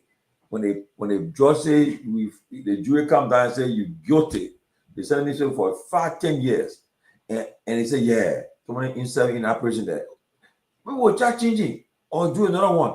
They put you in jail every Friday. You'll come outside, you'll be cleaning the street. Maybe you think twice. You say I'm not going to see I'm going to put me in the street, be cleaning the street. Yeah, do it. Put that orange thing on there. Put that thing on the phone. That'll be clean the street. People will stop it. But how come we're not ready? Yeah, not ready. No, I mean, if But you the were, transformation leader, like bro, just be the same. I mean, they had a good showing. They had a good showing. They were in the rain, it was dedicated. Yeah, I think I saw glimpse of it. Yeah, everybody was involved. I mean, So, we presented a statement today. they had some people there standing on the top of a flatbed. They said they came from the speaker office. They came from the speaker office to kind of accept the petition. What did you somebody can you couldn't go for the statement? Yeah, they couldn't go in. Man, I saw it wrong, man. I'm really pulling it. But so now they present a petition. We in August. We coming go September. We coming go to budget circle. Let's see how much money goes to war, drug enforcement, rehabilitation. When they say they're cutting down, they're cutting down, the budget is being cut, and they put it into certain area. Then I'll say, yeah, like bro, right now. So let's see. So when they cut it, they'll cut it from where? Well, for me, I think you cut it from some of the things people getting, my man. Look, like, maybe go to the in the executive branch, the legislative branch, cut it from there. Judges, what do they the justices of the Supreme Court? What do they go somewhere giving them cars that the budget is so heavy, giving them that kind of car? I mean, I understand you want the integrity to protect the integrity of our judiciary, but I see that too. I mean, what kind of cars are giving them for what? Yeah, the problem when it comes to car purchasing, like bro, right now, there's no stem like anybody can buy any car. This one come for that Guinea Bob come for. My man, How about running your president? the man will take out the fatigue and for president well Kosu. Hey man, he should not run the president. He should organize election and let the poll win. But let me ask you something. So when somebody win election, then what you would do with your life? But he been for almost 5 years now. Without him, what you do with your life? Organize election, and when you retire, say okay, let the country will get back to you. We're done. Well, you're still getting involved now. I mean, that president thing, do that. That president thing, very sweet. Everybody want the. The man got almost 30 car convoy. I saw the thing. I said, what's this? With the heavy weaponry. Yeah. I mean, look at the kind of cars that in that convoy. Then the money, the fuel, everything. Then the guys and the manpower you got there. The manpower, those big machine gun, let it go on the battlefield. You know, and then who gonna run against him? If you run against him, you just going through the motion. You'll win. The man will win. The man got state resources on his side. Ain't Ouattara electricity running again? Yeah, I mean, and that the problem with Ouattara then. So Ouattara change constitution, start new term. He turned Finney. He's still running outside the constitution. ECOWAS ain't saying nothing. If the military get vest today and say, get out of here, we're taking charge, then ECOWAS will release a statement. So I don't understand when you say then they say, oh, but that thing an internal matter. So when the military take off for somebody that decide to abrogate the constitution, it's not an internal matter. It's a sad thing. You 83 years old, you've been president. What? You going to a third term or fourth term? Look at the other one, the one I can pee on yourself. What I want in South Sudan. What is that? What you doing about South Sudan? What the man from Cameroon? The man 92-year-old he running again. How do not Ahiju, the Paul Biya, right? Yeah, Paul Biya running again. I mean, what is that, man? You don't want that can go in the country? Yeah. But what country you governing? Your country just taking care of you. What? By the way, I mean, I've been having debate with people who know Uncle Joe may not see re-election, but I think he'll see re-election. Who, JB? You don't want to rescue the country and take Liberia to a different level, but what I see now, I know Uncle Joe, and I get all you wrong. I beg you, yeah. JB will be a candidate 2029. Wow. JB got an extra kick in his step. Be a candidate 2029. Well, when everybody was calling me, they were calling, I had a call Sir Joseph before. Is it Sir Joseph? But I ain't no party. Men I thought, I say, no, I'm not in no party. I just in Utah right now, in Utah. So I ain't no party. Somebody told me you were in Minnesota this gone weekend. Hey, you were there. The news all around, they say the man coming bring a party. They call it PAP, People Action Party. On Monday, I had to track the man. The people calling me, say, but wait a minute, sir. I ever say you in party there, I know. So I say, I know where they get it from. So I say, he said, well, I know what you're talking about. Yeah, but so I said, somebody, I run you, don't know. I said, yeah. The man got People Action Party. What? I go ahead. People Action Party, PAP. PAP. Wow. That was somebody wrote on Facebook, so I know how true it is. I think I heard that name. Yeah. PAP. The more the merrier, right? The more the merrier. Then they say, oh, he's running for president. I said, no, the man running for president. But you know, the Liberian political economy, everybody from political party to have a seat at the table went down to bargain. I will be on the ballot, but when my tally come, I will come with next time announcing our tally. We're coming. You've been in the battle for what? Magibi District 1? Ava Jones, don't get scared because I'll take it from you. And you want to listen to your party. The party give money. The party will be supreme. You disrespect the party, they will deal with you. But right. I cannot do what I care. You say ain't Ava Jones his second term? If it's second term, he won't go a third term now. No, but so wait, me party me supreme. It may be the second term. It may be 12-year representative. He's a part of me supreme. He won't run state, but anyway, politics like bro is funny. By the time I count all the people that Willie and Jimmy, they'll start coming back home the other ways. Well, I mean, that's a long way to go. It's a long way to go. Long way to go, brother. We see. We pray for long life, good health, and see what happens. But it's a long way to go. The government got to work cut up for them. So, I mean, things that the global economy is not what it is. You know, that it's not what they anticipated. We got massive costs from Trump with USAID, all that USAID gap. You know, all those things. I mean, MCC is going to come back again, but it's going to take a while. That's going to inherit that if they improve it. They got to put a secretariat together. Secretariat got to write a compact. Compact has to be presented. They have to accept. They got to accept it. Because you write compact on different sector of the economy. Do your economic constraint analysis, electricity, energy, roads, or whatsoever. And it's okay. We'll take this one. The last time we did it, they decided to take energy. And I had to help with the distribution and the hydro something.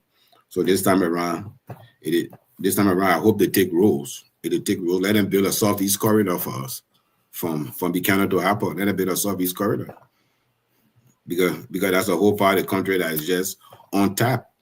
But someone told me in the government said that they said what they wanted to do. They wanted to put the cable, whatever the case, in the ocean. Say they can do it, but he said it cost almost I think $2 or $3 billion to do it. So if they can do that, with Liberia high electricity for whole country and even supply their neighbors and all. But they got to do it. They got to do it from the ocean, and it's expensive to do it. I said, but I don't think we'll get it now. Oh, what cable? They were speaking to me. I ain't know because I like all this. Where the one I learned over the weekend was that. They said when they have the PHP park, because they can't bring the park down, so they got to do it from the ocean how to do it. No, the thing at the PHP park is the fiber. Oh, the fiber. Okay, yeah, okay. Yeah, the fiber, and the fiber, that's for telecommunication, internet, and phone, whatever you. But I mean, we do have the fiber in Liberia, just being underutilized. We're only using the fiber at 45% capacity. Wow. Yeah, we had the fiber in 2009 in Liberia, so it's being underutilized. With electricity, I just found the other day that it kind of opened up the power generation sector, so somebody can come in and you can go in and build a power plant and get an agreement, build a power plant and sell the power to LEC. So LEC will only be the LEC will focus mainly on transmission and distribution, because the problem we got right now is that's generating power. Because so that's why we keep buying power from Ivory Coast through the CLSG thing. But we got to be able to generate additional power into the country. So they got companies that are expressing interest to come and build power plant. Liberians to prioritize. Oh, yeah, let's just say prioritize it. Give it to get somebody run it. You can't run it. What? Let's do it. Because we're not only they're running it, but the problem with these state-owned enterprises like the port, the LEC, and the airport, because they are state-owned enterprise, so any financing that they have to take over $250,000, it has to be signed by the Minister of Finance, Minister of Justice. Any loan they have to take, so and then by taking loan, because the government got to approve it, it goes to your government debt stock, and then the IMF get involved in that until you say you're taking too much debt. So the only way you can get around it is to privatize this entity where the government be a minority shareholder, have a management company, that the company can go seek private financing outside the conventional concessional loan. See, because that's why the people they in Ghana with the Ghana Airport Authority, they're a private entity. So that how they can get $300-400 million and expand the airport. But in Liberia, if Liberia Airport Authority need $5 million, they got to go through Finance Ministry and Justice Ministry, then got to go on the government there. You know what I mean? So, I mean, you strangle a hole, you can't move. You can't move. The same with the port, the same with LEC. LEC want to build a new power plant. The loan for that power plant will go on government debt because they're state-owned enterprise. So that's some of the things happening, and we keep holding these things like inheritance. We don't want to let it go. The problem, guy, you get all the things you get is Sapo Park, then all the GC, all the things you get, but where, yes, there, Mora, he's saying that we don't have in the country. Don't let it go. And then, I was telling somebody today, the last government, few weeks before the election, that's when they passed that B Mountain 25-year concession agreement. Oh, yeah, I remember, yeah. Yeah, in September of 2023, they secretly passed that they gave somebody 25 more years to mine, go out of the country, and we're collecting peanuts. Nonsense, man. Man, now all left out. Yeah, now so all left out. And then we go begging. You mortgage your country, then you go beg. Where can you go? You beg. Where can you go? You beg. You know. It's sad. How about being a great day? It's been a great day. It was a good show tonight. What happened in Minnesota the weekend? Minnesota the weekend? Shit. Let me see. Man, I don't know of anything. I don't know of anything. I don't know of anything this weekend in Minnesota. It's gonna be the same old. I'm going to Minnesota for a minute. The guys on Saturday morning, they go on the football field, old time of practice, sit under the tree, merry, and that's it. And then Sunday they got this local recreational league. I didn't know that one of the few Sunday to look for somebody. I haven't been on that few Sunday for more than 5 years, and they got a recreational league. They had like about 5 games going on at the same time. Wow. Yeah, and they got different Liberian team. And trust me, I didn't know none of the kids that were playing. Yeah, there were back people selling meat, roasted fish and all that stuff. There, I haven't been on the field for more than 5 years. Wow. But that's Minnesota for you. Last night we're having a ball, my man. A ball, but I kept. I said no. My exit. I said, hey, One point I said, no, this is my exit. Let me put a glass down. So what happening now? Because Oh, so you drove home last night from? oh yeah. When Baron as it bad going. When bad is going to Baron, second Baron, he gone. As it bad going.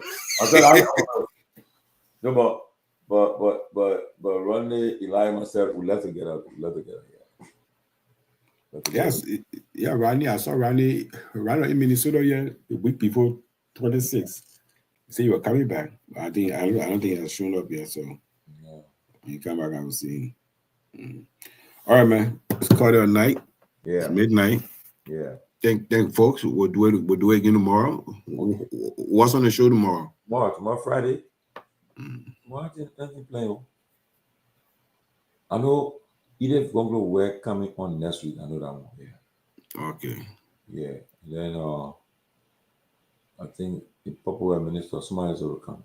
The popular minister can respond to Jesse. Jesse tagging the message man incompetent. All right, I tell the man incompetent. Oh, he said he's incompetent. When you're not a corridor, man, building a corridors.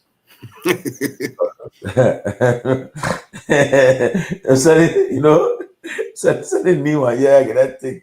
When you went, someone there, and somebody called the carcass name. I said, Be careful. We live, but don't say anything that's say. The carcass. The carcass is splitting head. Yeah, but I think when it kind of winter time, we should probably work on doing a weekend. Doing a Sunday afternoon show in the winter. Everybody will be indoors now. Best time to do it. So right now, that weekend alone, the weekend, the Basel having something in Pennsylvania, the Berry Abona in Newark. Then Martin having her festival. It will be, I don't know, it will be then the following week. They bought funeral, Tennessee funeral is the following week. Yeah, Tennessee following week. Following week is funeral. Yeah, I think Cottington is in Maryland. I seen weekend too. Then I think then Labor Day weekend. That the Basel Unibois having a program in Pennsylvania. Yeah. Then the Chuba having their own in mid-September in Houston. Yeah. So September. As soon as September ends, then everything finished. Then everybody, all the enjoyment finished. Yeah, but when the schools in Minnesota opening? We open the Tuesday day after Labor Day. Yeah, because I know in Georgia on a Monday the schools in Georgia open. They open early because those schools are closed in May, but we closed the second week in June, so we open the day after Labor Day. Okay. So like my kids, like their high school, the day after Labor Day will be the freshmen. The freshmen will go to school that day. The rest of the students will not go to school that afternoon. I got two more high school. Yeah. Man 16 starting 12th grade. Yeah, she should be turning. See, I was smart with that again. Because her birthday is September 2nd, and school opening at that. I said no, I will not put a girl behind going from. So that how come most of this for PS she one class, yeah. So yeah. So my daughter June. She June. Yeah. So she's 16, but she ain't 11. She's going 11th grade. Yeah, by the time school opening, it'll be when school opening the next day. Still without her birthday, I said correct. See. Mm-hmm. So then the following year another. Once the last one finished, now then I'll set now. Then I can focus on be moving that draw now. Yeah. Then you be ready to run. You be ready to run for this.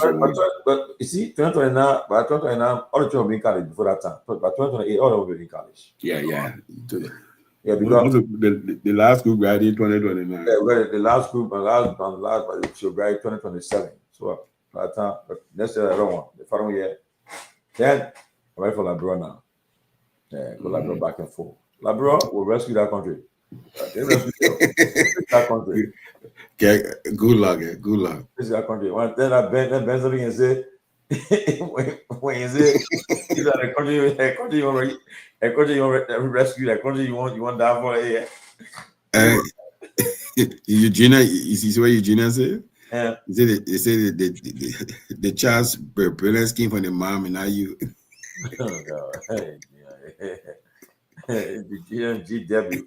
You know the guy speaking before? No. The guy got gifted voice, man. She come on it. She make appearance there. People say she might call the time. Well, I got the show. Okay. Somebody said I'm send your number to them. Okay, number. Okay. Who's that? The person saw you in Cape Town last December. About a travel. Who's that? The person said since I have my number. I was saying here, said I saw him in Cape Town last December. Wow. And once I ever left Cape Town, you're in Nairobi. They bought to travel the world. Now, who's sending my number to? And you're not small man. The person that talking, the person not small man too. The person that talking there, I'm representing the person that has a serious potential candidate of 2020 now. I'll put a name in a private chat. For example, I call a name. I will say your number. You call. Me say the one. The person not small man. What? Tell a person I don't answer on no number. Okay, man. Yeah, answer the number. Every time I stop. He says stop. Yeah, but the person it keeps coming up. I was somewhere the other day. They brought it near again. I said, The person running for president. The person got money. When the person posted about the man, the person should stop. I said, the person not do the person will make good person. For me, I believe you may make a good person. Let me say the number to you. You call in front of. Your man Aaron Crew was just giving you a hard time today. Don't mind, you don't put me in that seat. You're not on. And before watching the show, I'm like, I play what big yeah. You know what I show you? Yeah. You know what I show you? I'm gonna call me. I'm big. Do that. Yeah, he said you can't call the I got the alert. I said okay. No, I'm just going to that route. I'm big. Yeah, I'm going to route. But you know, I mean, what it was, you see people casually and hello, but I mean, talking to Mabu Richard tonight. Oh yeah. And the relationship that these guys have developed over the years. I mean, they like people that live together in the house for. Oh yeah, but look, you see the weekend, my man. The guys, man, yeah. I mean, it probably Josiah Johnson, man. Man, so man, yeah. Yeah, look, I just brought him here a few years ago. They honor him. They honor him. They gave him flowers there, man. Yeah, man, so. And I mean playing the 60s, coaching the 70s and the 80s. He played and coach. Yeah. And you heard my say the training center, they even name it after him. Hey man. These are the real legend, soccer legend. Yeah. I mean, I was impressed with the relationship that they develop and continue to maintain over the years. I mean, the person I missed that Bay Ray, man. I used to enjoy him when go to the functioning, man. He lecturing, but man, that's all day probably lecturing. Yeah. Lecture all day. Tell you about 300 games there. Yeah, man. Yeah, and I mean, guys, yeah. I mean, it was. And he was just saying it with ease. I mean, he was calling those names. I could just sat there and just let him just talk all night. You know what I mean? It just absorbing. It's absorbing. I mean, I say, and the sad thing about our country, we are not short of good people. No, man. Look, I mean, I will tell you, man. Liberia need a transformative leader, and say, all we need. We are not short of good people. Who it? Like today, somebody called me today. I was having lunch. Called me. But you say, Georgie, so that they feel news them all year that they knew that news we should just rely on that.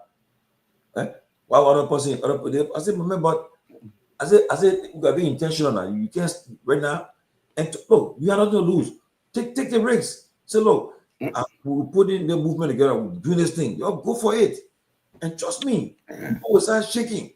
Because look, I mean, we're not short of good people. I would just you can disrupt the disrupt them. Because I was just amazed. And we'll bring him back. And the day when he done with his book, the book release, we'll bring it back. And this other man, Charles and Mr. Walsworth. Yeah. If I keep telling you, I'm gonna find it a bit quick. I will try. I'll go Maryland again. I will try to reach. Yeah, I think he's in the Virginia era, and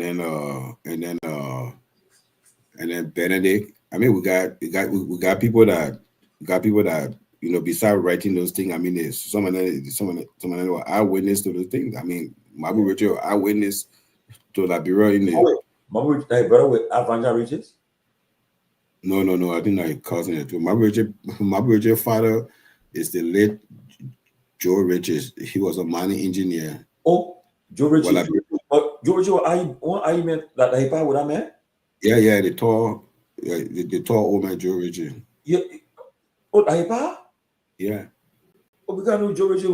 I bought him before. Yeah. But then the man started to show the manpower. Are you first captain? Oh, so Ahipa with Joe Richards? Yeah. Oh. But my was that young going in early 70, I think. Yeah. Yeah. When somebody when I said the person agent when he hit 80, now I say 85 now I say I mean he teams himself. Wow. 70 by reaching Australia another 10 years, right? Right. What he said he's 73 years old. So I mean he's still young. Yeah, he's 73 years old. Good. Yeah, looking good for a 73-year-old. Yeah, looking good. The cognitive ability is intact. I mean, he remembers stuff from the 60s. You know, he's a young man growing up. He thought about playing football in Suakoko, play with people from Sinje, coming playing coconut plantation, playing on the old road. I mean, it was just amazing. It was just amazing. And then the other thing you said that, these guys didn't go to Europe, but these guys came here and got education. Yes. And that somebody we didn't bring up tonight. We didn't talk about that person and his love for football and what he did. But these guys were Saint Bernard. SB, yeah. We need SB, man. No, I witnessed the man love and generosity of the soccer close range. When I and Barry the practice on FE, when they come practicing, they go to SB hall, they cook, they eat there, all of them will go. But you Barry, man, you cook egg rolls, try and get them money on SB. I do him. You love the game, man. Yeah. The game. I mean, these are people who are just. I mean, he played the game too. He played for Lone Star. Yeah, he played too. SB, he played. And these are people that that contributed to the game based on the love for the game. Well, not that they didn't have deep pocket, anything with the game. And that one of the things that started hurt football in Liberia. It started in the 2 years. When you minister, you son team president. Yeah, but how people got popular? Yeah. They used the team for they used the team for popularity because. Let me say, I think Kromah we do so. He said, I get the team of Guru. I said, so when the man kind of fear, he said, we're giving IE 2 today. 2. Say, they say, but the team was a good team. I mean, the Barrow team was a good team. So you kind of whether he rest on, he kind of feel. You say 2. 2. You go to 2. They 1. Oh my Lord, man. So I mean, they did that patronage, and then when I enjoy my life. My life, God bless me, man, because I won't lie about it. I was born in Firestone. I did not take water put in my head to pull in the drum. I won't lie. I was born, open the pump, I was talking water there. Yeah, took back, went to school, come back. Teacher me said I couldn't hear us saying that no Liberian now much. So what they taught me, from there, but I won't lie to say that the war came before I started struggling, I'm eating the Bubba John and I read actually. he said the other levy I knew they existed. Go in the morning, we should go to We used to leave from we're in Camp 2 in Habel. So the morning we'll get up, we'll go to the Orange Grove. We'll get there, because we'll get in a canoe. They will be in the night, they put fishing at night. They bring the buka there. You get you buka then for rest. We care rest. Yeah. Battle to that way season, that battle system, rest and buka, yeah, we bring it home. When you make a profit, you take the right, put it on side, that one you buy again. Yeah, then, yeah, man, what I'm good. What I'm good. Well, show me a good wall. Show me a good wall. We'll go, Johnny. Yeah, what I'm good. And one thing I learned too, people are out talking. If somebody say, Sefa, they get the money, I got the money. Don't tell them say, tomorrow morning, you can take your chef and then take it for the same day. Take money. The head of storage my man. The person say, Georgie, the in-government now, two of the in-government, they say, my man, the man must say, we got the money, we want to go buy the spare parts. Then the man say, he say, something to him. So, okay. The next day, Abraham says, skin at him. Say, man say, so that money out to the main house. So, my man, say, the money went to the, I think the accountant to Oro. Say, my man, that go to that woman, that money. When he got there, almost say, suppose I say, hey, the money you got, bring it. We want the war coming out. Say, they give her share to the share. Say, say that money is still that woman, then what happened? Then the money the war carry, I'm begging you. But they were lucky to find her. Oh, somebody say, my man, I got an S-man for you. You put it in the GBF quick. I come here for you, man. You know that thing happened to in Liberia 2022 was sitting somewhere, and the guy said, "Let go on the highway close to the airport. Somebody got some money for me." I said, "My man, we can't go tomorrow. We got the money. We can't go." The man said, "Let me tell you something." The man called me, say he got my money. I'm gonna postpone it to borrow between now and tomorrow, so it can happen. And I will say, "But I use the money." Yeah. No, but imagine those who are treasurer or who are the accountants and the bookkeeper then, who have money in the office, right? Collecting money for the day. Imagine they came and then they roll close. Say, they came for instance do the July circle, right? When the rebel enter Dubo Road. So imagine that. No, before come, if I were fighting to come, even come to our office, but it was done. So I say, hey, and the house got killed. Fighting to go across to go get to the office to go open the decks or but so not only sleep over, you can make it. The man said, "My man, let's go." Imagine around 3:30, we went through traffic coming from the Oro, just to get on the highway. And the time they started the highway construction. The road was so narrow, they had a ditch on the left and ditch on the right. Try to go pick up that money. The man said, "I can't postpone my money. I gotta get that money." I'm begging you there, we'll take it for you. Whether the guy was sitting at the point, the guy said, "Oh, you guys show up." He said, "Yeah, it's all right. For 10 minutes, get the money. The guy went back." Imagine my beginner time they say when they say when Ben brought for that. So it was really heavy because so go now. Ben said, but you know we come because they went there. I'm thinking, yeah. Hold on. The point like bro, you get money for them. They can be car where you do shuffling, they will come. Oh yeah. People will come. And then you promise man, you promise them forget it. They will be on your day. I know somebody came to me 8:00 in the morning. They were in the yard already. Oh. On the highway, and they came from way on the other side of town. I'm like, I say, how many cars you told? He said 3. I'm like, what? And yeah, 8:00 in the morning. Man. You're not used to, brother. You're not used to. I say, how that I go, man. How that I go. Man, I think poverty that disease, that I'm joke, that disease. Wow. I can't accept it. I reject it. But I'm begging, man. What? I mean, I think go harsh it, my man. For what? That my portion? No, not portion. What? I mean, you literally struggling. Can't you get food to eat? Nah. I mean, Tony, you can get food to eat. The place is hot. You're living under strenuous condition. That's why you see people in the country, every small thing they're fighting, they just get mad. So the guy that went to the bank, I'm robber. I didn't even read that story there. I just look at it and it looking like clown show. Yeah. Somebody said, oh, is it I'm robber? I said, La Bro get out too. Boy, go and bank, put the boy at gunpoint bank too. That one You say you unrubber the dragging you like someone. Yeah, but I know I was reading Jackie Bruce post. Bruce say you're talking about Eve gender. It's Eve gender. I said, then I saw it different. Eve gender. Then I saw it. I didn't follow it. The only thing I saw some notice of in the government saying that the people that own that land opposite shuffling, you know where they're building that estate building there. Opposite shuffling, I think they say they come and do some surveying and all that because all along that land for the government, I know how the people decide to build. Okay. And the crash in Ghana. What caused that crash in Ghana? I heard a couple.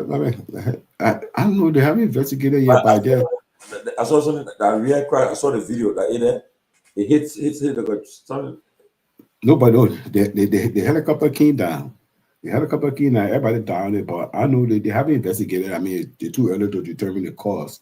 But I saw the video where the Ghanaian Air Force plane brought the bodies and they were taking the coffin. Yeah, the other guy, Mutala Mohammed, I think they got a couple of Muslim money to bury them, but they brought the body. I saw President Muhammad coming from the funeral. I saw them taking the bodies down out of the Air Force plane with the flag over. It was kind of sad, man. I think there were 2 or 3 ministers. Defense minister, environment minister, then they had some MPs and what are you? Then they had 2 or 3 military persons. Yeah, kind of sad. Wow. Sad day. Very sad. Yeah, so I don't know. Yeah, so yeah, I mean they'll do all of them, they'll get in the state burial based on religion. I think the 2 Muslims they had to bury them today because the time of the crash when they recovered the body, they had to bury them today. And the same thing happened when Abacha died. They took Abacha body to Kano. They buried him. Yeah, they didn't get in a state funeral. Yeah, I may have that. Wait, Sani Abacha. Somebody, I saw him when he came on Tiro inauguration. I saw this tiny man. I said, man, powerful. It is so tiny man. I had a powerful security force, man. The man was part of just about all the coup and prior that he facilitated all the coups. General Sani Abacha. Mm-hmm. And I had one another general. The one that replacing General Abu Salim Abubakar. Man, say go for it. The one I drove to Dodan Barracks and say, okay, I'm taking over. I can announce the coup. One of them. Oh no, that one was in general. That was I think that was Dinka. They had 2 of them that tried coup and failed. Oh, okay. And then Abacha had a bunch of Yoruba generals in jail that were found guilty for treason. That Peter Malu headed the tribunal. But Peter Malu not died, right? Yeah, Peter Malu died. He died on diabetes. So those guys were the number 2 in Abacha government were in jail. Was be killed when Abacha died. Yeah, the general. I think he was chief of defense staff. He was number 2 in the government. There was Samuel Victor Malu, ECMO chief of staff, ECMO High Command. Join the guys on ECMO High Command on the movie. See this Guineans, Senegalese, the Gambian, they all in line. ECMO High Command. When they went for a meeting in a convoy. But guess what? Yeah. You know doing octopus. They don't matter what in Liberia doing octopus. Yeah. And he the one that restored some order in the town. No, but he wasn't a commander though. He wasn't a commander. He was just the chief of staff then. He wasn't a commander. How Ghanaian, Nigerian friend, the man said, the Chancellor General said, Ria Amara. He said, look at you. There's a man who cannot even pedal or kino because he's a Ria Amara. He cannot pedal because he's a Ria Amara. He said, you can't even pedal or kino. And he said, Ria Amara, this. But the people had Navy division. They play with title general. But the Navy division never go on water. They on land fighting all day. Man, put a joke, man. I allow you joke. Yeah. Yeah, it's a big tattoo. I'm a general. I'm a colonel. What is it? It's a general deal. General one. Man. But you know, we had a conversation. We'll do the 1 hour late night show. I go to bed today.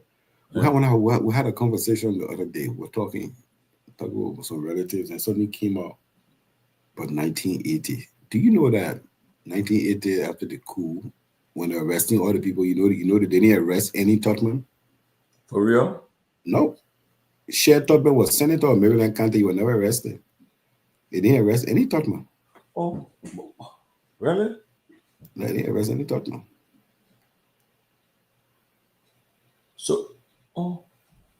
But where baby Sher now? In Liberia? I think he began Liberia, America. Baby Sher, that man, Baby Sher. Yeah. So we're saying okay, the people say they came to get rid of the Two-Way party, but they didn't touch any Totman. I thought about. But when I talk about the one who is ambassador to Cote d'Ivoire as a Toba. President Toba told her she ambassador to Cote d'Ivoire. Okay. You just look back. The Winston Totman, the Robert Totman, the Sher Totman, none of them were arrested. Oh, they're still alive, right? No, they're still alive. And then Winston Totman became Justice Minister. And then Robert Totman became Finance Minister. On a do. Yeah, Robert Totman served Finance Minister once upon a time. Do credit. Do when I sample in cabinet too. Do have point jokers then you want to syrup for them. The progressive that one made the progressive them mad because Doe got rid of them by 83, Doe got rid of all of them. Those say they say what made you free the time Ellen addressed Yula, Ellen called them idiots. I think pissed do great addition. So you call idiots. So they asked those. So the question is, what made you to do this? They can't release from prisoners. So what made you to release? If you say the sinker hand you to remove Ellen Johnny Charlie to I said, okay, guy. Yep. I don't want to get do change she get to until that time.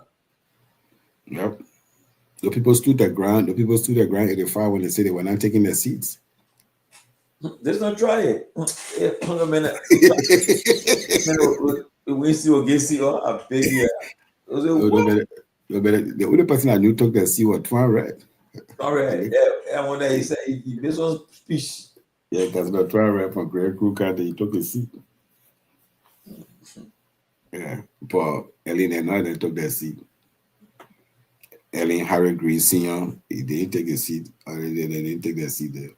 EJS, like Omar, when they feel from Belly, they asked her, they say, Man, study, how do you feel? He said, I feel more committed to fight for justice and equality. I said, Man, no. Oh, you see, they train that you train when they do that. Amanda, out of that 10 nothing off. They should have they are jokers, they're serious. But Tony, Amanda, the Amanda way too keen for South Africa. The Dopoh not even singing that song, the NMO. Yeah, Amanda, Fisica way too. You see that? Hey, Amanda. Aluta continue. I like it. They can get my nerves. What's this? And they talking, making noise. But then one of the super were calling for the government solo. And I found out you're good at it feeling now. But yeah, that one talking. I want to get in CDC. They call Ivan. We said I ain't talking. I'm going to enjoy you. I can enjoy that boy. Somebody said, oh, somebody said, I made a brother boy just the UN just for battle crap and the boy after the UN. I said, I'm begging man. The boy outside the UN day, boy getting battle crap. I can enjoy that ball. You know how to introduce people to the podium. Oh, you gain 10 minutes, you make the battleground noise for you. Yeah. I mean, the guy, we were talking one day. You saw him up morning. I want to go up my kid around. He said, you lay down on the road that the car. He said, I'll lay down tomorrow. I said, yeah, he'll lay down the road. He said, I'll lay down with you on the road. That car came in. I said, they got a joke. Tomalin, that man will call the radio station and everything in Liberia. Like Clarence Jackson, this is activist McLean Randall calling for the like intellectual section CEO. So I asked him, he said, I know the guy. I said he married. I said, yeah. He said he married. I said, then why you work? He said, well, we're working with. Like he the one that go to intellectual center. The one time I was doing weird time, I think there was some kind of conflict in communication between the UN mission and the foreign ministry. Yeah. He called the show. He said the minister should be working in Paris Pursuit. So in Paris Pursuit. So Clarice said, hold on, my man, hold on. Don't use no B word my show their money. He said he said, okay, the minister and the ambassador should be in constability. He said, okay, I'll talk to you later. I said, but what I told you yesterday, I said, you go to university campus. You saw you open an accounting club, geology club, engineering club. You go to student government and you just talking food in there all day. Then when you come for the work, can you work? And they guess what? When they want money, they say we need to do some intervention. I'm money now. We need intervention. We need intervention. So intervention, okay. Yeah. Not intervention. Then they'll tell you, say you gotta, you gotta put in a budget. You gotta pass the budget, intervention. Politician and then 5 and 6. You grown men, they get up in the morning, they say they go to intellectual center and sit down there all day. I say, hey, remember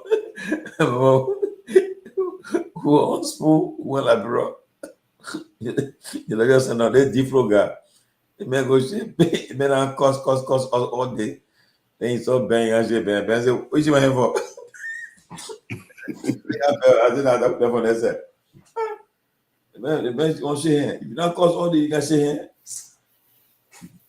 Moby Connor say, oh yeah, Mabu father was the founder of IE. Similar was Captain with Lone Star. Yeah, Moby Connor, the IE point guy. That former IE point guy. What Musa that when is that? Yeah, Musa Connor. I mean a grumble. Former IE point guy. I remember when people play basketball, you get figure beat all day. Get smart. So Moby coming the one you can rejuvenate IE. You gotta go find a 6-acre land for that Lawrence don't get. My father when they won Ghana and don't get everybody land G. I don't know, I get find that one. And then Nora Hope say we're talking the show we're talking off the cuff now. Nora, I'm sure Nora at work. She ain't out there. Me also working. Nora working in business before. Nora Hope and it's James Kromah.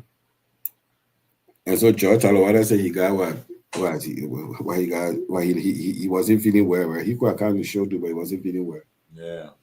But you see, Ben the man said you can't count. Now the only way his son to come and work for at some point on. I said, oh. Yeah, so wow. Yeah. Hey, but you can't reveal the message. He played for Bama and Barrow before going to IE. Yeah. Wow. So they know. And I got Coco there. I know you're defender. That man is keep the man on the bench. I mean, they'll keep him on the bench. He'll be on the bench the whole game, right? The last, that's about to tell you. Someone say, he said, I now run behind him now Barrow all day. Then the last 20 minutes, you just say, Coco, my girl.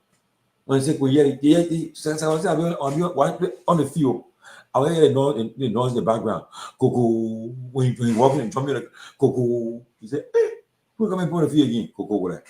So, and Coco can run, so trying to make the field and push the ball for him. He run, he said, man, the man all around me, I have to go to school.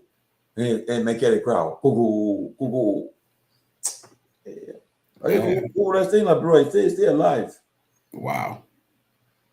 And so the elected people they will not honor none of the people. I mean the guys, I don't understand the people.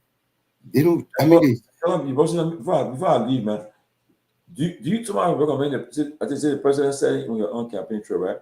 That they should to create a health fund, right?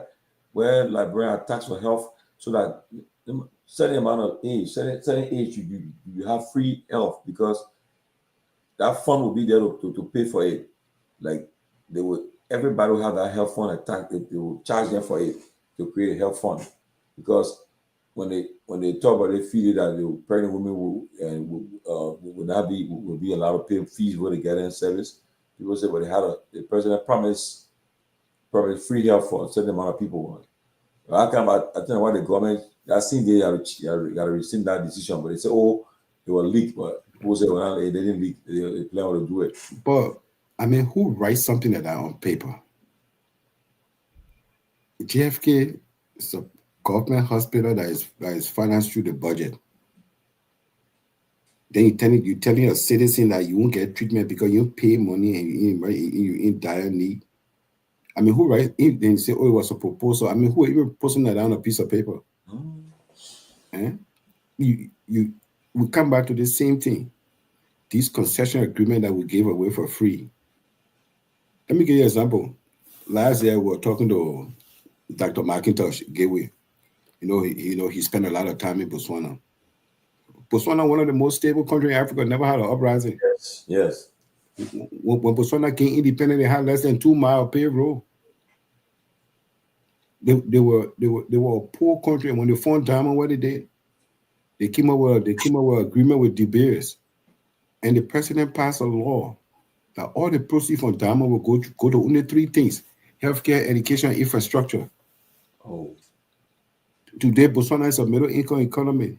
Nobody in Botswana go more than 15 miles or 20 miles to go to a health to see a health practitioner. They got one of the best healthcare delivery systems in Africa. From the lowest level to the upper level. And all that is based on the proceeds from the natural resources. All right. The sad part, when they put in the interior, when they're going to go get vaccine, the women can start walking the day before because to get to the toilet giving a vaccine. They say so when they're pregnant, they're walking, they're with the baby in the back. Ah man, look, they hash it out. Yeah, I mean, there's a group of Liberia that don't get anything from the government. Like those deep southeastern area, where they get from the government? Nothing. I mean, so now they don't even have cell phone towers over there. No. Yeah. So then you government hospital, you 100% financed by the government. Then you telling your citizen that we're proposing that you will not, even if you're in dire need, you won't get treatment because you pay. I think it's just. I know health is not free, but a population of guys just not there, man. But don't to do cesarean section on a woman. Like if you are medical practitioner, they will tell you cesarean section most of the time is done to not to save the woman's life or save the child's life. Yeah. You know what I mean? Most people go through natural birth. Then you deny it because of money. Well, you deny it because of money? Come on, man. I mean, let me tell you something. Sometimes these people, the whole idea of public service doesn't exist in Liberia. That why and they got it right name for it, Liberia. They call it government job. In not public service, it's called government job. No, but I'll be honest with you, right? The player reach maybe in America and sport, but for me to go take an appointed job, because it's one about that country, right? If you my boss, and the minute you come somewhere, my whole level change there. And I can't talk. I can't because my boss there. That picture this thing I can't stand. No. Then somebody who close to the preso or to the boss, somebody will I can frisk you on you. Quite the minute you phone and they say, okay, and the next thing you say they come in fire you, suspend you. Man, I can't stand that crap. I mean, the first thing you in the play, you won't even outshine your boss, man. In anything you do, the car you drive, the clothes you wear, you always got to be. You play second fiddle to him. That's true. Because you wear something, you say, I'm making it on. You go. Tomorrow call them free. I like call them. But You move from here, you carry your own car, your car better than the man car. You can believe that car when you drive and drive the old car they give you. Exactly. Mm-hmm. Yeah, I can't stand that thing. So what is it? Because when they put in the office that captivating towards you because your car and you flash it, the man will not like it. Yeah. Because you getting their attention. You know, I mean, like I said, if I go on official, Thursday I'm going on farm. Thursday evening I go on the farm. I'll do my real. Let me tell you something, bro. With Starlink, they come here. You know, Starlink. You know, Amazon. You know, Amazon is in the process of releasing their own satellite to the Starlink equivalent. The constellation, they come and put the satellites up.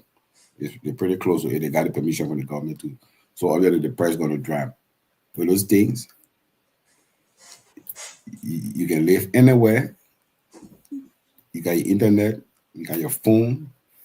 If you got a nice remote job, you can sit down right there, internet, phone, laptop, and do anything where you say and make money. And make money. I mean, that's where the world going. And with Starlink and the Amazon own project Kuiper, and I think they got one coming from China, India too. They're releasing the thing. In the next 5 to 7 year, internet will not be luxury. Oh yeah, I know. Internet will be luxury. That cell phone, when cell phone came started, I said the first time I saw cell phone in Nigeria, it was 1992, 94, 92. The late MQ Abiola. We making us see. I said, the man talking us telephone on the cell phone. I buy telephone the time. I said, man, your telephone talking to the man. Look at that. And then Mr. Connor. Then one body comes Siaka. He's on in bro. I'll go carry to soon. I'm going to go make my call to America. He's a child for 5 million or 3 million to call America. Yeah, small phone. Yeah, when you call, and it'll say, you know, when you call for like bro, right? Then that sound can when they put pick up that sound, that sound. They put it from the States. Man, one of my men, the man said, I have visa my coin. I visa my coin. I said, I call him, the man said, you can't hear me. I said, I can hear you. I said, yeah. I said, I can hear you. Say, I can hear you. I said, so I said, now I'll do. When I call you, I say, I need 2.5. You say for you? I said, I have 2.5 in America next week. For you? I have on my list then. When I call you, say, oh, Georgie, hey, I was not right. I said, correct. But you tell them, say, Bama ticket, they will flip on the baby. I'm going to buy ticket. Yeah. You tell them, say, I got a visa. Mr. Connor, you're right, yeah. Liberia problem at the lawmaker, the legislator. We know that one for sure. At the biggest problem. The president too can use it. It's easy. You can do something there, you know. The biggest problem, you got 103 men, 103 men and women that ain't know what they're doing there. Yeah, they never, or they won't audit themselves. They will just play that game with audit. But you know the funny thing, you know that made me laugh for them, like these senators and thing, they will go on the Senate floor, they will be complaining, all these SOEs are not contributing to the budget. The SOEs we can see, but they will never say I will use my oversight responsibility to get it to get a SOE financial reports. The SOE, the whole cartel. The whole SOE. When the budget year comes, I say, okay, so if I hear in the ministry, I post in the budget. Yeah. When the budget pass, give my team. That's the thing. That one, they say they were moving Kofa.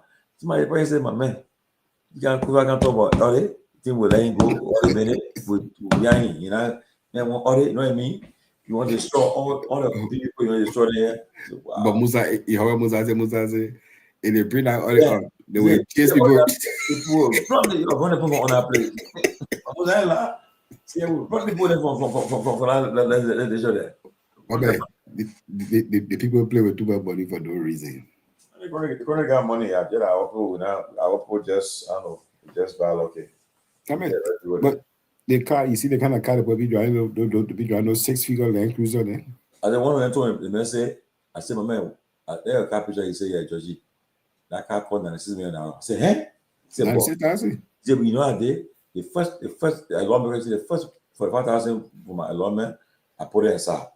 I said, oh yeah, he said, yeah. Then the second one, I called it her pay son and I said, wow.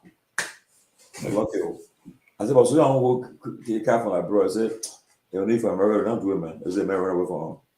I want to go get that thing. I said, okay. Yeah, I mean, how you buy $100,000 car? Where the roof for it? $100,000 car. And then your man buy Mercedes G-Wagon. Who? MHP, CMC political leader. Oh yeah? G-Wagon? G-Wagon. I like, what kind of gas you put in that thing? Well, 2029, we'll see what happens. All right, we'll see what coming to we'll see about it. I said, well, tomorrow Friday, like, bro, it'll be a slow day as usual. Tomorrow Friday, yeah. Tomorrow Friday. The August starting finished now. We're starting new to come tomorrow. Every guy's something new.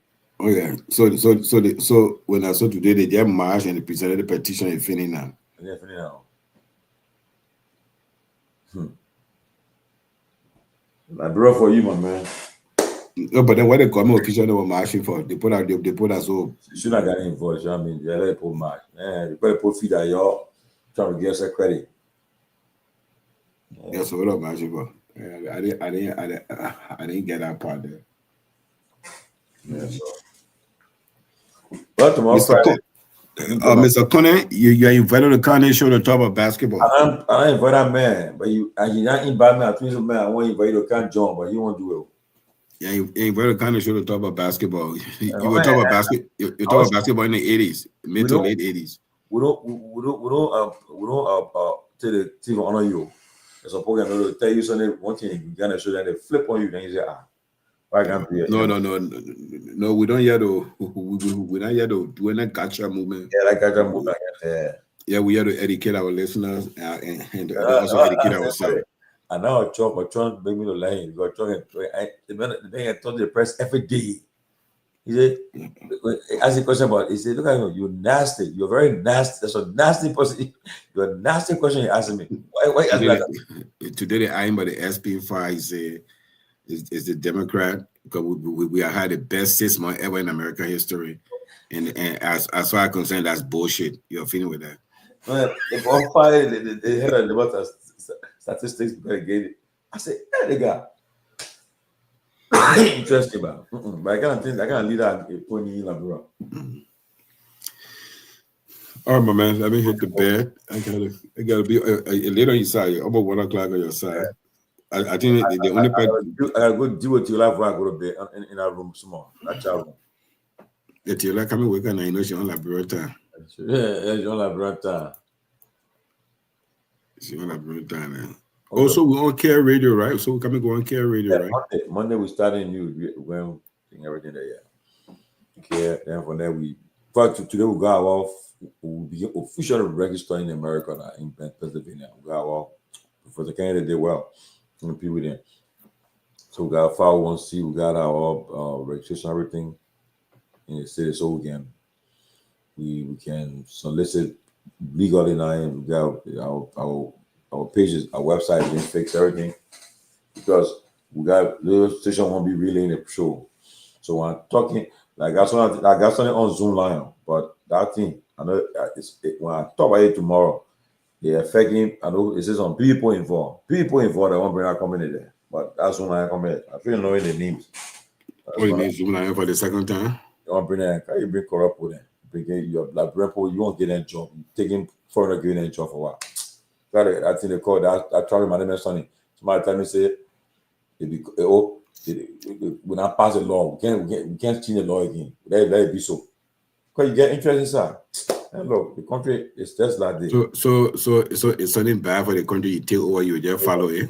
Yeah, you know what? And that boy in Burkina Faso about the boss said, you don't take nothing out of the country here. He said, well, he said, we won't care, sue us. I want minerals staying here. How long you come here, tell out your care, you get your quality now? who told when people say, "Oh, it can't be done"? I tell somebody, I say, the people just tell you they think because they benefit more. What mean it can't be done? They benefit more. Yeah.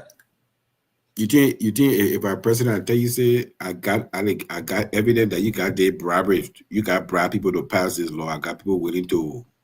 That's you there. That's you there. You see? No. Yeah, she not working now. Yeah. Today, we're going to talk about health. Today, we're bringing a show to that. All the things that finish. We're bringing Baba post. Have a fake flyer in your name, Chimani. Put your flyer up there. You will come. We'll bring her Sunday. We'll bring her Sunday to talk about health. Yeah, can't tell about health. So some taboo. People want to talk about it. You want to talk about it. Yeah. Want to talk about it. Oh, I said, man, what number you put in? What kind of phone number you send me so?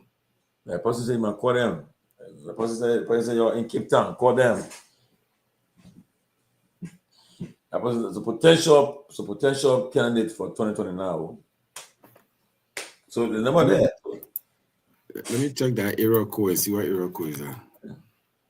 The people they were saying, Tula Gibson, they get a fight, another fighter too. Hey, ANC fighter out there. They call the great Tula Gibson.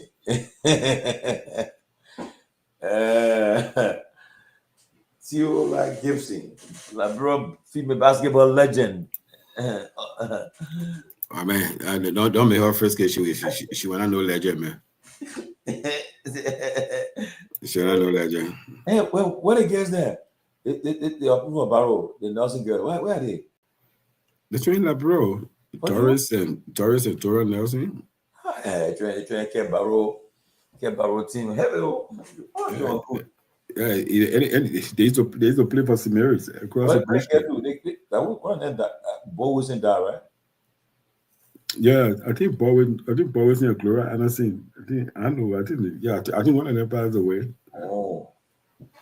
But Tiola was now a superstar. Tiola was bench for more. Tiola spent more than the bench. Probably Tiola added probably 5 points. Her whole career average of 5 points. They got bad. It's a lie. Tiola average of 5 points. Yeah, the one at bench, right? Tiola career average of 5 points. That 2 basket and a free throw. Oh, Tiola's a host. But is it I'm calling defending her? When I say no. And defending her. Show if you're thing a line, then let us show tape, let us show video. Oh yeah. Okay, it's Gloria Anderson. It's Gloria Anderson.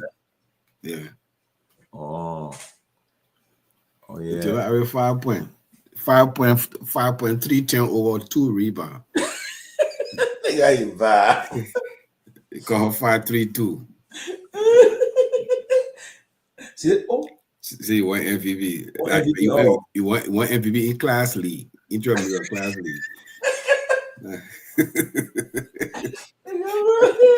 Kind of sure, can't defend yourself. They said she was a good rebounder. Oh, can I say on a rebounder? Yeah.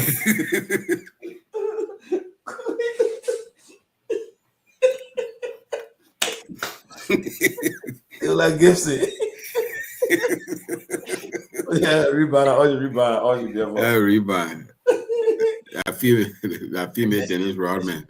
She get about to her friend and people go back there. So the rebound about she passing. You want MVP. Okay, Tiola, can talk about female basketball in Liberia during your time. So you can't talk about call you equal, then they'll bring whole story outside. Tiola Gibson. I ain't coming. Tiola, you come one day. You come. You come. We'll come and say the link. You will come. You come one day. You can't talk about the basketball. Well, I'll be in a DMV era next week for CMC, my boss, and that's it. Yeah. Man, let me ask you something. So, how many weekends I spend at your house? Man, I spend We know we just talk about. Somebody, I in my organization there, my Methodist Church, Firestone. Firestone thing there, important thing there, yeah. And when people like when members there, like when they die or something like that, we involve with them. Then last weekend you went Houston, you came to Atlanta, and you came back. So we are chilling my era now. Yeah. But you go to Newark, so you drive on PA to Newark? Newark, I know, but Newark, maybe I'll go to the Waco because the funeral, I know. Because Saturday you won't go to Dopoh Festival. No, I want to know what I'm going to do because also you're not coming. Oh, is it Tira, a defensive player? Yeah, do Tira, not real player. I didn't allow my Kenny. In the first minute, she get fouled. She in foul trouble already. Yeah. She asked me where he coming. He asked me where he coming for the Dopoh Festival. I think so. I know, yeah, because we got something. People got something to do. You got no right. No right, but no. Yeah. She coming. Start because she coming. No, don't start in midnight Gazoo. Man, no. No. Me, I don't swallow dumb. I don't swallow dumb anyway. You don't swallow? No, I swallow, but I don't swallow dumb, man. I started doing that about a year and a half ago, man. I got one of my men you have been swallowing the man. You don't eat rice. Your pastor automatically you don't eat rice. So wait, I eat. I will plenty of things eat rice. Yeah. Wow. Yeah. So what? I thought you do it yourself. Wow. So buckwheat, you eat buckwheat and what are you? Yeah, eat buckwheat. Yeah. You don't eat rice at all. My child barely eat rice, man. I do quinoa, I do buckwheat. Yeah. I do cauliflower rice too. So. That they want a long green? Cauliflower rice, they're almost like GMO stuff, man. It kind of frozen, so I just put it in the microwave for 2 minutes. A processed food eating so. A processed food there. No, cauliflower, man. Cauliflower. But you say the reason I'm coming. Either work, I don't travel for festival, Tila. I travel for church-related activity.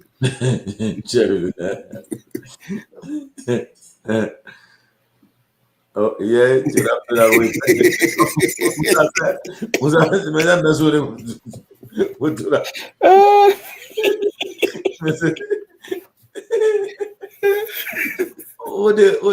happy basketball? I know you're gonna play specific role, rebound and hold the ball, defense. Let's go on Facebook page and see if she get basketball picture there. I can be on Facebook page and see if she get basketball picture. We'll post it up. We'll make a flyer by Liberia Adley. Tila Gibson. Tila Gibson. TG. Yeah. What's in us? My uncle tell me about what was in talking. Tell me about. But some accident that took place in North Carolina was on Liberian student at one point in time. He said, yeah. He said, happened way back in the 80s. It happened before the one that happened with Kehleboe. The accident happened in Liberia. I said, wow.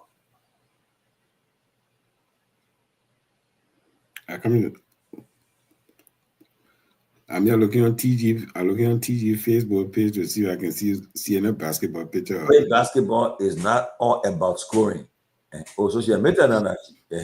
You see, I will not spoil you. Has the role. So Tila when I was scorer, she will play part of foul and then rebound. Okay. Yeah, because she played too much foul her friend and then they took her off the game. She was in foul trouble. Tila was a good player and she played on. Oh, she played on the starting too. Oh. What was that did she play on? But Tila will be big in the bench because when I entered the first foul, so now in that level. And I knew all the first 5. The way you actually play on those team. So you can play basketball against Tola. Okay, what's stopping you? If you like get your girls then ready, we'll do female basketball. And then we'll know the truth. The guy tie feel when you tie feel you be smiling your man on the court when you tie feel. Yeah, then when they blunder you, I think you're captain for IE too. Most like corner. I'm a barrow man. I get what IE people mean. Tell her IE want to, eh? Tell her IE want. But tell her yourself to that. Let you go join IE on you. You see what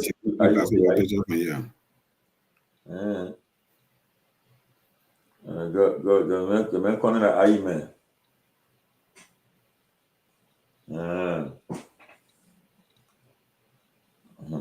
I said, my man, you saw your man more Ali cussing your man. Who are cussing? Your man. Who you cuss? Oh, your man from the Utensil Network. Spoon. Oh, he cusses Senana? Call him man criminal. I've never been to police station. I put in the chat group that go watch the little clip. What he cusses Senana? Oh, all right, that cussing here now.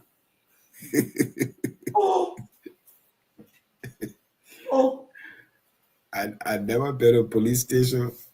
The only time I went to police station was CDC arrested me for no reason. But what did I still not him, man? I beg you, Jerome, man. I think it was just a means. It was just a means to get to an objective. I need that man no more. Wow. Let me see if I can find that play. I put it there today. I told you they didn't have to play. And then as if I go and get it very. When people have criminal mind, when they see everything they think is criminality. I've never been to a police station for anything of such. The only time I went to a police station was when the CDC government illegally arrested me. For Stanton to sit on his show, he thinks Liberians listening to him will always believe him and just talk loosely about anyone. I will not let it go. Me, I can form my own battle. The only person who will be afraid to talk are those who are engaged in bad things at the administrative agencies. As a matter of fact, what I have instituted at LWSC is that every year we call on GAC to come audit. Let it pour outside if we are doing bad. As we speak, the GAC is auditing. They will come up with a report. We have no capacity to influence GAC's audit report. As a matter of fact, we don't even see the auditors. Isn't there somebody with a criminal mind who will sit on the show to think that when a budget is a sign of... Yeah, they're long. I mean, I was telling her, they falling apart now. That's it there. Well, they still with a diesel. They were close. My man, let me tell you something. You know the French Liberian people, if somebody screw me over, they say, oh, that's Siafa, they did it to me. Siafa said that I may get to that, no me. But that the person tendency of screwing people over. So when you get there, you will be next in line to receive it. Well, Still not got another extension today again, so. Oh, he got another one today? October, yeah. Oh. Wait, but anyway, you know something? These people here, they're not only like, bro, we got that cheap law enforcement mentality just to put you in jail. Yeah, when federal prosecutor carry to court, he's seeking one thing. He won't get a conviction. You get a conviction, they can put you in the room, they can put you in your house, they can put you in a cell. They don't care. The idea, they won the case, they got a conviction. A conviction is a conviction. Oh, yeah. Well, see if I'm more begging now. Oh, he begging now? Oh, I know what I want. Oh, I don't follow the people there. I saw somebody sent me that thing today. I put in a chat room. Oh. It shocked me because he was the last of kin to stand up there. But he the one was still hanging there. No, but man, don't kind of show no more. If I got better, then banner too. But Bonnie who Maxwell, he not there again. Dollars are not there. But Dalu gone to cash reloader. Wow. But then one day he took cash reloader. The next day he say he get diaspora equity fund for put money in. I like something wrong with you. I like something wrong with you. And if I going put Blackie on his boss. Jeremy Lemmick, he said until they pay them. And you know I don't know how I still doing it, but the minister of the LBF board posted the minister of information as a boss. I don't know whether he's still doing it. Oh yeah. Yeah. Well, I thought LBF was a separate. Yeah, but yeah, they both chair for LBS are the minister of information.